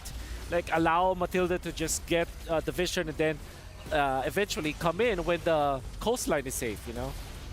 Yeah, I mean, overall, I think Hades, he bought time in the early game. He made it so the gold never really got away. So even when there were points of RQ, you know, coming back around here in the mid game and even taking the lead, if we take a look at the gold, it's never a huge lead, right? NIP Flash always had a little bit of something in the game. They always had a little skin to deal with. Yeah, there it is. Definitely Hades. As Mr. Leo would say, a local from Pasay, because Hades' moniker back in the Philippines was Batang Pasay, which means a kid from Pasay. Oh, that's basically Pasay is more like a, you know, it's a cutthroat kind of. There's a part of it that's a cutthroat, you know. I wouldn't say it's like hood or something, but yeah, he's a kid from Pasay, and he definitely looked like he's a hoodlum or a gangster in that gameplay, you know. Interesting choice of words, but either way, is definitely an amazing showcase by our Singaporean All-Stars here, because one more win and they secure to the knockout stage. But we talked about this. When we feel a 1-1 is coming, a 1-1 might be coming. Like, do you guys feel it? Do you guys feel a 1-1? 100%. I mean, I feel like if it could happen, if any 1-1 could come, it would be Group A. Yeah, Group A is insane. Group A is the group that could push us to a tiebreaker. Just a very quick one for you guys wondering how the tiebreaker is going to work, where we're basically going to have a best of one round robin, where it depends on the play time. The one with the shorter victory time, you get to relax a bit, but the one with the longer victory time, you guys have to go up head to head. Again, I'm just letting you guys know, just in case if we go for that kind of situation, so you guys can already start discussing it in the comment section. But for now, we have to watch game number 2. RRQ wins, there's a chance. There's always a chance for a tiebreaker. That's right. And it's crazy. It's not just a 3-way tiebreaker. There's a possibility for a 4-way tiebreaker. Actually, no. Now that it's not a 2-0, now that it's not. It's 3. It's a 3-way tie, but. Nevertheless, I'm just very happy to see the duel between the Astro Thunder, and the Singaporean Diablo. I think it's very interesting how they we look at the duel between these two players. We did mention it's like that a triangle between Arlet, Teresa, as well as Yuzhong. But then we saw Benedetta versus Lapu-Lapu in this case. There was a time where Tekashi won. There was a time where Diablo won. It was a good back and forth between the two explainers. Again, I kind of feel like for this game, I almost want to say it's about a draft, but looking at how NIP Flash has been playing, can you really try to figure out the draft? Because I did not see the Guinevere coming, right? They could have more surprise picks, but at this point, I would say that NIP Flash does have a good standing here, so maybe they could hide a little bit of some strats, like maybe don't show every single crazy pick that they have, or you guys feel like might as well let it out? I mean, with the way they've been playing, I feel like, I don't even know if all of these are exactly pocket strategies. I think they just feel comfortable, and I think we could see a lot more for them. If they 2-0 here, they go on to the bracket. We get into the real best of 5s and things like that. NIP definitely, I think, has, you know, plenty of variety in their system right now. It's MSC, man. I don't think that you should be hiding strats. There are a few chances. For example, just losing one series 0-2 might just really just forfeit your chances at getting to the playoffs. And then the knockout stages are also, you know, cutthroat because it's a single elimination. So I don't think that hiding strats is valid for any team now. What if they don't know they're hiding strats? Well, right? What if they just don't have the strats yet?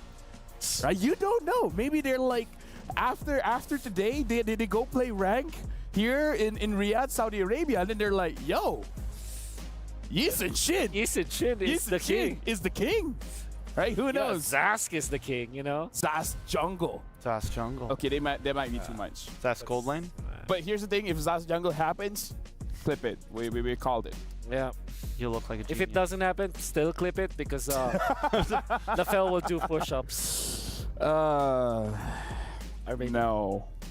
Yeah. No.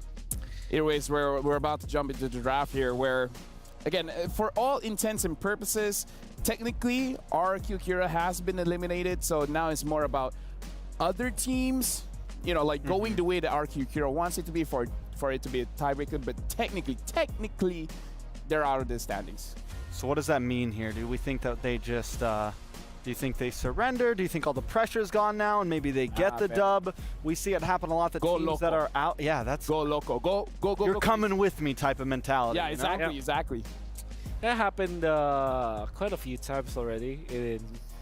I believe it was also... it was TOB. Oh yeah, he has. Yeah. Yeah. You remember that, right? TOB. Yeah, I do. I remember that. That was Homeboys, right? I don't like talking about M5. Why not? Why not? Same reason I don't want to. Never mind. Let's take a look at this draft, guys. Well, either way, the draft is here now. RRQ Kira is going to be first pick. NIP Flash second pick. It looks like the same suspects, the usual suspects, the Angela and Ling getting banned out by RRQ Kira, NIP Flash banning out a chip, as well as the Lu Yi. Looking at Gusta using the Roger definitely does look strong, but they got to watch out for Diablo. Whatever Diablo picks up, even if you have an S-tier marksman, S-tier gold laner, you can't feel safe. Yeah. Especially because he's probably going to be the one using the Sky Piercer. So I feel like the tricky part going up against the Singaporean All-Star is going up against the Singaporean Devil. You know that he's going to be the carry, but you have no idea what kind of heroes he's going to pick up. Yeah. He might even pick up Lancelot for all we know. Oh, yeah. It's crazy, but it's crazy enough to work. That's loco. That's very loco. I think you probably ban the Roger now if you're NIP Flash, unless you are prepared again for the Valentinas was the Faramis. Yeah, the Faramis is also one of those heroes that I do like to see. But I think the Faramis has answers. I don't know if it needs to be like on ban right up front. Yeah. I think the Roger's solid. Valentina's open now. We've seen that be a popular first pick. Harith as well. I wonder if RQ is interested to get that for their gold lane. I believe he's one of those heroes that are also really good when both Roger as well as Moskov is down, as well as the Ling. So it's like you increase the tier of the Harith just because the other heroes are already banned out, so it's difficult to answer now. But I believe NIP Flash, what they usually do with this is go for the Fredrin. So that could be a pickup. Fredrin Arlet perhaps for NIP Flash this time. Honestly, we have not been seeing a lot of Arlets. I kind of feel like that's also part of the meta shoutout here, where on paper it's good and we know some teams are excellent with it, but we haven't seen a lot of it. So the Pharsa and the Cho is going to be the pickup here. Yep. And again, looking at MSC, surprising, maybe because I don't play mid, so I thought this would be a dangerous meta for Pharsa, but Pharsa has really been flourishing. Yeah, the access to the crown, I guess, the adaptive, the Winter Crown is great. Loads of damage, obviously Blood Wings as well, and it really wins the lane matchup, or winning it by just fast clearing. If you get my it's impossible to freeze the Pharsa in the lane because of the range, which now gives us the idea where you can go for Grok Vexana if you're RQ, or that, or again the Dragon. Right? I mean, like, it feels like people just aren't first phasing EXPs lately. They're letting it all get banned out. Oh, Faramis. Against a Pharsa Cho. Okay, can I understand it? I advise against it. This means though that the Harith is just such a good pick now for the side of NIP Flash. The Harith is good for NIP Flash? Fredrin, sorry. Fredrin, all right. Yeah, the Fredrin coming in from... What about Boxia? Is Boxia still an option here? Oh, Hayabusa. Okay. Against the Faramis? No. Okay. Listen. It's weird, but trust me. The Hayabusa can counter Faramis. Sounds weird. You want to know how it works? How? You quad Shadow on the Faramis, right? And then you don't even need to use your ult. You just have to use basic attack, use your first skill, force out the Netherrealm out first before a major fight, like say Turtle or anything. Basically, you can commit, use all of the resource, and then once they have nothing, and your cooldowns is much shorter, and then you just fight. So you're not countering it in a sense of during the fight. You're trying to force it out before. So if you can shadow kill onto Saigon here, he pops it to survive, and now it's out before the fight even happens. I've had this experience. You don't need Ogi shadow kill. Even 3 basic attacks, the Faramis gets very low. Okay. Yeah. There's the Banana Arlet, as we did say that it could be a good pick for side of NIP Flash. I'm still wondering what the mindset is for this Hayabusa. I do know that Hayabusa is great versus Harith, right?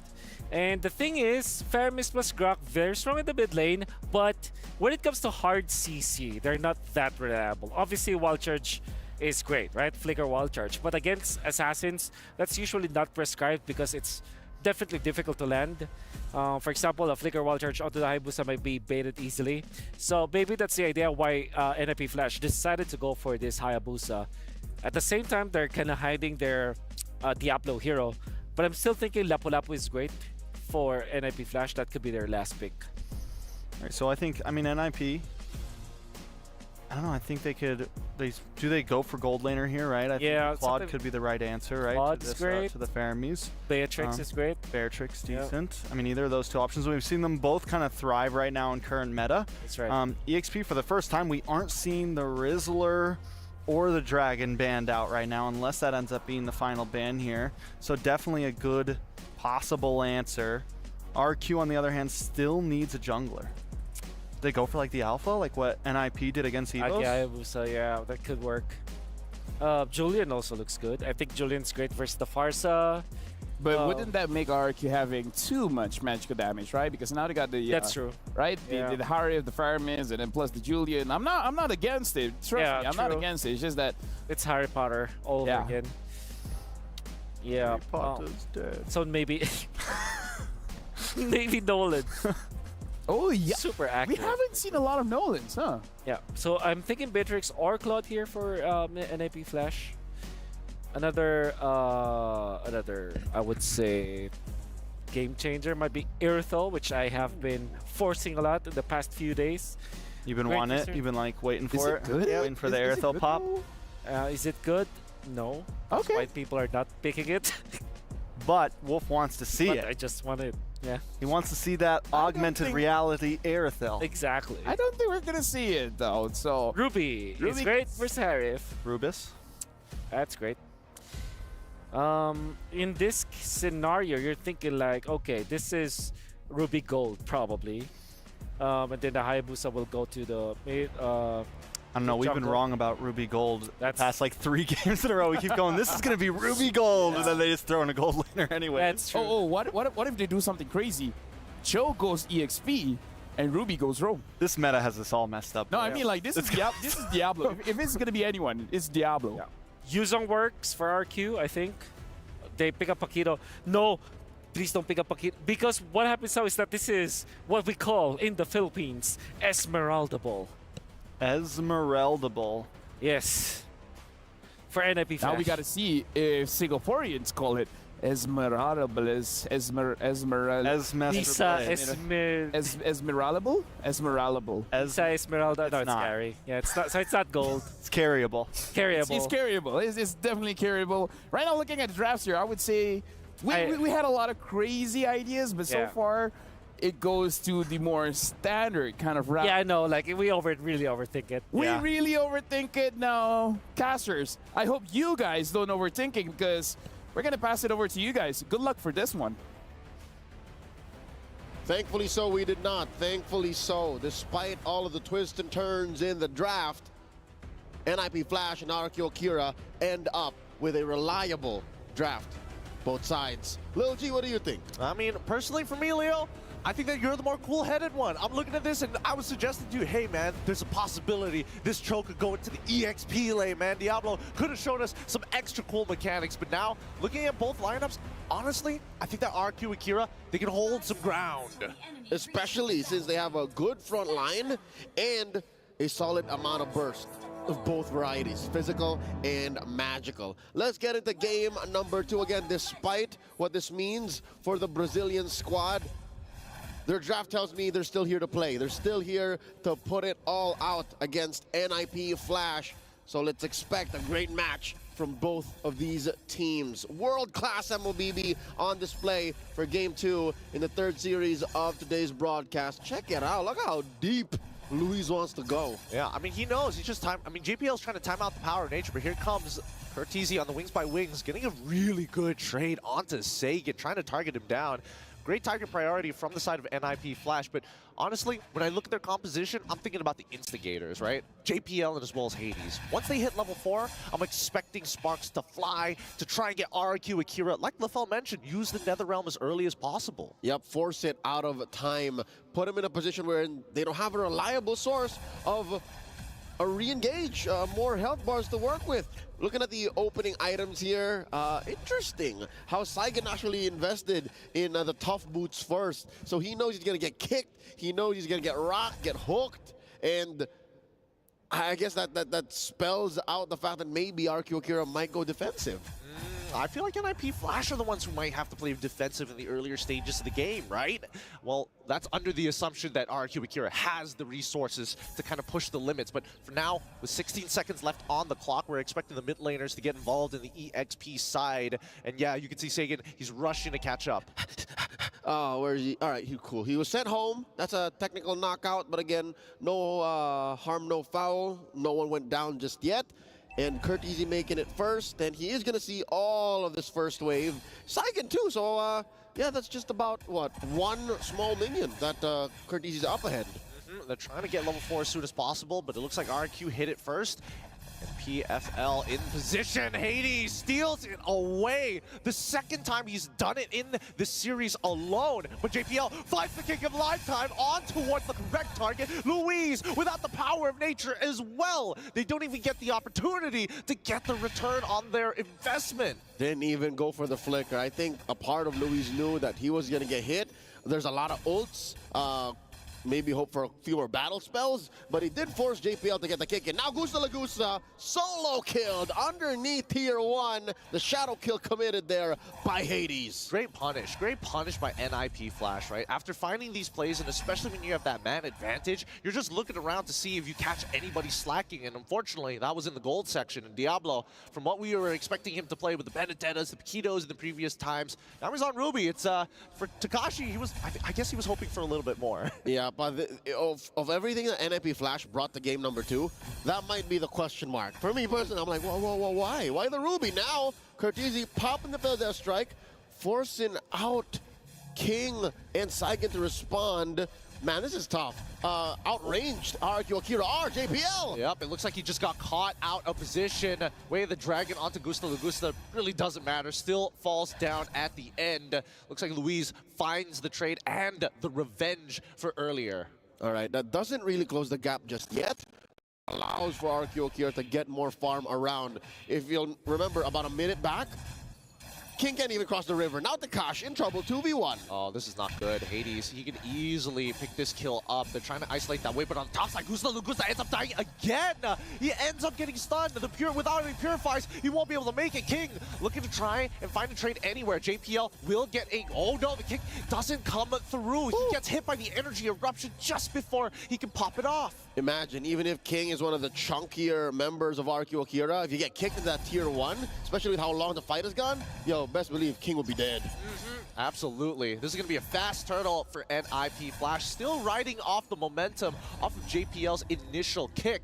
But man, we haven't seen any of these tier 1s collapse just yet, or at least melt away. Oh, hold on. Hades is dead. He just goes down. Great wild charge from Luis, catches him in the middle of the animation. Yep, the turret actually tracked him with that one last basic attack from the major objective in mid. Now JPL trying to get out of dodge here, going through that Guardian's barrier, checking out the items. That's tough, man. It's just Saigon actually who's able to breathe for RQ Akira. And of course, Luis by a small margin, but you don't want your roamer to be up ahead. Like, that's the last role you want actually doing well. Oh, okay. Considerably annoying, but what can you really do about it, right? You'll take any of these kills and you'll take as much gold as you can. It's always greatly appreciated. But still, when you're up against a carry, no matter how scaled up you are as a tank, you will eventually die. All right, I was just looking at JPL, and we were talking about how only fast comes up really quickly. Dude, all it took was a little shuffle for him to get it back. Look, I mean, the changes on fast rate. Wild charge comes through. JPL should be able to make it up. He's got it back again. He's got it back again! I'm telling you, I did the math on this, right? And especially with those one-trick ponies on Cho EXP, he can get 2 rotation. He can get 2 triggers of his passive now. It's so easy to hit. I want to see his mid-game items because I'm just imagining Thunderbelt on a Cho. Right? Imagine that. You're stacking only fast, you're stacking those enhanced basics, and you're getting permanent hybrid defense. Here we go. Item check on him. Corrosion sight so far. On to Vanix in mid. Takash dueling with Hades. He's fine. He can afford to do that. Starlium Scythe onto Gusta Lagusta. So he's hungry, but he's eating okay, you know what I mean? Yeah, it's not like he's dominating this lane as well, and let's not forget he's... Whoa, hold on. JPL in some trouble, gets pulled back by Shadow Stampede, forced to flicker away as Gusta Lagusta ends up getting chunked by Curtizi. Nobody ends up dying here, but yeah, let's pull it back, right, for a moment, because as Hades is going to be able to take this turtle down south, Vanix is actually 2 levels ahead on top of Gusta Lagusta. Yeah, again, gold might not be his biggest problem, it's actually EXP. The 2 deaths on this Harith early on cost him that XP loss, cost him the dire position he's in right now. I mean, he still has his turret, right? The map isn't as small for the Harith as it could be right now if NIP Flash were a little more aggressive, but they don't need to. Actually, they're just calling the shots. They're happy to keep it at about 2,000 gold ahead here. Yep, it's the cold calculation. This is the Singaporean, traditional Singaporean playstyle, which is kind of uncanny looking at NIP Flash, who has like a Hayabusa, and as well as the traditional, you know, signature JPL Cho, where they like to be aggressive and like to snowball out of control. I call it Singaporean fusion. Singaporean fusion. It's traditional, but it's up to date. You know, it's a modern day fusion. There you go. It's for 2024. You know, the kids love it. Oh man, call it Singaporean fusion. Singaporean fusion. All right, that's something that might actually stick. We'll see with their community. But here comes the wild charge. JPL still trying to get on there. 3 hits of the G couldn't go, as well as a Shunpo gets him out of there. An interesting play coming up for the side of RRQ Akira. Nobody else wanted to flicker. Got hints of Filipino, a note of Japanese. Oh. That's Singaporean fusion for you. In control still, about 3,000 gold ahead, give or take. Oh my God, Hades just committed Grand Theft Orange.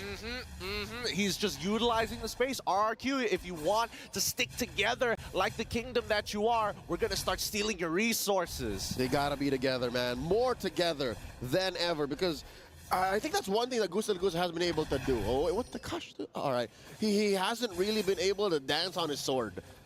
Ain't no good Zaman Force just yet. They've always been defensive Zaman. Oh, Cortese gets Gusta Lagusta before he can even respond. Especially once he literally just hit his power spike. He got one item and it was like, all right, let's go. Let's blow him up. We were just mentioning how all of his ZFs were defensive. Oh no, there's a kick. Way of the Dragon, but also the Netherrealm pops out, and it doesn't really matter because without the Netherrealm, Hades is going to start chunking away with the Okisha. Oh, Diablo, don't tell me he dies here. He heals up. Oh, he manages to get out of there. Thank the wave saves his life. El Guapo Diablo have yet to die, man. 1-0-1.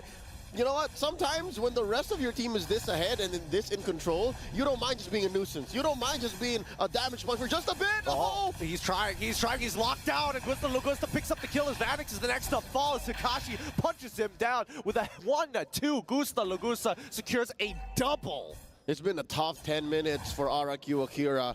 For the first time, they actually get a winning trade. That's the first offensive Zaman Force that Gusta Lagusta got, right? So if only things were better, if only, here we go, one more time. Ah, Luis pulled the trigger too early and even tries to go for the Nature's Barrier outside the map. Netherrealm to try and escape here. Will they get out of there? Hades gets knocked up. What? He ends up dying. He didn't even bother using his all. JPL now on the run, ends up another 2 kills. Fall into the hands of RRQ Akira on the Lord push. Never count Gusta Lagusta out. I was first made familiar with this young man in M4 in Jakarta, and here, all the way across the world in Riyadh, he's showing us, hey, I'm gonna lose the early game, but after my power spike, best believe I'm gonna make you pay. They're still defending though. They're still on their back foot, but it's looking great for RRQ Akira now. They are down about 1,500 gold. What's the items looking like? Well, considering their position right now, it's pretty phenomenal that they actually bounce back, similarly to how NIP Flash was playing in game number 1. Gideon. Why? HC incoming, HC incoming. No, is he almost there? Oh, he's already got the 3 wands. He just needs a little bit more. Hades does get the Blade of Despair. Hopefully that might make a difference now rather than later. Ouchies. Hopefully, they can do a little bit more than this, right? Because again, as NIP Flash, they need to snowball out of control. They might just get outscaled at the very end here. These tanks are going to be very useful for the side of RRQ Akira to buy some time. And there's the Holy Crystal purchase. Oh, Lord, he's full on Harry Potter now. Oh boy. Gusta, you're a wizard. Vanix working on this turret. Takash spots him. Trying to punish that gold later. Oh, Vanix, he is getting so low, and now the full rundown. Hades in the back, tries with the quad shadow, but they managed to get on out of there just in time. Great peel from NIP Flash. All right, Hades in the back, Akihiro-san in the front. JPL doing great work here, but can he stop RRQ Akira's forward march? Diablo, he's able to sustain through this, but Hades, he's going to try again this time. Doesn't get hit by the knockout strike by Takashi. Gets out of there with the quad shadow. No kills just yet. And even so, Luis still standing guard. Hades tries again, once again with the quad shadow. Doesn't find it just yet. Despite it all, he isn't the Warcry user. He is the Lethal Ignition user, so he has to take these trades according to that talent. Yeah, it's full-on burst. It's not the sustainable kind of Hayabusa where you don't mind the fight going 10-15 seconds because you have that window of opportunity where even your basic attack is lethal. Now, Lord spawns, second Lord of the game in the upper quarter of the map. NIP Flash scoring the Little Wanderer early, giving RRQ Akira a little something to deal with. Bottom lane, it's a battle of XP laners. Astro Thunder and Diablo El Guapo going at it. Ooh, misses a hook there. Oh, here we go. Well, he should be fine unless we do see Gusta Lugusta get into the fight. Sagan ends up dying here. LaFell might just be onto something on this one. As much as Assassins get countered by the Netherrealm, if it's forced out early, man, these Assassins, they can really push your buttons. Feathered Airstrike from Curtizi, trying to deter the rest of the members as NIP Flash just target down King, stalling this out. And they want Louise as well. They're going to find as many as they can. But here comes Gusta Lugusta with the Holy Crystal, able to start cleaning up, finds the double kill, and as well as Vanix. They don't have the time to finish this. Can they get it? Hades finds the Lord, and now they're trying to get out of the way, but Sagan, he doesn't mind. Stick closer together. Diablo finally out-sustaining everybody in this fight for Curtizi. He can get the mega kill. That's a full wipeout. NIP Flash with the Lord. 3 for 5. Curtizi not even ashamed to use the Feather Dash right now to clear the waves. Pronto, double time, marching down mid. Let's check out the replay once more. Gusta Lagusta, amazing response, but way out of the fight, the range from the actual fight that was just about to happen. And Hades let out an amazing ult right where it mattered. And then it was too little, too late. Diablo, he was a silent killer here, man. No one noticed that he was able to deal that much damage. Now Louise in trouble, got the kick. But King is able to bail him out of that situation. Luis, he doesn't mind dying, but at this point of time, every single one of these death timers are really going to hurt, especially when you have Lord empowered minions pushing at your inhibitors. Look at this. El Diablo Guapo with a hybrid build. War Axe, Sea Halberd, Queen's Wings, Oracle. Building immortality, if you ask me, up next. I mean, it makes a lot of sense if he does put it together, right? Unless he gets greedy and thinks, you know what, Brute Force Breastplate is the way to go for the extra cooldowns. Just keep going. Yeah, just keep pushing forward, right? Forward combat. Personally, for me, I do think that Queen's Wings is the recent hot item for a lot of these EXP laners, right? It gives you so much, but here comes the I'm Offended towards Kingside. Oh my god, he's getting melted down, but Vanix doesn't get that last auto to proc in time. The Netherrealm saves him. JPL does get a good G-Kundo, but doesn't find any targets whatsoever. And now the Light Wheel is dealing mega damage here with the help of the Oki Shadow Kill. Hades finds one. Hades can get a second Feather Airstrike on second rotation again. He gets him. JPL now extending this lead, handing his hand over to RRQ Akira just to fish him out. Worthy trade. Any day I'll take that. The roamer for 2 heroes, the jungler, and a gold laner.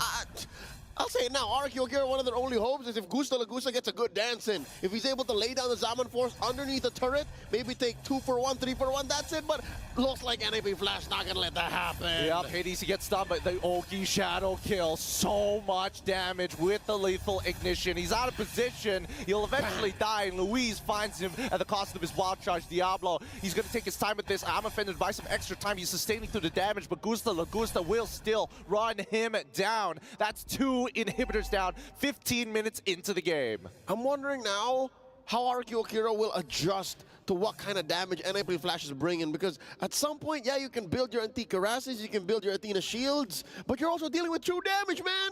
Well, I haven't really seen Vanix do much save for that maybe Shred in that last long team fight, but he's still a threat. And who does RRQ Akira send to fight that kind of threat, man? I think it's about position of where the fight happens, right? I think they need to catch them at a choke point. I think that's a big thing, because right now NIP Flash, with a lot of space, they can hit them from multiple different angles, and RRQ Akira has to go.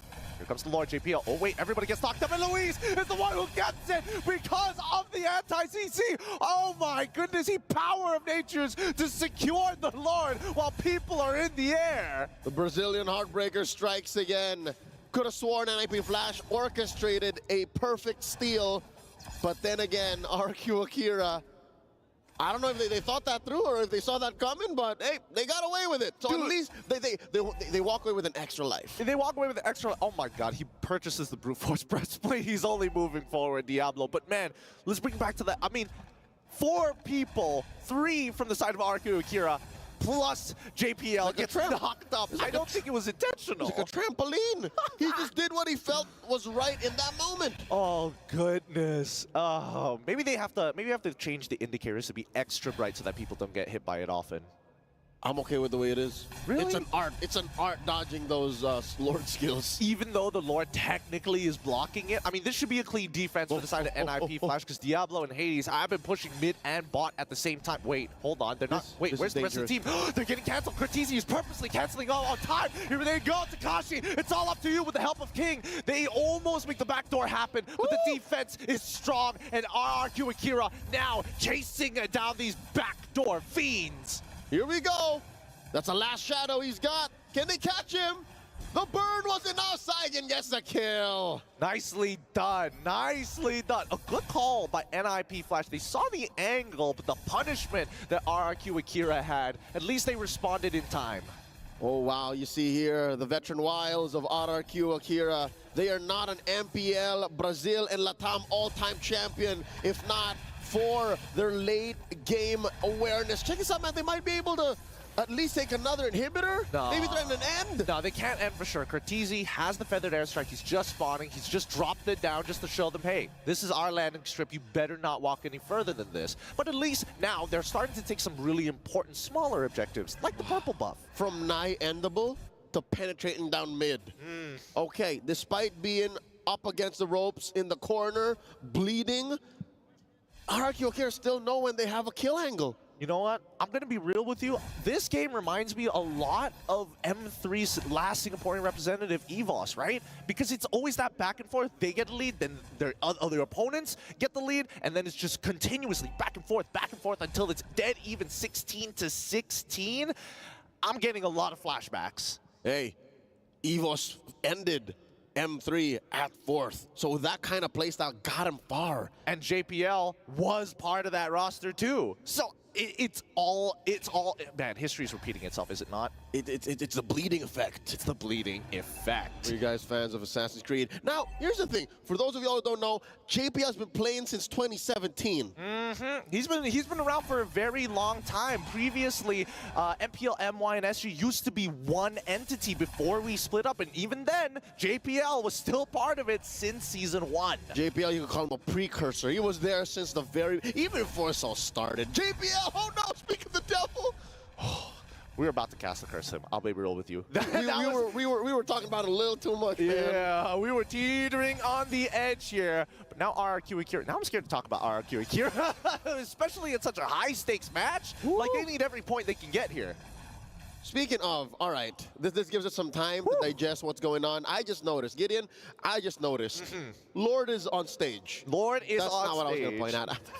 Tier 1 down bottom for NIP Flash is untouched. I mean, it's standing there with about 2.5 HP, but it's still standing. I mean, I don't think at this point of time a single Lord take from the side of RRQ Akira is enough, or they just kind of spit on it a little. It'll go down. It's fine. Spit on that thing. Spit on that thing, brother. A minion trips into it, it breaks. I swear. You know what? Sometimes you just need to relieve the pressure a little bit. Maybe that's what RRQ Akira needs to do. They look at it like a little cyst. They're like, we gotta relieve the pressure. If not, this is just gonna get worse for us. Quick adjustment, you know. Like, give your chiropractor like a nice coffee and can you just hit this spot real quick? Like, I don't need a full session. we're buddies. We went to high school together. Can you just look, please?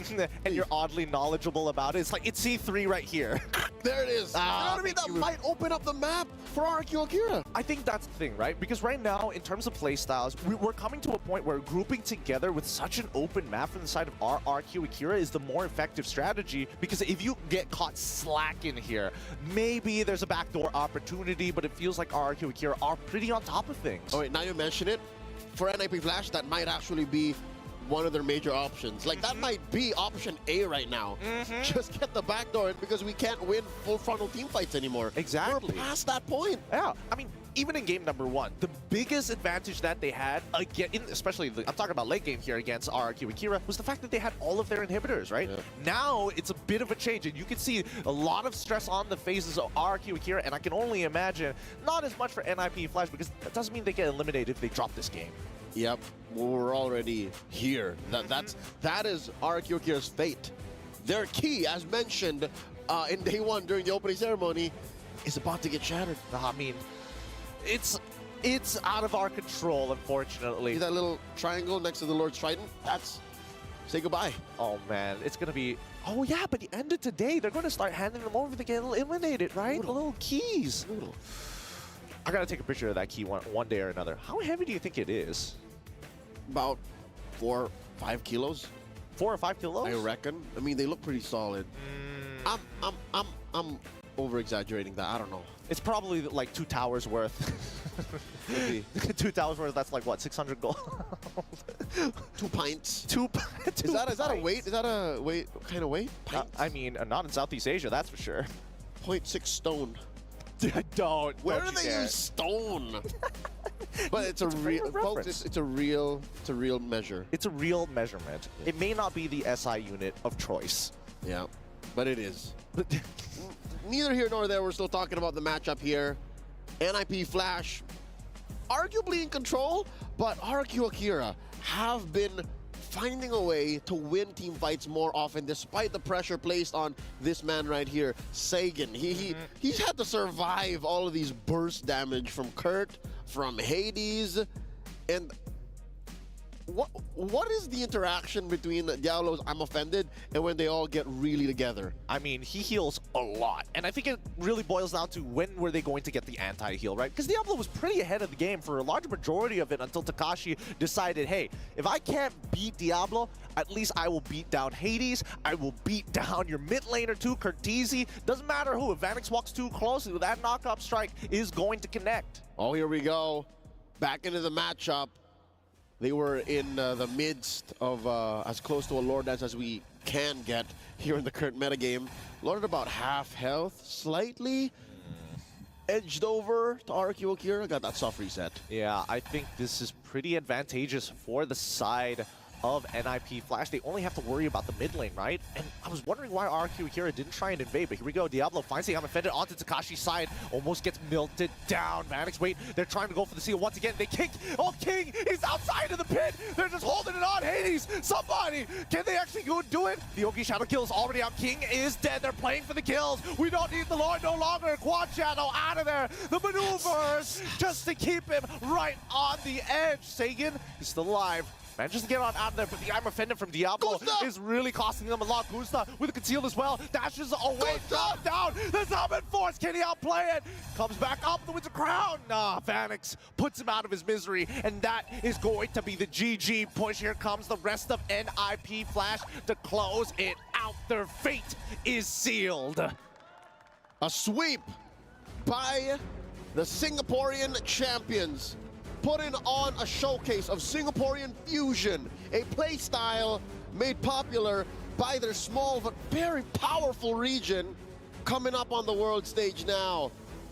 Thank you, obrigado, and GG well played to RRQ Akira. Yeah, that was a phenomenal game, honestly. Both sides bouncing back and forth. But unfortunately, I mean, I had a conversation with Hades previously, and he was saying that my team, I believe in them because this is the time that I see that everybody wants to put Singapore on the map in the MLBB competitive space. And they gotta. I need to get a confirmation, but I do believe this puts NIP Flash right into knockouts territory. This may have confirmed them. Yeah, top of the bracket in Group A. Spicy. And to think we all pegged Evo's Glory to top this. Nah, y'all forgot. Y'all counted out NIP Flash. Don't do that. Don't do that. Not to mention Akihiro-san. Not to mention JPL.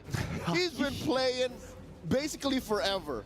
Consider when MLBB Esports became a thing, he's been playing since. He's been playing since, right? He is what we call a legacy player. And honestly, if they were going to induct a legend, I think that JPL very much qualifies. I put him in my top 10. Ooh. I put him in my top 10. Come M5, go watch that video. Don't tell me you're going to start a fan club for him in 2. Don't make me. The JP Lunatics? Oh, yeah, I got the name for you, buddy. Hey, Moon just came back, so, you know, Moon Addicts is still on the table. It's still possible. Let's see how many people are going to be excited for this upcoming interview. It looks like it's Diablo. Can't confirm there is a Diablo fan club. Let's go to Dawood Sandstorm and Marakino on stage. NIP Flash is moving on to the next round. All smiles here from Diablo. You guys are the first team to move on to the knockout stage. I know you're really happy right now. Can you describe to us what's going through your mind right now? How are you feeling? Definitely very happy to survive this group because initially when I first saw it, I felt that everyone has an equal chance, and we proved that Singapore has just a little bit more chance than them, so we made it through this stage. Yeah, and kudos to all the teams. They all fought well. None of them are easy for me, I feel. Yeah. And for sure, you're the team to look out for because now you swept your team, so all eyes are on you guys. Yeah, that's definitely going to add quite a lot of pressure on your shoulders. But I do have to ask, during that first game, it was incredibly close. You guys were a little bit behind, but I want to say the tables turned rather when it came to that Lord steal. So can you take us back to that moment and just tell us what happened the second that moment happened when the Lord was stolen for you guys? Definitely, even though we weren't in the lead because they were in the lead, but we didn't give up on trying to take matches because it's all about the macro game right here in internationals, and we trusted in our jungler to steal the Lord, and he did it. Yeah, that he did, and I think we saw it multiple times, not just the one time steal from your jungler, so very well played for you and your team. You guys are considered the all-star team of Singapore. For sure, everybody in Singapore right now, they're cheering at home. They're so happy with today's result. What exactly is NIP Flash's, what's your, not just your goal, but what are you out to prove in MSC 2024? Because back in M3, EVOS got top 4, right? So everyone back at home wants Singapore to replicate the same thing. So here we are right now trying to replicate the same thing, and even maybe if God allows, we might even go further. Yeah. With your performance, there's a high chance that you will get the podium finish. Congratulations once again, Diablo, and to NIP Flash Singapore. You can celebrate for now. They're going to be moving on to the knockout stage. We're going to break it down for you, so we're heading over to our panel. Oh. You know what? Doesn't matter. We're in the highlights now, where again, what a game between both teams, and this is one of those games where NIP Flash tried to go for the backdoor. I thought it was going to work out, but it didn't. But still, overall, NIP Flash, what an amazing showing from them. You know, there were so many parts in this game where in the Philippines we call it throwable. We just put able in. No, same. Throwable. So many times it was throwable, and if you're a Singapore fan or fan from Singapore, you're definitely going to be shaking your head over some of the decisions from NIP Flash in the latter parts of the game. Despite them already being comfortable, because we know for sure that winning game 1 was all that mattered, but winning game 2 cements their spot at the playoffs. This one kind of made it shaky, but Courtesy showed up, Hades showed up as well. I don't know how they managed to pull this off, because the last pick carry, I really did question it, because it's up against Faramis. We know for sure that Faramis triumphs over that, and of course Harith wins the lane matchup for Scary, but they made it work. Vanix is a god from now on. Woof. Let me just say, Carry will lose to Faramis with that attitude. You can't. Yes, sir. You're right, sir. The coach is like, can you do it? He's like, yes, I can. Yes, sir. You gotta have the right attitude, Wolf. Yeah, it's all about attitude nowadays. It's all about attitude. Look at Gusta Lagusta, right? He has the highest goal, highest damage per minute. Luis, highest damage taken per minute. JPL, 9 assists. Now let me talk to you, Trex. Yes, sir. Right? Because the caster said we put NIP Flash down. It's like no, not us. Okay, who thought one raised their hands? It's all predicted. Yeah. Right? I thought it was going to be number 4. Leo, why would you think? Wait, what did you say? No, nothing. What? Did you say Evo's Glory number 4? No. See, here's the thing. I got a thing called the curse, so I'm trying to help out my boy. I'm trying to help out my boy, Mirko, you know? Yeah. So but yeah, I thought NIP Flash would be number 1 anyways. Yeah, me too. Yeah, they got Mark. Get Mark. Mark is all we need. But great name. Either ways, just to confirm to you guys, NIP Flash indeed advances to the knockout stage. Actually, Trex, I gotta shout you out because he did the numbers, and looking at the situation once they won the first game, yes, they made through the knockout stage. And our ALJ match of the day, that's where we really gotta see, like, who's moving on. Is it gonna be Evo's Glory or is it gonna be Fireflux? Something about ALJ, man, they knew. They knew. It's almost like because That's actually crazy. I don't know. Dude, maybe I'm nerding out. Maybe I'm geeking out. But very rarely do we all get something like that, right? Yeah. And the ALJ match of the day is on point today. They selected the match of the day yesterday. They knew what's going to happen. They knew. Speaking of knowing what's going to happen, you know what you guys have to do? You guys got to tell us your opinion. Scan the QR code for the broadcast feedback survey and let us know your thoughts. What do you guys think can be improved overall when it comes to the show, from the caster segment, the panelist segment, the host segment? Any way we can improve, we want to improve. And now we got to look at the MVP, the Sony MVP of the game. Honestly, could go to anyone, because look at that game, man. Everyone brought their A game. Even what was like, yo, Vanix a god. Yeah, Vanix should not have gotten what he was able to get in this game. I think that Diablo was also very confident in this game. Is the EXP Ruby that we are not seeing that much, but he was spectacular. Hades, of course, doing Hades things, really good at assassins, but definitely will be answered for quite a time. And of course, securing the objectives is what matters most. There will be a good Diablo play here later on. I think it's going to be using the Flicker, but eventually will be outplayed by Gusta the Hyath. We'll see. I mean, a lot of possibilities. I do think, I don't know, Hades, man. I think it's we get to see the Hayabusa work this time, and actually carry through even into late game. It felt like last time we saw the Hayabusa, it started to fall off a bit, but Hades was a monster from start to finish. But it's Curteezy once again. Curteezy though, he's Curteezy though in the game. This Farsa reminds me of Uchiha Madara, man. Like, he brings down one meteor and he was like, nice, Onoki. What are you gonna do with the next one? Nani? Onoki, yeah. Onoki. I don't know, it's okay. Nani? He's an old man, kind of like you. No. Naruto is actually quite old, if you think about it. Huh? It is quite old. It is my era. Yeah, it's your like era. Onoki's. No, I'm talking about Onoki's the old man, right? Oh. I don't know. Either ways, we got some young kids coming up to the stage. Okay, maybe don't say young kids, but you know, either way, match of the day. They're coming in. ALJ match of the day. Fireflux going up against Evo's Glory, the final match of Group A. And what a way to end it, man. I love it. Evos up against Fireflux. I mean, who would have expected it to come down to this? And which way is it going to go? If it goes, and just to kind of lay down the groundwork as well, if it goes 1-1, we go to a game 3, right? Because both of these teams sitting at 0. We need someone to do something. And with that being said, we're going for a short break. But after this, Fireflux going up against Evo's Glory.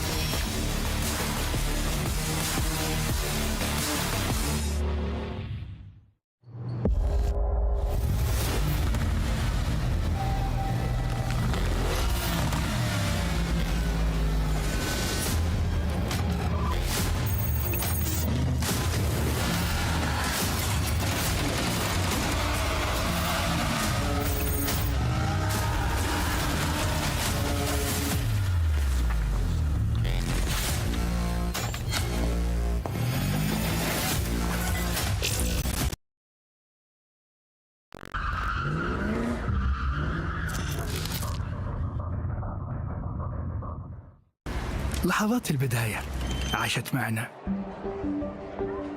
كنا نحسبها وقت للتسلية بس. نحسبها بس ذكريات. عبود أعطي أختك اليد يا ولد. ابتكرنا فيها ابتكارات، وإذا بغينا قلبناها خرافات. كنا نحسبها بس لمة وصحبة وسهرات. انتبه نوب ترى نوب. لكن كنا نشوف عالم ما حد يشوفه. لا تشغل وقته بشيء يفيده. الله عليك على الهيدشوت. عالم كبر وعاش فينا.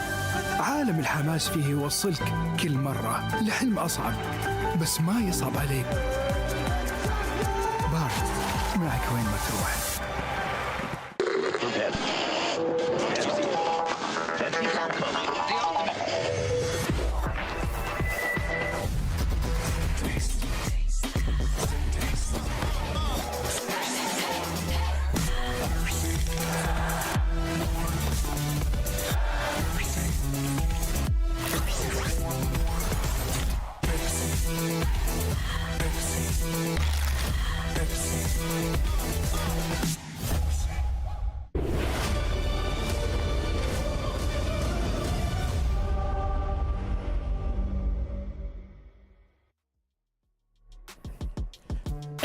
Welcome back. It is the final match, the ALJ match of the day. Firefox Esports coming in, going up against EVOS Glory. Again, this is all about Group A.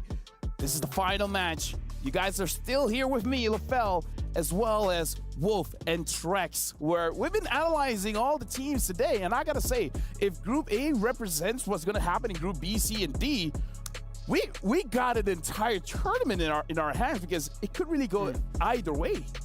Yeah, just about every group. I mean, at first, we all saw the 1-1 format, the best of two, and I maybe questioned a little bit because it's not what we're used to. It's not what we're comfortable with. But I do feel like it's kept this group down to the line and could probably be the same way for just about any group. What I always say about best of twos in any other tournament is that every single game matters. Like winning 2-0 is like almost winning 2 series over just, one. And being 1-1 is almost as if you lost actually a series.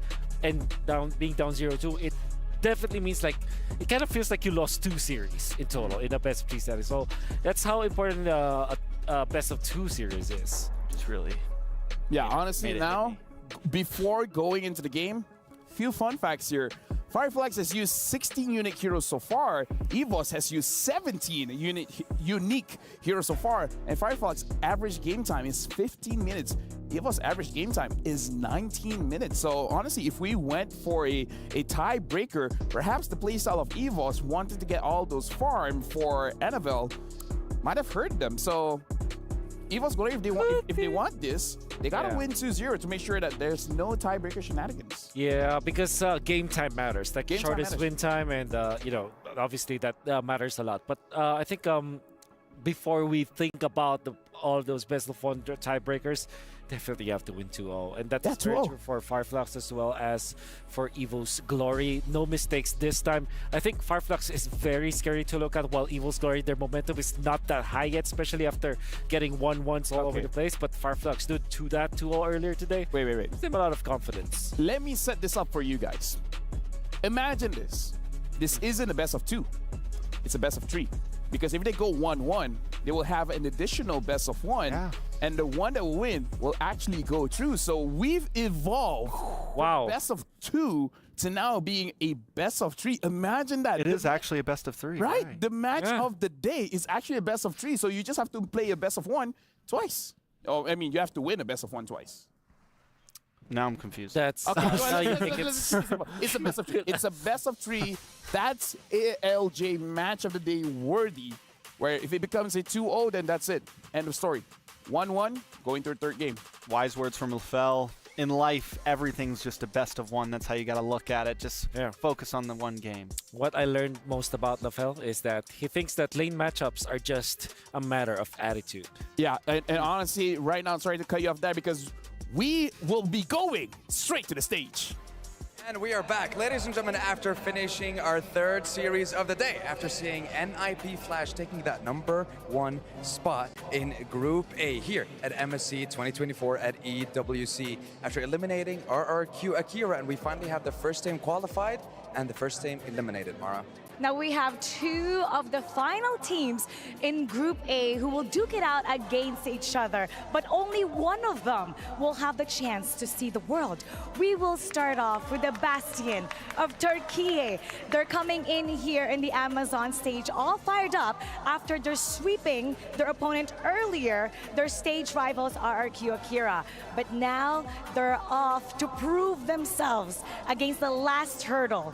Now let's welcome once again Fireflux Esports.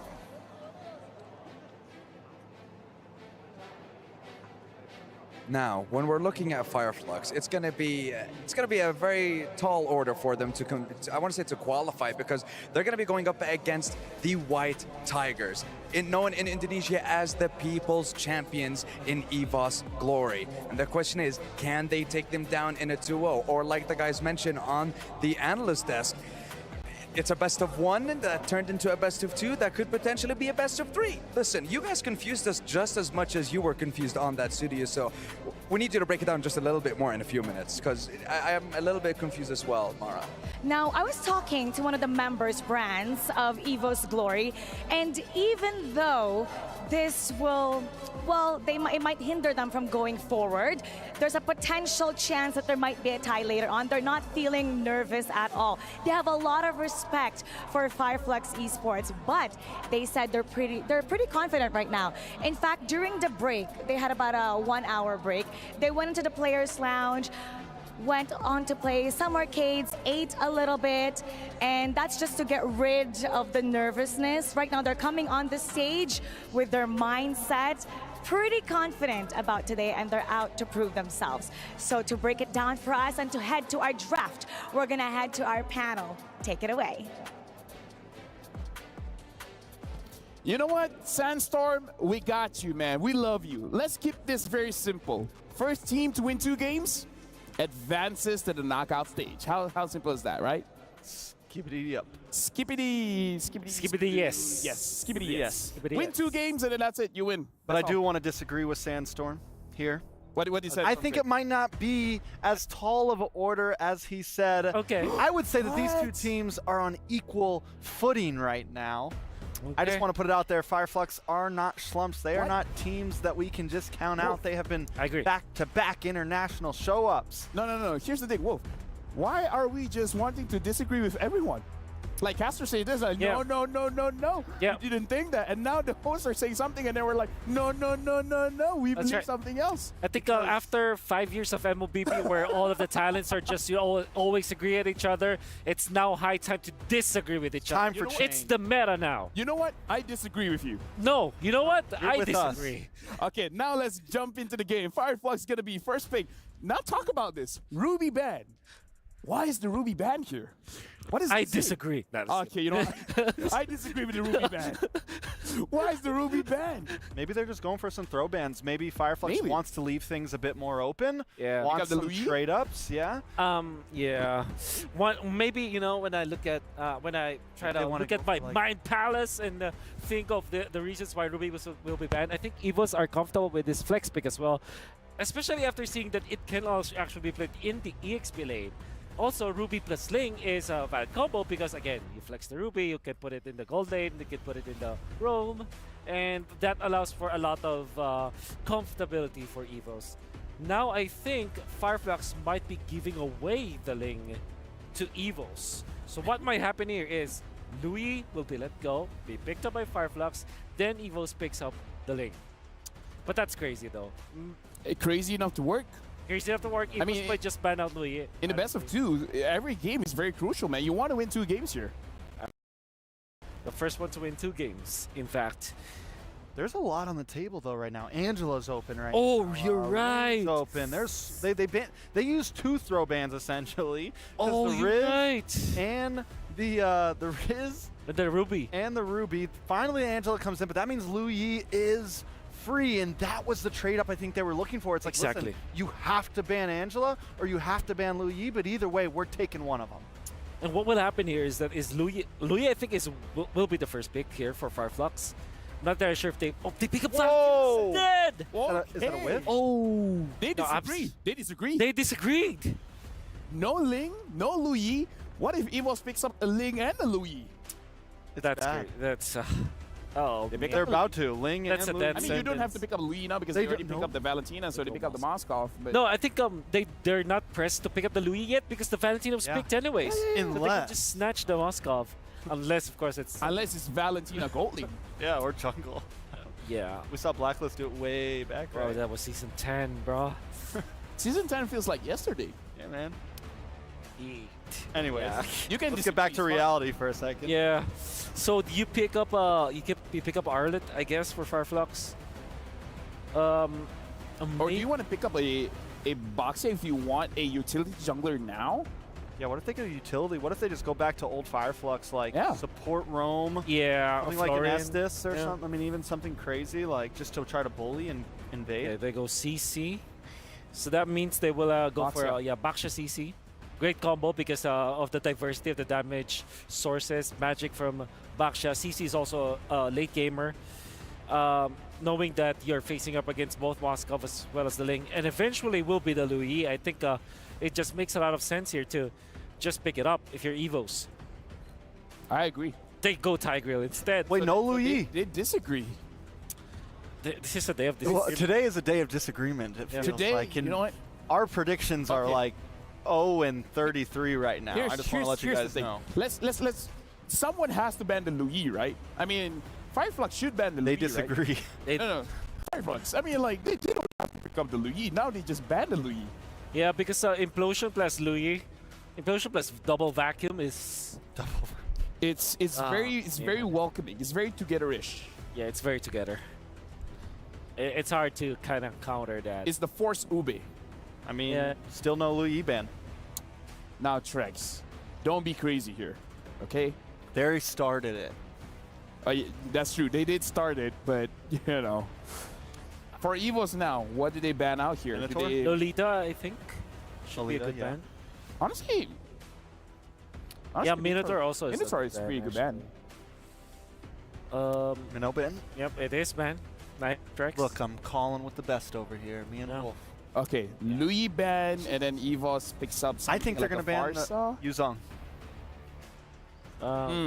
Against the Farza. Oh, I mean, I call it the Farsa, but okay. No Louis. I think you ban. No, the ban's over. Yeah, you pick up. Yeah, that's true. You pick up Louis, right? You last pick your XP. Yeah, you pick up Louis Tiger is just so good. I mean, they already have so much movement. Do they really even need a Louis, right? Like they have can pick a up Louis Ling, last they have a Spear of Destruction. Yeah, true. Maybe what else they counter the Valentino with? Kagura, perhaps. Dice picked up. That would be great. What about Aurora? Goes good in the XP against CC. There's a couple. Exborg is great. Yuzhong is also decent. It doesn't necessarily win, but it's okay. There's an argument for Thams. Of course, the Louis. So how do you counter this, Louis? What gold laner will you pick up if you want to counter this? Or Roamer. A Brody? Go Beatrix, I guess. All right, you know how the Camilla kind of works against the chip because when they teleport? Could that same thing be said for the Louis in a sense? That could be good. Lolita also is good for Fireflux, so they pick that up a lot. Or do you go Novario Robe? Or how about Selena for Fireflux? Selena? Selena's a bit now we're crazy reaching. here. Now we're yeah.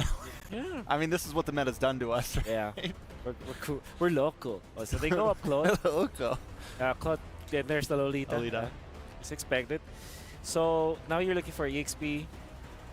You need some sort of knock-up. Edith actually looks okay. Drag yeah. Yeah, Yuzong's still up. Yuzhong and Paquito is good. Honestly, I'm even okay with Thomas. How Something about close and personal? How about the Esmeralda, which I like? Now you need kind of front line. Bats is great actually. Yeah. Yeah, Bars gets picked up. So yeah, we move on. Fireflux. Oh, Evos will win game 1, right? Yeah. They have the Louis. You know what? 100% win here, just in case of our casters. You know, we just want to keep you guys up to speed. But will Evos win this one? Because casters, I'm throwing you to our first best of 3. And we will safely catch. Thank you so much, LaFell, Trex, and Wolf. Back at it at the desk, calling today's ALJ match of the day. It's EVOS Glory going up against Fireflux Esports. Lil G, what do you think of this draft? Because both teams actually threw us a few balls from left field, and neither of us expected the Louis to come out right then and there. Well, L to the EO, I think that somebody was going to have to pick up the Loyi. I'm going to be honest with you, I agree with our panelists. This Loyi pick was hanging around for like a little too long. And it had to. I mean, I agree with them. 100% win rate looking really good so far, considering the plays we've seen so far with the Loyi. Man, it's going to be fire. It's going to be quick. It's going to be fast. There's going to be a lot of feints. It's going to be epic, as the kids say. Now, wondering how they're going to pull off the double vacuum, because Wolf mentioned it, and just hearing about it, not even seeing it just yet, threw a shiver down my spine like goosebumps, you know? Storybook that I grew up with. But looking at the lineup that Fireflux Esports has, I don't think they mind, because they're very upfront, they're very in your face. And Apex 47 on this Lolita, oh wait. Oh, Alien, he's fine. Yeah, forces out an early Purify, though. That could be a potential punish later down the line. We'll see whether or not they're going to be able to exploit this advantage, but for the time being, at the very least, they're making sure they have good coverage along the river line. Yep, so far, Fireflux Esports not showing any signs of vulnerability, despite, again, the 100% win rate Lu Yi being in the hands of Clawkun. And look at this, Tianzi getting a little cheeky, crossing the river already. Gut-checking Annabelle's like, all right, I know you're a Ling, and early on I know I can take you. So what you gonna do about it? Exactly. And Annabelle very confidently in front of Tianzi's face, knowing that he's got dreams to back him up in case the worst happens. In the meantime, right, where do you think these attacks are gonna come from, right? Because I'm expecting Apex 47, he can't be at all places at once. And I was thinking maybe man-to-man defense, but maybe he doesn't necessarily have to do that. Okay, now that we're talking about it, we mentioned the forced Ube. Maybe Fireflux Esports wasn't gonna go Ube anyways, you know what I mean? Like, it has been seen through the years, proven through many competitions that they take a good few pages, maybe a chapter or two, from Blacklist International. So they're not ashamed to put that out on display, and looking at the way that they're playing still with the Lolita, they want to be everywhere at the same time. They want to be very together. Now, Turtles started up already. TNZ and the rest of Fireflux Esports on the scene first. Very low retribution range. Oh, catches in mid-air, allowing TNT to get the first turtle of the game. Apex can flicker, but he knows he's not going to hit anybody. That Numenon Blast is dangerous. A good start for Fireflux Esports, and now stealing away and taxing the camps from EVOS Glory's side of the map.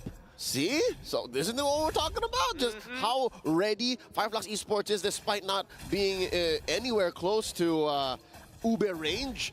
Just the way that they're in sync. And you mentioned this earlier, how they played for like years now and they never change. These are teams that are the strongest. I don't know if it was, we've been together the past few days so often. I don't know if it was you said it or someone had breakfast with it, but yo, it's these teams that have, oh no, it was, I think it was Luis who told this to me. Yeah. I saw him at breakfast and says, yo, Fireflux are so strong. They've been together for so long. Oh, the purple buff. Was it stolen? It's hard to see with so many people that are getting sucked up to get Apex with the shield that saves their lives, making sure that there wasn't a punish. But luckily, at the end of it all, Annabelle walks away with his purple buff. Does he? No, he doesn't. Oh, he doesn't? TNT. It was TNT who gets it. TNT stole it. Oh, no. Does he get punished off of this as well? Wait. What? Is that a visual bug? Could be. I swear. I'm not colorblind, right? Sometimes, you know, he doesn't have the purple orb. Yeah. Wait. Let's check it out again. Let's check it out right here. We're going to get clear confirmation. He gets the small camp.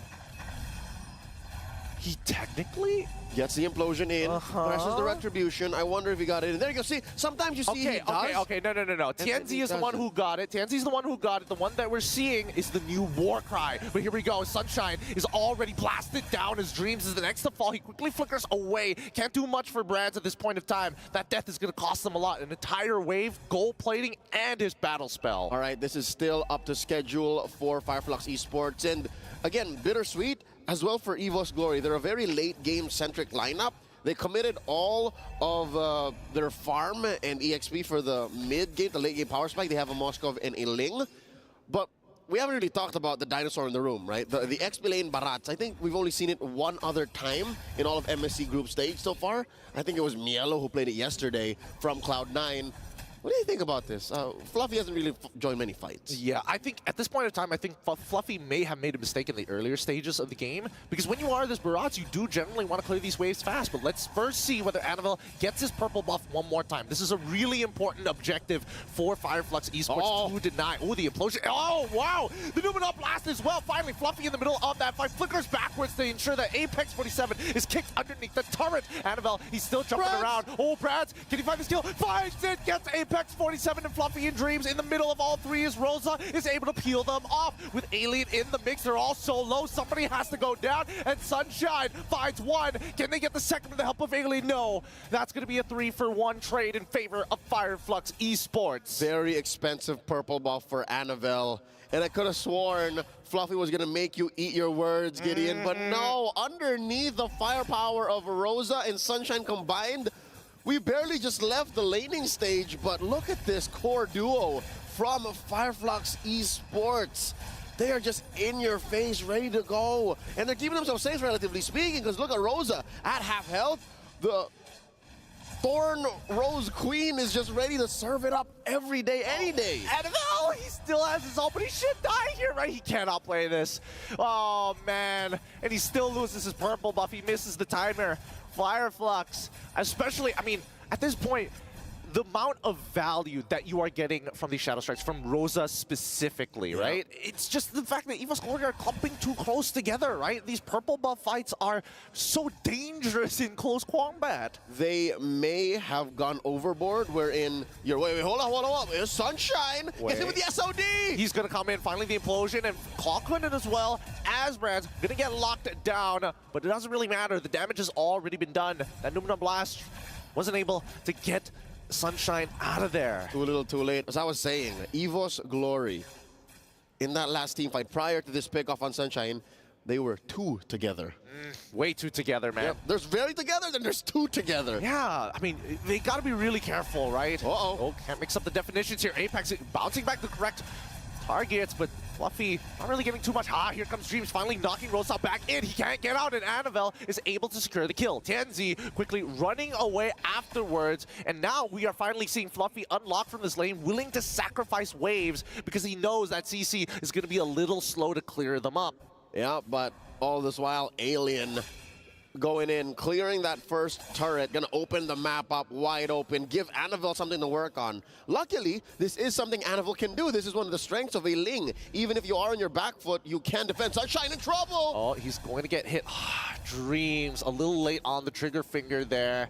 Yin-Yang reaction connected, but wasn't enough follow-up. Clockwood might be in some trouble. Tenzi's gonna get pushed away here. There's so much peel to go through. Yeah, but also a little too bold for Tianzi. Going 3v1 this early on, I know that he can, right? Mechanically speaking, the boxer could kill the Lohi, but there were three, dude. It took him 2 seconds to say, never mind. Yep. He even committed the retribution as well. It's just like, I've already committed, right? I gotta get my money back somehow. We're here. Oh, here we go. 6 more seconds until we see Tianzi actually get his retribution back online. Annabelle still holding on strong, but he's leveled down. Now, Fireflux Esports continuing to control this space, and Fluffy, he's just taking, oh my goodness, he is absolutely eating so much damage, just soaking everything he possibly can. And the Numenor Blast already hits 3. Clockman is going to fall down. Sunshine finds one with Rosa, getting the second, and they're going to completely give up the neutral objective. This purple buff needs to be rushed down before Tianzi says hello. He doesn't have the retribution, but it doesn't matter because Annabelle does. He quickly gets on out of there with the Tempest Blades. Finch poises and says, hey, I'm going to start pushing the bottom side, and Fireflux going to chase. Come get me, says Annabelle. It's been a tough past 5 minutes for EVO's Glory, specifically Annabelle. Man, they got a little mini game going on within this game 1 of this series. Just like Shahrazad in that little corner is like, okay, there's the rest of the map to deal with. Can I get the purple? Because I need it. That's just the nature of the beast here. I'm a Ling. 3v1 on Alien, who, by the way, rarely leaves his lane. Like for the past, 9 minutes of this bout, he spent a record 30 seconds out of top lane. Well, here's the thing, right? Because of those 30 seconds that he slowly accumulated, he is significantly ahead of Barats, right? He's been getting farm from fights, from lane, and it looks like the Lu Yi's map folding abilities. Oh, wait. Sunshine gets out of there with BMI. Quickly has to use his Purify as well. Clockwood is looking to finish them off, but look at the mid lane, right? We are seeing that Brands on the same, receiving the same type of punishment. They trade Marksman for Marksman, and now, does it escalate further? No, Rosa just doing Rosa things, making sure that they get taxed whenever they make contact. A little more painful for Brands. He died inside his base. Oh, what is happening? What is happening right now? It feels like Brands is trying to recover from the previous game loss. I mean, they've been just going like 1 win, 1 loss all the way through the groups. That's just how EVO's Glory is, right? That's their characteristic and their run in Season 13 as well. But they don't have a whole season to do this. Now they're going in. Genzi, he's going to get pushed in towards the purple buff pit, but they're just going to give it away. It's not worth fighting for. Wait, Annabelle, he still has the Blade Tempest to get on out of there, but the Numeral Blast does connect, but not enough. Canceled very early on by Fluffy. That's a buff worth fighting for. Annabelle, did he get it? No, he didn't. Oh, no. It's not even worth fighting for. It's anymore. tough. Oh, wait, he spits him back into the wall against Apex 47, and now the full team is going to start scaling down to get the space. Implosion looks good, but it doesn't matter because the damage is even better for Fireflux Esports. Ooh. Alien ends up going down as he tries to zone out the back line, but Annabelle is able to trade back too. So at the end of it, it's going to be a 2-for-1 trade in favor of EVO's Glory. It's a fadeaway Hawk to a 360. Oh man, he's just spinning on that thing. I didn't know that mechanically that was possible because again, in the past 2 years, you rarely see a Barat with a flicker. You usually see a Barat with a retribution. So seeing him go, Detna's welcome, flicker back, throw you into a wall that previously wasn't there from the previous angle is a pretty impressive goal. And now, EVO's Glory, the map's opened up for them. They're on the offensive. And this is why Luyi is so good. Annabelle just chasing these kills. Blade of Tempest already coming out. Oh, the Numenor Blast does connect onto 2 though. Retribution committed onto Annabelle with no Finch points. He's in trouble. TNT, he wants to get the kill. Fluffy says no. Tries to split him to Rosa, but Alien takes the shot for Rosa to secure Annabelle. What a team play as Fluffy falls to Alien. Call it a royal comeback. The Thorn Rose Queen. Just as quickly as they were on the defense, Fireflux Esports are now in the Lord Pit. The first can you believe it? This is the first Lord of this game. Get in, it's almost 12 minutes in. It's 12 minutes in. We've already got 19 kills and all wait, hold on. No, don't do it. Don't take it. Please. Don't. Oh, okay, they don't take it. But as of right now, we have learned that Fireflux Esports, man, Rosa, the Thorn Queen, she has a tight grip on this game and taxes EVO's Glory every single time they try to mess with her garden. A brutal Monarch, 6-1-4, get in, 6-1-4. Do the math, 80-90% of all kills in this game, Rosa has been part of. That's how important this Valentina is, and I can't even put a finger on what ults this Valentina is stealing. Like, a lot of those kills, it's just the normal kit of the Valentina doing work. Yeah, and, I mean, there were times that Rosa has taken an implosion. The other time took the Daytona's welcome. So really, it's very situational, right? Rosa being very, very fluid with the way that they're utilizing the IMU. I mean, the whole team. There's a lot of ways you can use it. Now another fight down bottom. Gets spit back into the wall here once again. Taking it slow, but it looks like Tanzi, he knows he's out of commission at this point of time. Pops the Tortoise Poissons, prays that the rest of this team can get 2 inhibitors at this point of time. Tanzi, he's not going down. He's not dead. Finally, he dies. Dreams flickers in with the implosion. The Purifies going to completely deny him his engage. Annabelle looking to trade back. Wisdom Nature already popped out, but oh my god. Apex says no. Keeps him in his place as the Lord is cracking down on that crystal. Hawken is trying his best to get as many yin-yang reactions as possible. Moving blast. It's 2, but that's an instant purify back from EVO's Glory. This wave is actually working against Fireflux Esports, extending the range, extending the damage, and Clawhood looking to find anybody caught slacking. That bulwark ain't nothing, man. Up front is where the projectiles get stopped, but with the missile expert, it's underneath your feet. Apex 47 got swept out from under.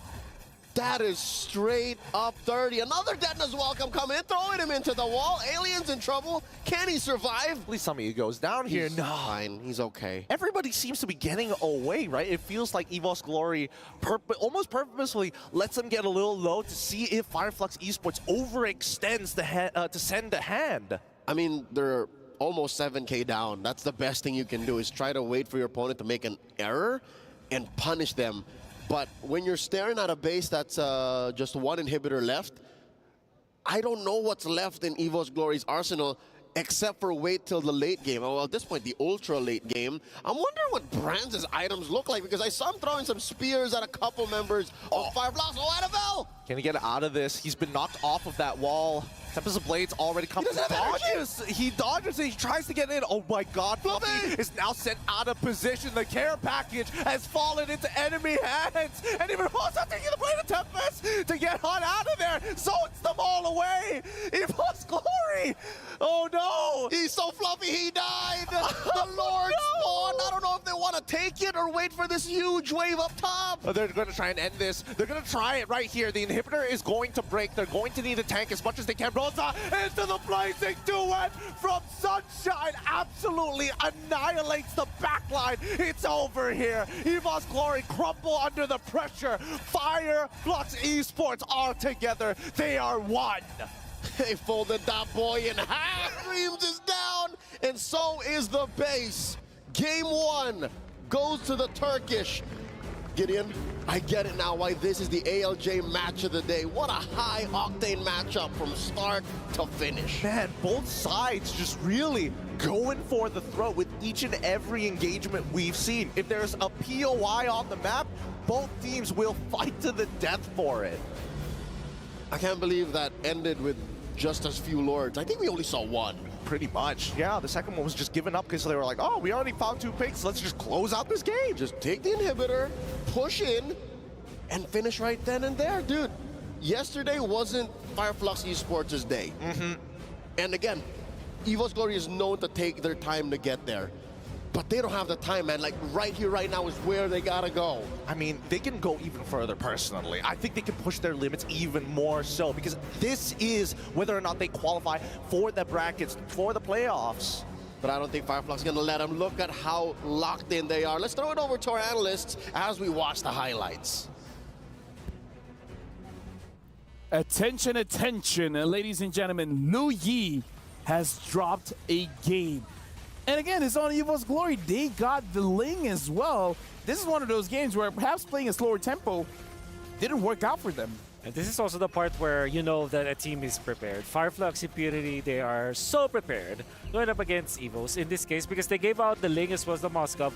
And of course, this Lu Yi that they answered with just one pick. That's going to be the Lolita, which we saw in this game was so effective. Apex 47 just shut down Anaval as well as Brands. Clockun had a lot of great time, but then again, you could see that they closed it out really well. But my personal MVP for this is Rosa. What a god. Yeah, Rosa the god right now. I mean, just a monster overall. It all started in the very beginning. First turtle, Annabelle goes for the jump, Finch post to Finch post, and Rosa pulls out an implosion, pulls Annabelle from the sky. I mean, just, it feels like Fireflux is getting better and better and better as all of these games go forward. So apparently the answer to the Ling is the CC as well. At this time, Alien got a lot of farm, ton of farm. Went up against the Barretts, which I understand why EVO's picked this Barretts up, because they're gonna need a frontliner for both the Ling as well as the Moskov. It makes a lot of sense in the end, but CC is a traditional counter to the Barretts, so that lane is definitely going to be in favor of Alien with the highest GPM now. And then there's also that neat trick where you can actually counter the Ling with the CC. As long as the CC is keeping up with items, you know that the Ling is not gonna have a good time because of the curtain call. But again, I gotta say, as a Lolita main, I love watching Apex 47 using that Lolita, kind of making it so that any kind of engage, like even getting the yin-yang reaction or yin-yang duality or yin-yang this and that. Double vacuum, Double vacuum, triple vacuum, the skibbity, skibbity vacuum. Something. You know, it's like skibbity. The Lolita was able to answer a lot of problems that EVO's Glory had. Yeah. So EVO's Glory, I feel like after that game loss, because again, this is a best of 3. As long as EVO wins the next one, they do have an opportunity to go to the knockout stage. But I don't know, that game would hit your ego, man. Like you got Ling, you got the Lu Yi, you got a Moskov, and you still can't take home the W. It's essentially a shopping spree for everything that EVO's Glory likes. They really like to play this Lu Yi for Clockwood, and when you look back at that game, Kokon was phenomenal. Actually, seated on the shots. It's just that in the end, his teammates, they cannot keep up with the tempo that you're seeing coming up from Fireflux. The thing with Moscow plus the Ling is that it's almost a very strong composition. It's actually really, really strong. But you kind of need the bridge to go to the late game. That's why I felt like maybe Farsa would have been good, but it was bad out. Maybe a Vexana could be good, because these are the heroes that kind of don't shine anymore, because the Luyi becomes a star when the Luyi is there, and you need to play fast if you're playing Luyi, which kind of doesn't connect with the playstyle of Ling plus Moskov. I mean, now we got to continue our conversation, because we're going to look at the Sony MVP of the game, and you guys already threw in your nominations. We heard Rosa, we heard Apex 47, and now we're looking at the highlights here where, again, the tempo coming in from Fireflux is very impressive. Yeah, I mean, everyone just played so amazing on the team, and you can see here there was moments when Sunshine was popping off, but it just felt like the whole team was playing as a unit through and through. Yeah, I can see that in this case. Sunshine will be taken out, but look at the trade coming up from Fireflux. They didn't let go of the tempo. This is an off-cam kill onto Brand, so no matter what happens, there is always pressure that's applied on some parts of the map, even when they lose Sunshine in that trade. I don't know, man. Looking at the highlights again, impressive work coming in from Fireflux, but I gotta say, Dreams didn't have a lot of good implosions coming in, because every single time he actually got an implosion, it gets canceled out. People are able to purify out of it, but dude, Rosa in this game, man, is like the god. Performs on the Louis, on the Farsa, and now on the Valentina as well. 16 KDA, dude. Saw that last clip where he was able to take out Annabelle, eventually chasing him down with a double dash in the first kill. Then he kept on, he actually copied the Louis along the way, TP'd to the Kramer's bush, eventually got another kill for his team. I mean, how good Rosa was in this game. It was juggling between the implosion as well as the diversion to get the most out of this Louis. Yeah, honestly, again, this is going to be an amazing best of 3, but now we've heard insights from our analyst Wolf as well as Strex, but now we got to go over to our Aces ROG reporter. Atrina, what do you have for us? So we heard from Diablo earlier, but now we get to take a listen to the experience of Hades earlier on. As you know, NIP Flash, they are the first team to be able to secure that slot over to the knockouts here at MSC. So the first thing that I wanted to ask you is, after the few matches that you've played so far in the past 2 days, you guys have been given a new nickname. You guys are now known as the Singaporean Devils. How do you feel about that moniker? Do you like it? I mean, me and our team, we want to put Singapore in the map. So I think it's a good thing that they calling us the Singaporean Devil, because we are here to prove that Singapore can compete in international. For sure, finally, right? I mean, I don't think anyone expected you guys to come this far, because, you know, no hard feelings to you guys, of course, obviously. But like, this is like one of the first times that finally Singapore gets put onto the map. Like, people were expecting Fireflux to do well and all these other teams, but you guys actually made it there first. So with that in mind, at M5, unfortunately, Team Flash, they were knocked out first in the group stage after that first game that they played. But now you guys are the first ones to actually secure that knockout slot. What do you feel? What happened? Give us a little bit of insight to it. Was it easy? Was it difficult for you? Were you nervous? I mean, what happened in M5 is we made a lot of mistakes, so we bring it in MSC so we don't do the same mistake. And I think the additional of Diablo, JPL, and Curtizy made it really big impact. Oh, Hades, can you give us a little, spill? Like, what mistake was it? What made it different this time? I think the last time is we don't have really a good chemistry, but this team now is, I think we are pretty all close, so I think the chemistry is good now. I mean, we saw it, right? And there were so many moments where I'm like, whoa. What was happening? It seems like everybody was already on the same page. So, of course, best of luck coming forward to the knockouts. But before I let you go, Hades, I have to ask you one more question. We do have 2 more teams that are still struggling here in the group stage, and it will go down to this final match of the day. It's going to be Evo's Glory going head-to-head against Fireflux. Do you have any messages for both of the teams? Good luck to Evos and Fireflux. May the best team win. Oh, okay. All right. May the best team win. Thank you so much, Thank you. Singaporean Devil. And I hope we get to see you in the next time. Thank you. Thank you so much. Thank you very much to Eterna as well as Hades. Again, good words coming in from them. But for you guys at home, don't forget to lock in your STC predictions for EVOS going up against Fireflux, because again, this is our match of the day. Head on over to stcplay.gg to predict the team that you guys think is going to win, because throughout the day it's been a best of 2, but this time it is a best of 3. Keep in mind that Fireflux did win game number 1. We got to see the changes coming in. Can EVOS bounce back? And I'm going to go on and questioning our analysts. I'm going to start with Trex, actually. Do you think they can bounce back? Do you think EVOS Glory can bounce back? The possibility is there, but the way, I mean, they got to do it off just straight gameplay. The way that Fireflux did that last draft with willingly giving up the Liu Yi through 5 picks, I mean, all the way to second phase, still didn't ban it. They knew that they were going to get the better in that game. You know, they came into that game very confident, gave them, like we said, they gave them so many powerhouse picks. Yeah. And they had an answer for them. So either they've got the code broken, like they just have EVOS figured out right now, but EVOS has to come with something here, and I don't quite know what it is.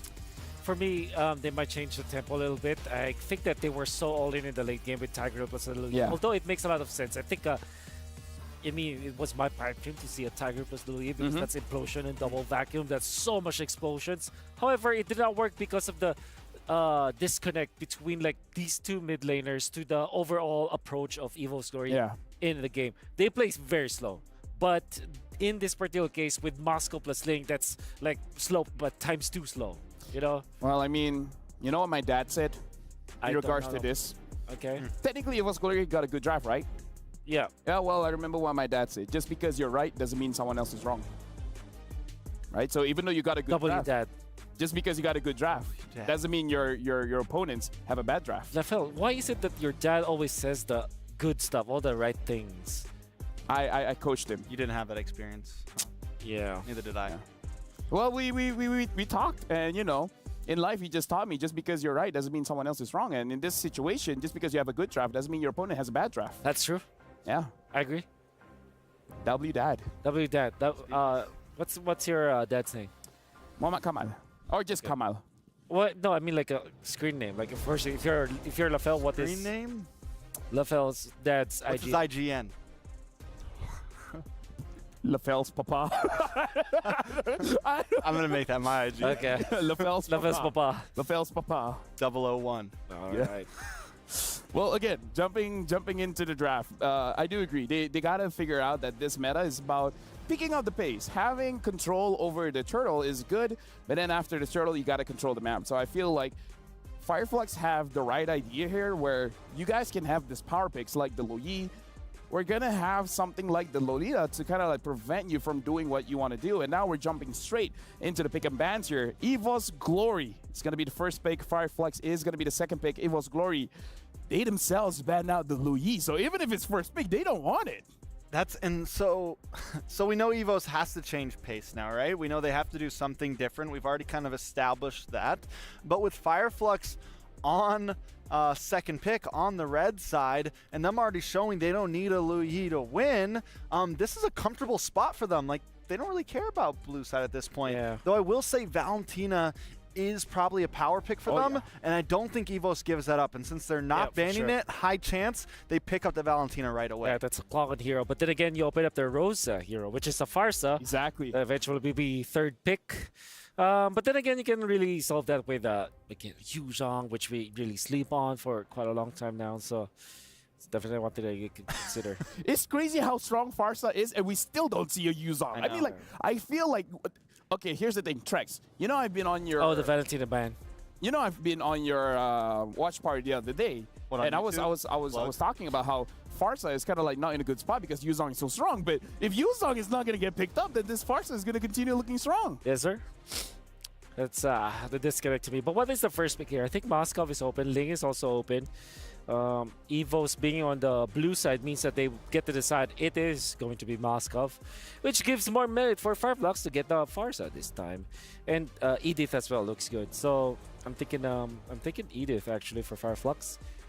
There's that Arlet as well that that can also be picked up by Fireflux. Can we talk about Rosa for a bit? Because I even remember the previous M series, Rosa was a monster on the Lilia. So it's kind of like, it doesn't matter what the meta is right now. Just give me any mages. I'll show you how it's done. At this point, I wouldn't be surprised if Rosa is like, you know what, give me the Terizla. Let me show you how Terizla mid works. It feels like Rosa always has an answer somewhere there. And Fireflux in general has always been known, you know, to not only be able to stick to the meta, but to think a little bit out of the box. You were saying before, you know, the Leomord picks on Tienzi in the past, one of the things that they were able to beat teams like Blacklist with. So I think right now we're keeping it simple. They do pick up the Faramis here. They pick up this Basha, and I think the Faramis is a great pick, especially coming after the Moskov, because Moskov's, you know, not the greatest against someone that can kind of bring everyone back. But you don't want to expose yourself too much if you're the Moskov. You want to get in there, get out with your dashes. But Evos can answer with either Farsa or Vexana is also good versus the Baksha.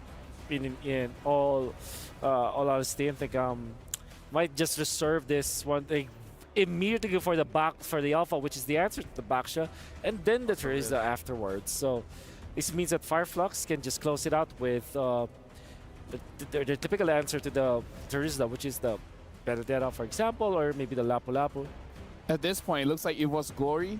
They're going with comfort. They're going with what works when their mind does work.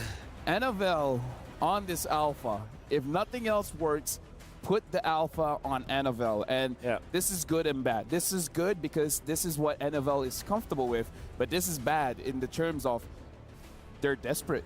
They don't have any other options here. I like this pick from the Xborg, but it means that you're kind of required to ban the Lilia now if you're Fireflux, because it's really good versus both the Faramis as well as the Xborg. I like the Minotaur ban, obviously. It's great for Fireflux. Not only that, but Fireflux running out of marksman choices here, right? With the Moskov gone, the Claude gone, the Roger gone. We still have something like we saw the Beatrix a few times. What comes after that? You know, if they decide to ban out the Beatrix here, it's like, Brody? They go for the Lolita. Good ban of the Lolita. This is perfect. But that opens up the Beatrix. Harith, no. Wait, no, Harith's banned too. Yeah, Harith's banned. So, what else do you answer with a Moskov again? Carry feels scary against a Alpha. That's true, but you have to get so close. Maybe if they pick up Matilda, this could be an Ixia as well as a carry. You know, just sounds really good Beatrix for Fireflux. Almost a Grok here. To go with that. Yep. The Grok looks good. Where's the Moskov? Maybe Tigreal actually for Fireflux. But Apex 47 really lacks that hero. Not in this tournament, but yeah, in tournaments before. We know that he can play it. Wait, Grok is still open. Grok, Grok, Tigreal I think are definitely options. They go for that carry we were talking about. Okay. Now Evos still needing a mid laner. Ooh, Xavier. Okay. Wow. And the Edith. Edith is really good in this composition for Evos. That's going to be the roamer. I'm very interested in the Xavier, man. I've heard it's strong, but I haven't seen it just yet. Well, it kind of gives you something similar to what the Lu Yi provides in terms of like the duality, right? You get that Mystic Field, you can get some CC, you can kind of lock people down a bit, and especially against something like the Fermis, things like this Xborg. So you can kind of slow them down when they're trying to come down on you. You want to go Kaja if you're Fireflux, or do you want to go safe with Tigreal and Grok? But Kaja carries great. Pair up with a Faramis, they go back to the Grok. It goes back to what works. I think Fireflux's lineup is so composed and so on brand, I would say. Yeah. Well, gentlemen, now that the draft has been concluded, again, this is all or nothing for both Evos Glory and Fireflux. And with that being said, we're throwing it over to Leo and Gideon. It's your turn.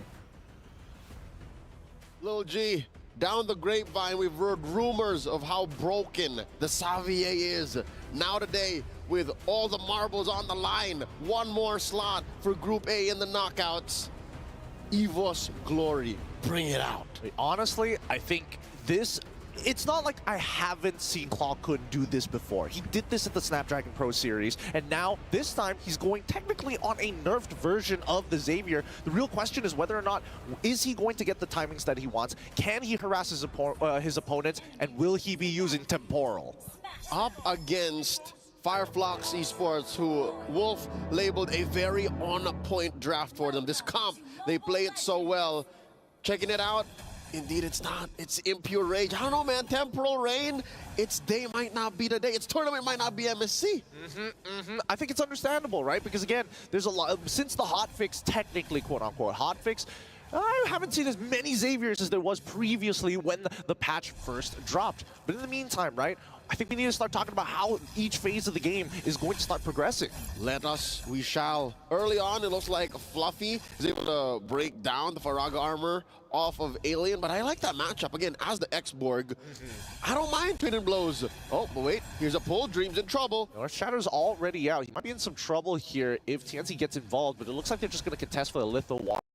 No contest for EVOS Glory. And Annabelle, he just needs to scale up, right? As soon as he scales up, at least tries to get more EXP rather than the gold, he's going to get to a point where that Spear of Alpha is going to be on a very short cooldown. But now the instant invade from TNZ with the help of Apex, scouting out the information, Annabelle, knowing that Dreams is weak, has to pull back. That's miserable. If I were the Alpha in that situation, and a boxer just drives by Retributions, my small cap for me to hit level 4, I would be maulding. I would be maulding too, but honestly, it's not like it's his fault anyways, right? It's just the matter of fact of, well, I don't want to see symmetrical punishment, but it trickles down the grapevine. That's right, it adds up. These game of inches that Fireflux Esports is playing, they're just so good at this. Now with the turtle spawning in about 5 seconds from now, I'm looking at, oh, forcing out a flicker from Fluffy. Checking out Dreams. He's first at the scene, and he's taken the river bush, getting a lot of farm there, getting a lot of XP to hit level 4. Rosa gets it. Yep, Rosa hits the level 4, and Alien's like, with or without the level 4, I'm close enough to just buy enough time, right? Because it feels like Fireflux Esports have this turtle in the bag, but I could be wrong. Look at them. They're going to slowly take some space. Rosa ready to pop the Nether Realm. Dawning Light already coming out. Alien, he's kind of low, but TNZ secures that turtle. And now the rest of the team, with the help of the Nether Realm, going insane with the last Insanity. Apex finds first blood as Dream looking to engage. But man, Apex 47, great positioning.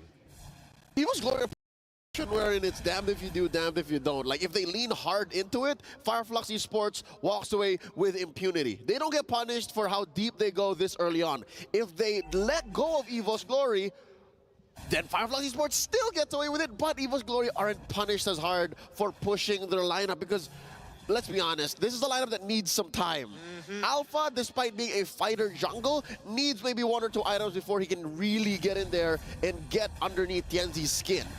That, and of course, Clawkun needs to scale. Clawkun needs items for his Dawning Light to do its thing. Yep, he needs some really good damage, and not to mention CDR, right? I think that EVOS Glory at this point of time, if they want to get aggressive, they really have to count the numbers of Fireflux Esports because they are very much playing as a synchronized team. You never see one without the other. They are together in the deepest meaning of the word, in every sense possible. Even if they are spread out on the map, best believe the 2 or 3 years they've been playing together is more than enough for them to communicate and synergize on a macro level. Something to note, because of this game of inches that Fireflux Esports has been playing, they're already up by 1,500. What? What? Yep. That's the early, I mean, that's just what happens, right? You take a bad trade and it starts to snowball out of control. He's going to do it in front of his face because he knows that Apex can't get punished. With the power of nature and being close to a wall, he can't be CC'd down. Look, even Alien making the play even better by proxying the wave to give them an escape path. Okay, you know what? Counting their blessings. Oh, it's a fight! Oh, and now it's going to be Dreams, who might be in some trouble. Goes into the primordial form, but doesn't get any value. Fireflux, they're just bleeding out EVOS Glory. Okay, I was about to say, at least, Brands is getting some farm in. At least. No one's bothering this Moskov that needs that mid-game power spike. Turtle's already spawned, approaching half health. Fluffy looking for a good penalty zone engage. Dawning Light, not enough to steal it away from Kenzie. Yep, but Fluffy tries to go with the penalty zone, but ends up dying to Rosa. The Spear of Destruction does not connect with Annabelle. He's in so much trouble because he can't get out, and the Netherrealm finally gets popped at the very end. And when you think that that's it, that's going to be Apex finding Dreams, and Clawquinn dying in the back, losing his flicker as well. Fireflux have completely dominated the first 5 minutes of this game. And I'm thinking Brands now has survivor's remorse. He's thinking, here I am up top, all alone, getting this gold lane experience at home, and the rest of my team are dying for my sake. What do I do? He was the one who got on the lifeboats when the Titanic sank. He's just looking around. It's just me left. Where is everybody? How does he make up for it, right? Can he? That's the question, because, dear Lord, 5 minutes in, Fireflux Esports are up 4,000 gold. I bet the Turkish are cheering right now, watching MSC 2024 at EWC, but a good chunk of Indonesian fans, the EVOS fam, they're just, they need this win. They're holding out hope, right? They're waiting for Fireflux Esports to make a mistake. They're waiting for EVOS Glory to hit those power spikes. The longer this game goes, it's just the odds stacking against EVOS Glory. They're just gonna have to play it minute by minute. And that's the only way they can right now. That there's no shortcut to a comeback. And look at this, Tianzi coming through, gonna help clear this wave. This is how far ahead Fireflux Esports is, folks. 6 minutes in, they're able to make, you know what I call that kind of rotation on Tianzi? It's a nothing rotation. He literally just went around down bottom, checked in, made sure that the creeps are cleared, and then can go ahead and deprive Annabelle more of these resources. Oh, wait. This is a fight waiting to break out. The concealed by Dreams. Okay, Tianzi trying to intercept, but here comes Fluffy with the penalty zone to get on top of Rosa. The Netherrealm seemed good, but Alien is already down. They're on the back foot now. So Toys Poissons to slow down the engagement, and even so, Apex 47 just keeping their eyes, because Fluffy, he's going to die, and he already committed his flicker anyways. All right. Those kinds of rotations still get punished. Again, Sloppy is a Sloppy gets a 1-for-1. That's as good as it can get for EVOS Glory, and Fireflux Esports, I bet that did serve up a reality check for him. That did make him go, all right, we can't do those kind of things anymore. Like, every move still has to matter. Tianzi here committing Grand Theft Purple, and of course, last turtle up. I don't know if there's any chance for EVOS to contest, but it looks pretty clear. Yeah, it's looking pretty clear. I don't think it's worthwhile, right? Annabelle is already 2 levels down, and if he jumps in with the Spear of Alpha, he has no escape mechanic after that. But here we go, the full fight is going to start breaking out. The backlines of Dreams getting absolutely blasted here. Flickers away, still dies. Sunshine finds Dreams initially, but Tianzi ends up going down. Annabelle, oh my goodness, he fought Apex 47. This would be good if he can survive, but I don't think he's left out in the open, but still, might just make the play. They find a trade back with the help of Clawquinn, and that is the best case scenario. EVOS Glory walks away with a 2-for-3 plus a turtle on the way out. Where did they dig that out from? Say goodbye to that 4K, 5K gold lead. Approaching the 8-minute mark, they have closed the gap. What's going on? Here's another look at that, the SCC replay. They were just in so close. The Spear of Alpha knocked up 4. It hit 4. Annabelle slowly piled away, kited backwards. Helps Clawquinn secure the kill, but a lot of that damage was just tanked by Fluffy. He took the full brunt of it for the sake of his team. Body Smith at work. And again, Clawquinn, despite being short on items this early on, again, he did suffer a very difficult early game. It was just enough time. That's literally just quality over quantity over quality. Like, all of the skills just hitting over and over and over again. He's just spamming it, right? He's just spamming it. But in the meantime here, both teams, as long as Annabelle is still trying to scale up as quick as he can. Oh, actually, it's not too bad. Not too bad. Does have 2 items, right? Glowing Wand, and as well as the Enchanted Talisman. He got a shutdown. He did get a shutdown. Yeah. So he's catching up pretty fast, right? He's pretty much on the same, on par with Rosa. I mean, he's slightly ahead and will get his items faster, but at the end of it, at least you're not falling too far behind. That's right. Oh, wow. Amazingly enough, a fumble about 3 minutes ago, and another that last turtle. I don't think Fireflux Esports can afford any more sloppy engages like that. To be fair, it wasn't their fault. It's not like they put themselves there. It's just EVOS Glory pulled one out from deep under, man. Like, They got a magic satchel. They might have the magic satchel, but I'll only believe it if they do it again, right? Here comes the next objective. Neutral Lord standing in the middle of the river, and Fireflux will have position over it, and that's an instant Nether Realm coming up from Rosette as well as his Purify. Wild Charge coming solo from Apex 47, but Dreams gets on out of there, has a great angle. Penalty zone from Fluffy, locks them in a choke point in the chokehold, and Fireflux Esports, they tap out of that fight. Ask and you shall receive. Gideon, did you get what you were looking for? You said if they do it again, then they got the magic satchel. They pulled one out, an amazing play right outside the Lord. And if anything, they're down maybe 1,000, maybe less. EVO's Glory can definitely contest. The best part about this is that EVO's Glory, by winning that fight, they're going to blitz it now while they still have the time. But here comes the last Insanity first. Is it going to find it? No, Annabelle secures the Lord. Tansy now chasing down the members of EVO's Glory to find one. Dreams, he might be in some trouble. Does he have his ultimate just yet? Doesn't look like it. He's going down, donning light to reveal the rest of them, but that's just enough damage. Despite the pickoff by Fireflux Esports, they still lost the Lord, and they did lean hard into that kill onto Dreams. I don't know if you agree with me, Gideon. Folks watching at home, I sense a little bit of desperation from Fireflux Esports. They seem to have dropped the ball, and they're overextending. They're diving into the court saying, my ball, possession on ours. Yeah. We gotta get control back. Exactly, because they had all the tempo. They had all the tempo earlier, and this is the first time we're seeing that EVOS is now 2 times in a row making the tempo breaker work, right? And even so, the minions spawn out at 42 seconds, so by the time Dreams died, he had 8 seconds left to walk alongside his team. And now the map is blue. Despite there being more turrets on Fireflux Esports' side, best believe with a little bit of management and some elbow grease, EVO's Glory can clean up house and equalize. 32K to 33. Again, less than 500 gold now between these two teams. It was Fireflux Esports' game to lose, and they let go. Butterfingers, Butterfingers. I mean, how long can they hold on to this game, really, right? It feels like a game of inches, but here comes the penalty zone. Only hitting onto TNZ here. Apex 47, he's nearby, but Alien honestly just wants to build a key. Oh, he fights 2 with the Flicker Wild Charge. He has the Flicker out of there. Too many people are caught out of position. The last Insanity hits all 4, and now Fireflux have an opportunity to fight back. All right, sending them home. I'd call that a 4-man TKO. Fireflux Esports continues to clean house, taking everything away from Annabelle. Might as well even burst down this tier 2 in mid. Apex 47, thou shalt not pass, as Hagrid said from Star Wars, blocking the way from the defense. EVO's Glory just has but 1 tier 2 turret down bot. Oh, I think you were talking about Star Trek there, clearly. I'm sorry. I'm sorry to all the Whovians. But for now, I think this back and forth that we're seeing from EVO's Glory, right?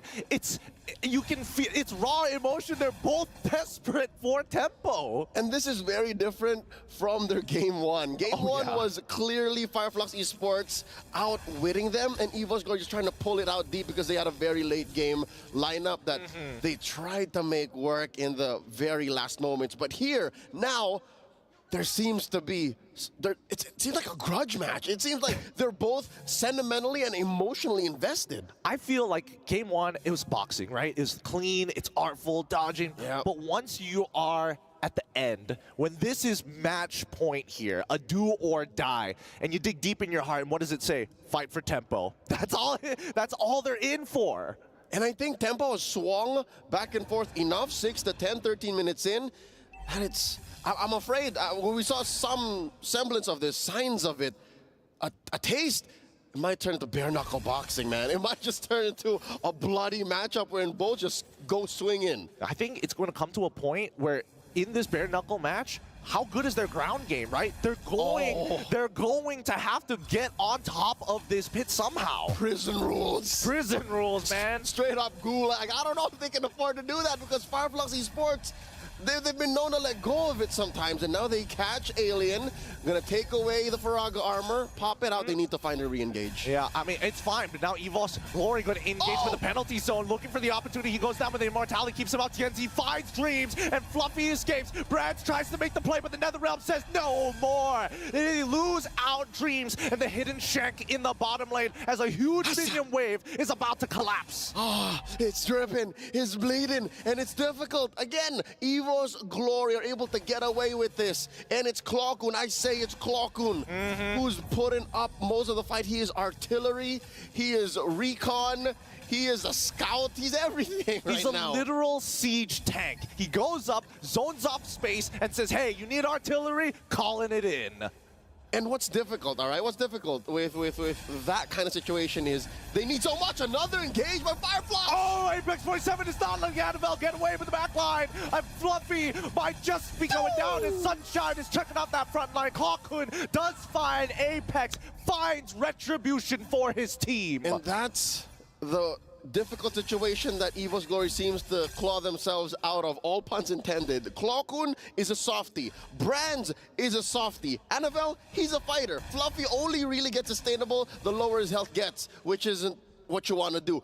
What I'm trying to say is there isn't really much of appeal for Annabelle to, rather for Clockun to keep going. So they need to play these team fights very, very carefully. It's push and pull, right? It's not about holding ground anymore. They're trying to zone them up, but here comes the NetherRealm. They're going for the full commitment. Who gets it? It's XianYou who gets the Lord. But now Fluffy jumping into the back line against Alien. Rosa has to split away over the wall, but Brad, he's done more than enough damage to give Annabelle a double, making this fight clean and breezy. That's a 3-for-0 trade in favor of EVO's Glory. A Pyrrhic victory for Fireflux Esports. I'm sure they wanted the Lord. They needed the Lord for the map to stop turning blue, to stop the bleeding, because EVO's Glory, once they get control of the map, it's an easier go for Clockun. The global nature of his ult will allow for waves to be managed at the flick of a wrist. So now, with Fireflux Esports on the D, I gotta say, Gideon, for the first time in 16 minutes, they're the ones wondering, yo, can we make it out of this?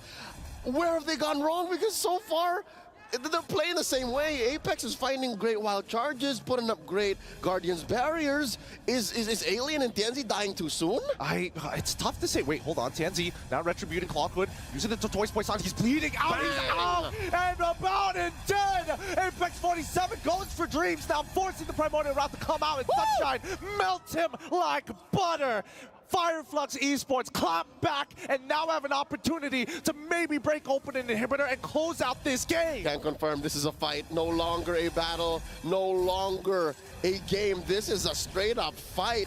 Out of nowhere, a two-man pickoff for Fireflux Esports. And now EVO's Glory, Fluffy, Brands, Annabelle fighting for their lives, protecting their inhibitor. There's a big wave in mid.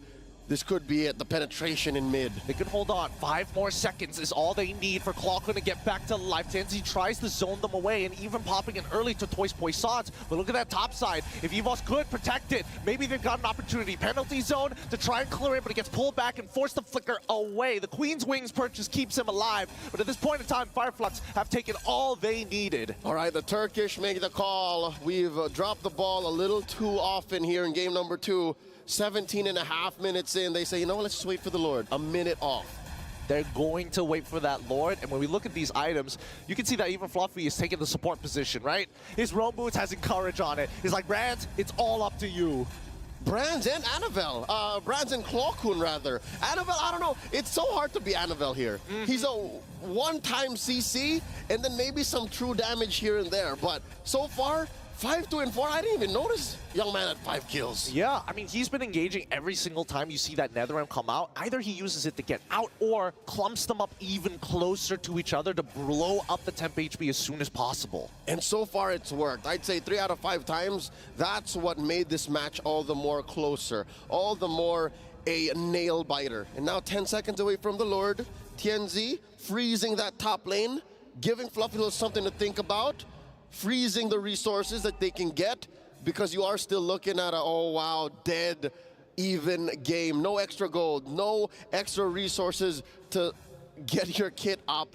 And now we begin. As close to a dance as you can in July of 2024. Here we go. Once again, the Conceal comes on through, forces the Spear of Alpha, and now they're chasing down Annabelle. Oh, Winter Crown protects him. Oh, the Spear Destruction does not connect. Penalty zone comes on through, and Fluffy loses his immortality. Will he get the Spear Destruction in time? No. The rest of the team trying to peel backwards, but they're moving forward as Annabelle is out of there. Last Insanity finds Fluffy, but the rest of the team has backed away. Fireflux weakly gets an immortality for Alien. He's back up to speed. speed. They lose nothing, but Fluffy is down for the count. Okay, that's a man down for EVOS Glory. Given how close these fights are, I don't think you want to contest with a 4v5. You don't want those odds. You don't like how that might turn out. Giving the Turkish another massive Lord. Gideon, this is an evolved Lord. Team fights with the big one are going to hurt even more. I mean, here's the thing. At least with EVOS Glory, they have high ground defense with Clawkun being alive, right? He can get Dawning Light after Dawning Light after Dawning Light, roughly about 15 to 12 seconds with his passive available. And he is on his way to his final item here. One more, same situation with Rosa, who I believe is investing in a Winter Crown as well. Alien just picked up his last item, the Ice Queen wand, and oh, what? No, it wasn't. That's not a Winter Crown. No, that's a Sky Piercer. He wants to end fights. He wants to end fights. The Queen has had enough.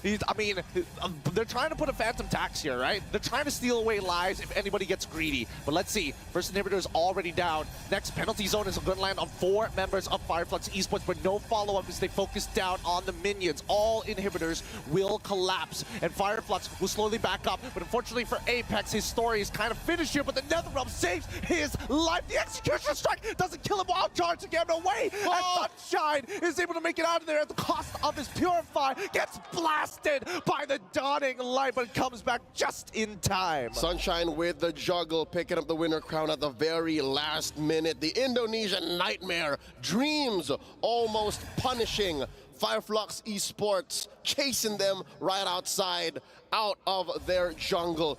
EVOS Glory lives. EVOS Glory is still in this. They're still in this, but they're at a really big disadvantage. 3 missing inhibitors, all lanes with super minions, and I think that Fireflux Esports, they can really take their time with these fights now. But contrary to that advantage, that opportunity, one more look, the SCC replay here. Look at that bottom lane situation. That was an immortality. What an amazing juggle. Sunshine always on point, aware of the situation. I was saying, I don't think they have time to dilly-dally. I don't think they have time to allow EVOS Glory to play around and wait and get farm up. Look, for the first time in a while, man, Brands gets a free buff.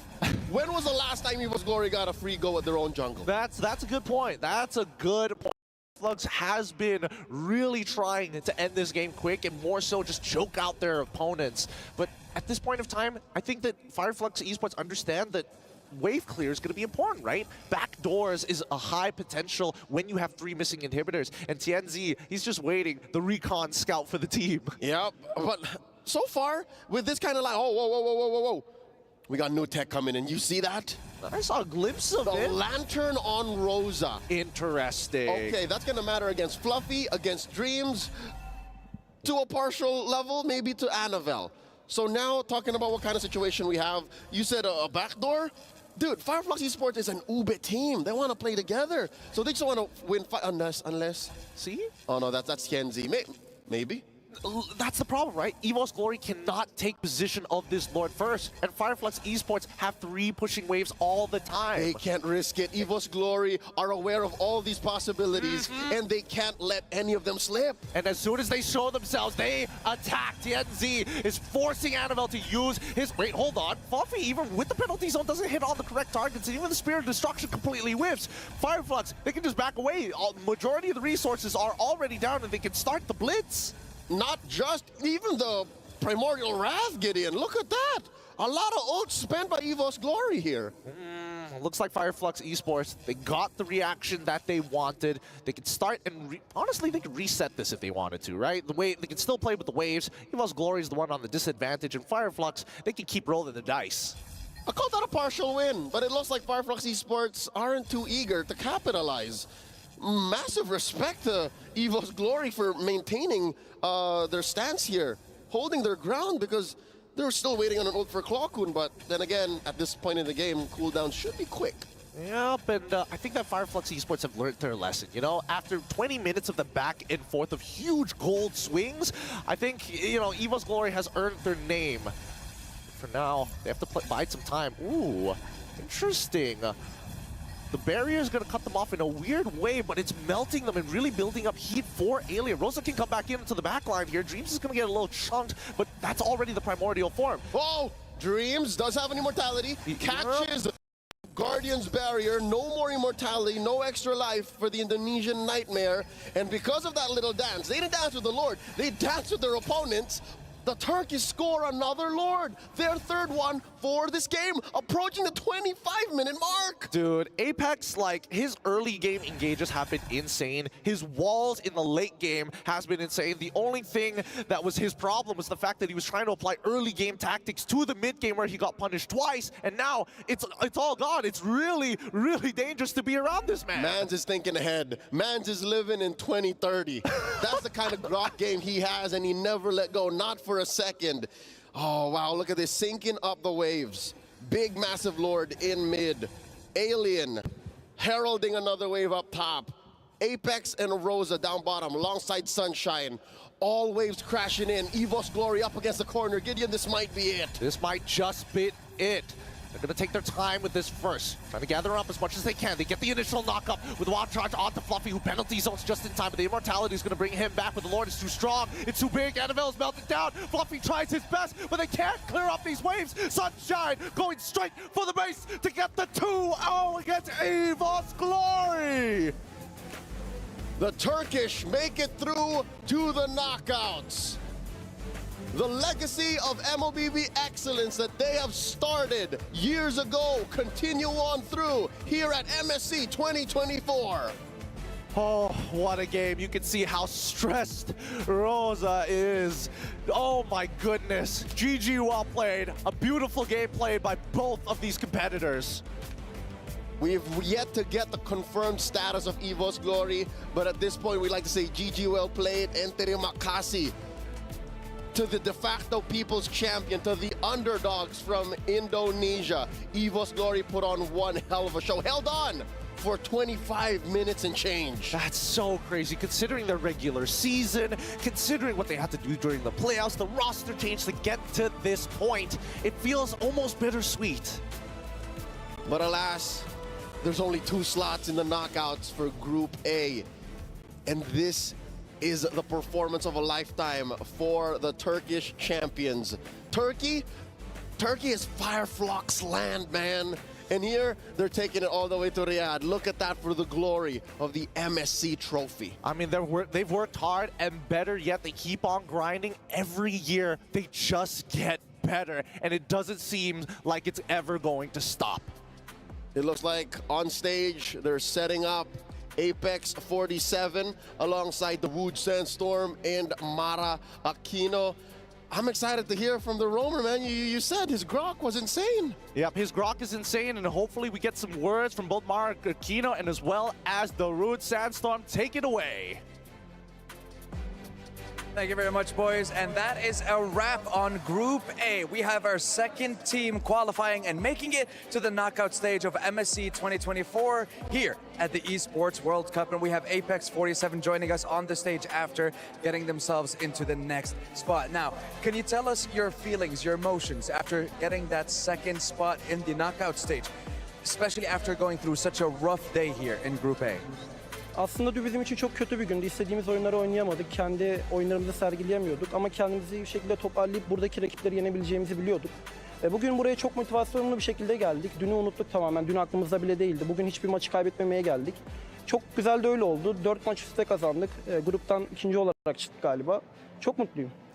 So yesterday was not the best day for us. We had a rough day indeed, but we managed to come back today, and we have had a great game today. So it has been a great day for us, and I think we are now the second in the group. So I would say that we have had a very good matches today. That's right, second in the group.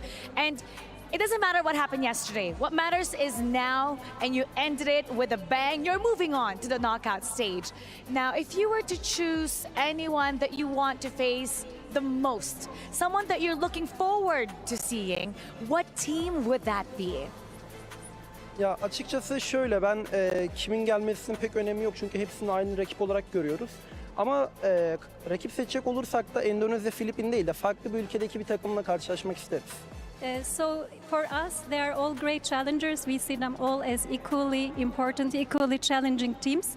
But to choose the country, we would like to perhaps be matched with a competitor that's not from Indonesia or the Philippines, maybe from another country. Ah, definitely they'll give you a hard time. Yeah, I'm pretty sure it's going to be very difficult because I'm pretty sure most of those teams are still going to make it into the knockout stage, but we still have 3 more days to see who are going to make it from groups B, C, and D. But before we let you go, I want to give you this opportunity to say anything to the fans at home watching you guys and supporting you guys in your journey. Biz desteklerden çok teşekkür ediyorum. Dünü bırakıp bugün de bizim yanımızda olan herkese çok selam gönderiyorum. Sizleri seviyoruz. Türkiye'yi burada en iyi şekilde temsil etmeye çalışacağız. Thank you very much for supporting us, and I would also like to thank everyone who has supported us to the last minute of today by leaving yesterday behind. So we promise to do the best for Turkey, for our country, and for all our fans. Congratulations once again, and I have to say, every game you're getting better and better, and we're looking forward to seeing you on the knockout stage.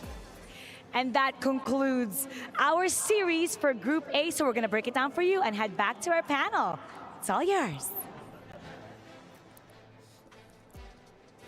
Thank you very much. And even though Apex 47, he'd say he doesn't want to face off against teams from Indonesia or Philippines, they just defeated the second team of Indonesia, EVOS Glory. So I don't know about you guys, but I think they can bring up a good fight. Yeah, I think they just want to really just heat up, but I think definitely they have the caliber to do it, especially after showing us that they can defeat the Lu Yiling composition. This time they have shown us that they gave another signature pick to Annabelle and still won with it in a 25-minute match. I think they are really, really onto something here in MSC. Yeah, I mean, Fireflux has just continued to kind of defy the odds here with a long run through Group A. And even in this game right here, I mean, it goes down to the line. We go, what, 20, 22 plus minutes? And they're able to pull it off. They're able to keep themselves together. And if there's one thing I can think of when I think about Fireflux, you know, it's just that power of will, right? Yeah. The drive to be able to lose a game in day one and still come back. Go 22 minutes and still come back.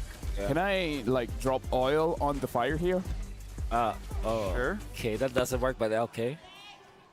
I would say this is a healthy rivalry between EVOS and RRQ because they both love each other so much that they both didn't make it. Fair enough. Oil has been crazy dropped. Now it works? Now it works. Now it works. Now you understand what it No, I understand. Right? Because, again, like, it's crazy to think EVOS Glory was one of the favorites. Maybe not for us, because we disagree with everyone, right? Yeah. But still, Fireflux, day number 1 didn't work out, but day number 2, they definitely showed up. Rosa showed up again with that lantern. The Sky Piercer didn't work to his, I would say, the idea that he wanted to like eliminate people. But during that last clash, you saw that after Wishing Lantern was picked up, Dreams really suffered so much. He dealt so much damage onto Dreams that Dreams was forced to utilize the ultimate and then eventually lose his immortality. The pokes that came from the Faramis was so painful in the last few minutes of the match. Then that Wishing Lantern last pick coming out from Rosa did work. Can I say I love our floor? Yeah.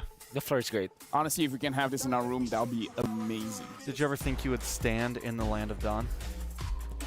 We got the LaFell skin here, the MSC LaFell skin in the Land of Dawn right next to the turtle You know pit. what? I like the way you say it. Have you ever thought that you would stand in the Land of Dawn? I would very never. poetic. But let's talk about this as well because you know what? This has been crazy. Group A, it kind of went through how I thought it would, but at the same time, not how I thought it would look like. I did predict that Fireflux will make it eventually, especially after knowing that they're really, really good at their play or how they played during their championships, their qualifications to MSC. They look really, really good, and we know that they have players that have been seasoned already across all of the years that they have been playing together, and it now translates. I was surprised what happened yesterday, for sure, with Fireflux, but today they showed up. They know that they only had to brush off all those jitters, and my oh my, their wins today make it so that they look like a top-tier team, you know? Like a top 4 team, I would say. Well, they're a top 2 team inside of their groups here. And again, that concludes day number 2, but still we have a lot going on for today. And speaking of which, your opinion matters. Scan the QR code for the broadcast feedback survey and let us know your thoughts. We thought that the floor is amazing. I want to bring it home, but what do you guys think? You guys let us know so that we can improve day by day. Any kind of surprises that we've seen today, I feel like we'll get escalated even more because, again, this is just the group stage. We haven't even touched the knockout stage just yet. Some days away, though. It's a few days away. Yeah, you know, a lot of groups out to look at. I'm excited to see the group of Beth, as this guy would say. I would say that will be tomorrow, if I'm not mistaken. Yeah, group of Beth. Group of Beth. Get with the program. People call it Death. If it was the group of D, then sure, group of Death. But no, this is the group of Beth. Yeah. If it was group C or group of Seth. Seth. Group A would be the group of F. You know, let's look at the MVP. You know, this is going too far. We got to look at our Sony MVP of the game to really see who deserves that MVP. And again, it could go on to anyone. So now we're looking at the highlights. Very difficult to kind of define who the MVP is. If I were to guess, it probably should be Rosa, but Alien made a lot of good plays as well. TNZ was also instrumental to them catching Clocken in the middle, which was also very important. Alien just escaping that and forcing Brents to do this play. He gets out of this, and then the fact that Brents wasn't able to output the damage in that fight was also instrumental. This was the great pickup on Clocken, which was also very important. And then another play will happen where Dreams will be taken out. So a lot of standout plays actually from most of the players that we are going to see. Fluffy being taken out in this clash was also very, very important for the entirety of Fireflux. So I honestly don't know who the MVP is, but it should be TNZ. I don't know who it is, but it should be TNZ as the moment it comes out. KD is 7.5, GPM 546, kills 88%. And honestly, one of the highlight plays that I still remember from TNZ, he was able to catch Clockun in the mid lane. I feel like that was game winning. The retribution, yeah, that was game winning for me too. Most definitely beautiful. I mean, beautiful game. Beautiful game for TNZ. Sorry, I got shocked because we have visitors, guys. All right. Diversion play. Hello, everyone. Right now, you guys are here on the analyst panel. Alongside with us is Sunshine. We get to interview him and actually get some of his thoughts. And now, honestly, Sunshine, something that I have to ask. Game number 2, it was back and forth. But in mid lane, you guys were able to catch Clockun, the Xavier. Can you tell us what was the communication when TNZ was able to catch Clockun? Açıkçası bütün takımdaki oyuncular lane'deki dağılımları ayarlamaya çalışıyordu. Oyuncumuz bir anda o hatayı görünce direkt görünmezlik basıp üstüne koştuk ve öyle bir ileriye geçtik. So we were really trying to balance out within different players within the game. So when we saw what happened, we used the invisibility option. So this gave us this enabled us to go ahead. Okay, so I also have a question. Been a big fan since Incendio Supremacy M4. You guys seem like you've grown every year since then. And I'm wondering, what are the end goals here? Do we think we can hit top 4? Do we think we can get to top 2? What was your sight coming into this? Hedefimiz her zaman kupayı kazanmak ve bunun için çok fazla çaba gösteriyoruz. Turnuvalarda gördükleri gibi ilk 8 bitirdik MSC'de, global turnuvalarda başarı yaptık. Her zaman üstüne koymaya çalışıyoruz. Çok fazla çalışıyoruz. Uykusuzum hatta bu maça. Dün yenildikten sonra hatta 3 maç scrim falan attık. Ve emeğimizin karşılığını alınca da çok mutlu oluyoruz. Gruptan birinci çıkmak isterdik ama olmadı. Ama bir önemi yok. Yine çok mutluyuz. So we would always like to be at the top. We would always like to win the cup. And yesterday, actually, after the games yesterday, I wasn't able to sleep, for example. So we had 3 trials at our end. So we really prepared very hard. And we also came the 8th place in the previous MSC. So yeah, we always aim for higher next time. Okay. And honestly, this time you guys are looking very strong. Now, the final question for you, because we didn't see what happened when you were up against NIP Flash. So I do have to say, what happened in that game and what did you guys learn going up against NIP Flash that you adjusted for today? Açıkçası Nipfalaş'a karşı birazcık takım iletişimimizde sıkıntılar yaşadık. Bunu genel olarak röportajlarda da söylüyorduk. Bazen bunda sıkıntı yaşıyorduk. O sıkıntıyı bu maçta çözdük. Dün çok fazla çalıştık bunun hakkında. Bir araya geldik, konuştuk ve bunu başardık ve maça da yansıdı. İletişim harici bazı bireysel hatalarımız da vardı. Beklememe gibi. Takım olarak oynayamadık. Bu iki sorunu da çözünce bu maç güzel bir zaferi elde ettik. So to be honest, yesterday there were some communication problems. This is the lesson that we learned from yesterday. And there were also maybe some individual issues within the team. But we have learned from this experience from yesterday. And this is what enabled us to win the victory today. Okay, you know, with that, a very simple follow-up question. In the knockout stage, do you guys want to fight against NIP Flash again? Or you guys don't care and you guys want to move on and fight another team? Açıkçası sürekli Endonezyalı ve Filipinli takımlarla oynadığımız için onlarla oynamak benim için daha iyi olabilir. Honestly, it might even be better for us to play against them because we always play against teams from Indonesia and the Philippines. You know what? That's a W answer. That's a W answer from Sunshine. Thank you very much for you. In fact, give the final camera to him. Yep. So, is there anything that you want to say to everyone watching the stream? Ülkeme seslenmek istiyorum. Bizi destekleyen herkese çok teşekkür ederim. Çok güzel mesaj atıyorlar. Elimizden geldiğince ilerlemeye çalışacağız. Beklemekte olsunlar. I would like to shout out to my country and I would really like to thank all of our supporters. We will really do our best and stay tuned with us, I would say. Well, stay tuned for Fireflux. And again, big shout outs to them. It has been an amazing matchup. And Fireflux honestly has had an amazing run. We hope for the best in the knockout stage. And whoever's doing the schedule, let's not put them up with Philippines as well as Indonesia. And now we gotta, again, run this through again. Thank you very much, Sunshine. Well, we're moving on to our program. What do you guys think about the interview? He definitely had a lot to say. Yeah, I think it's nice to have players who are willing to really talk and get into the interviews and, you know, talk about just themselves, the teams they're facing, you know. It's not just all yes, no yes, answers. no. Yeah. Like the honesty. They would rather face NIP Flash again.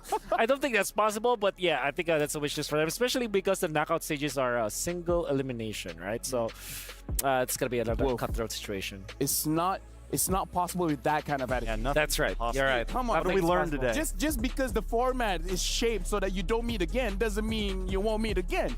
You know, like right. Me and LaFell meet again every year. Yeah. We weren't meant to. I might not be here next year. Who knows? Anything's possible with the right kind of attitude. Wait, no, that's the opposite of what I wanted to say. But well, it's a day of disagreement, so I don't agree with you.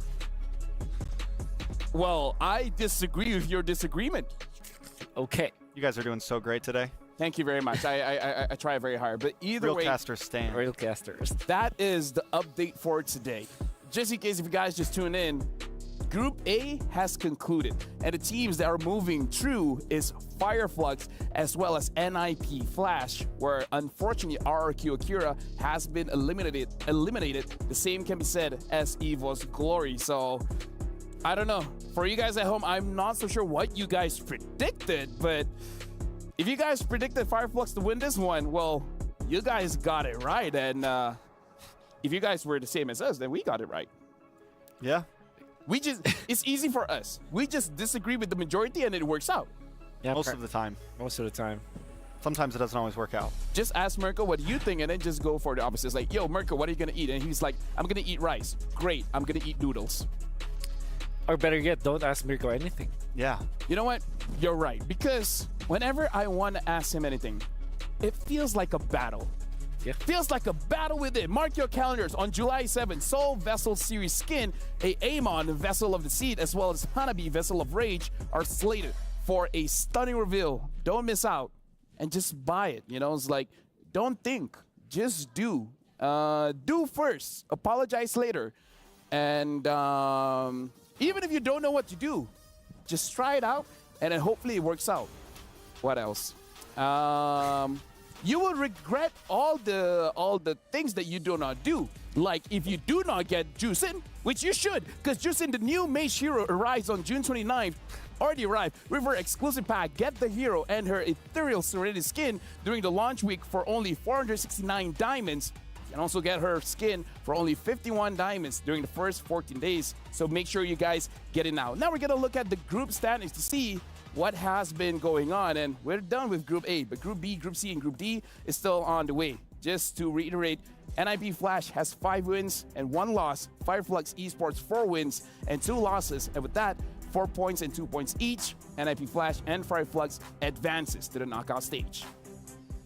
Oh, we already summed it up in the tomorrow. There it is.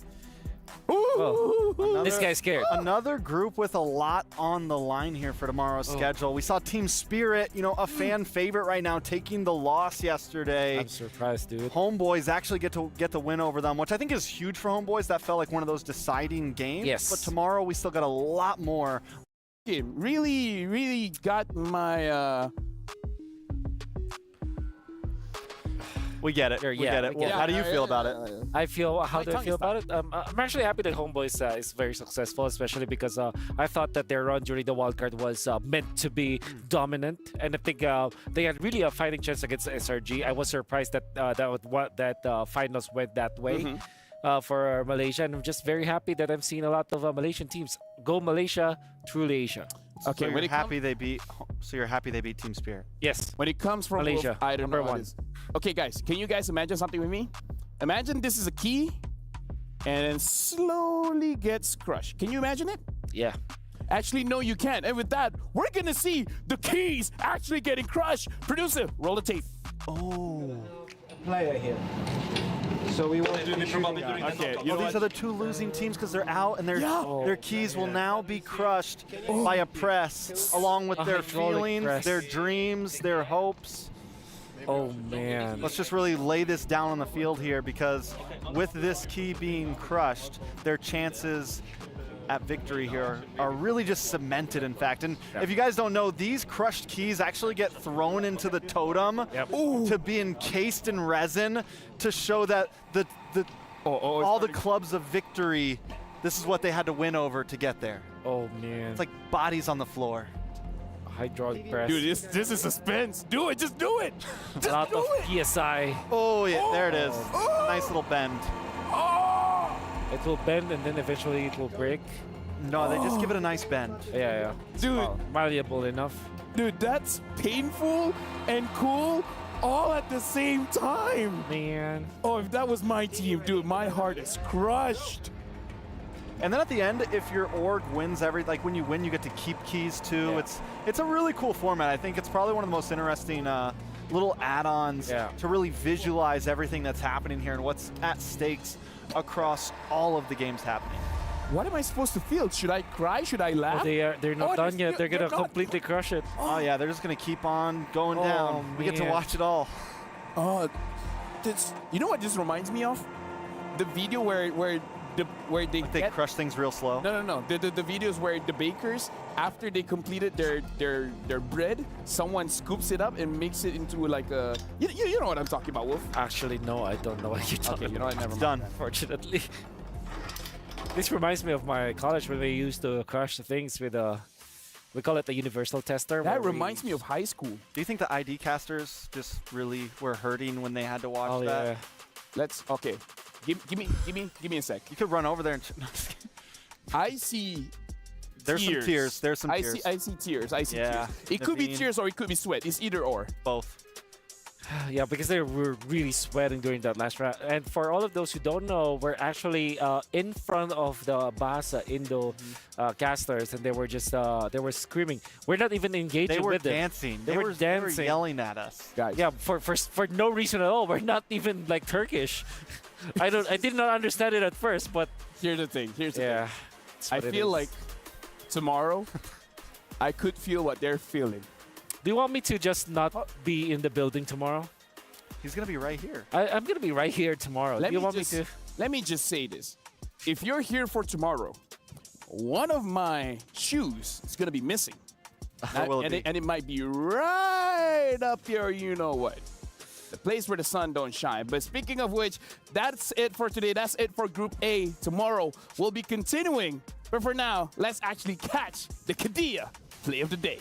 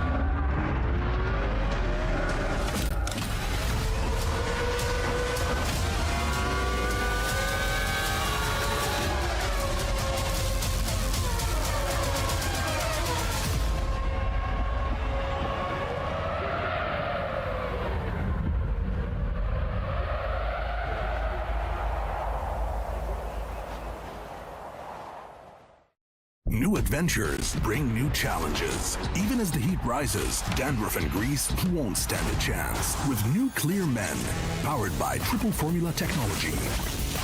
To eliminate dandruff, itch, and grease, gives you 8 hours of freshness and 100% dandruff-free hair. New Clear Men, 0% dandruff, 100% confidence.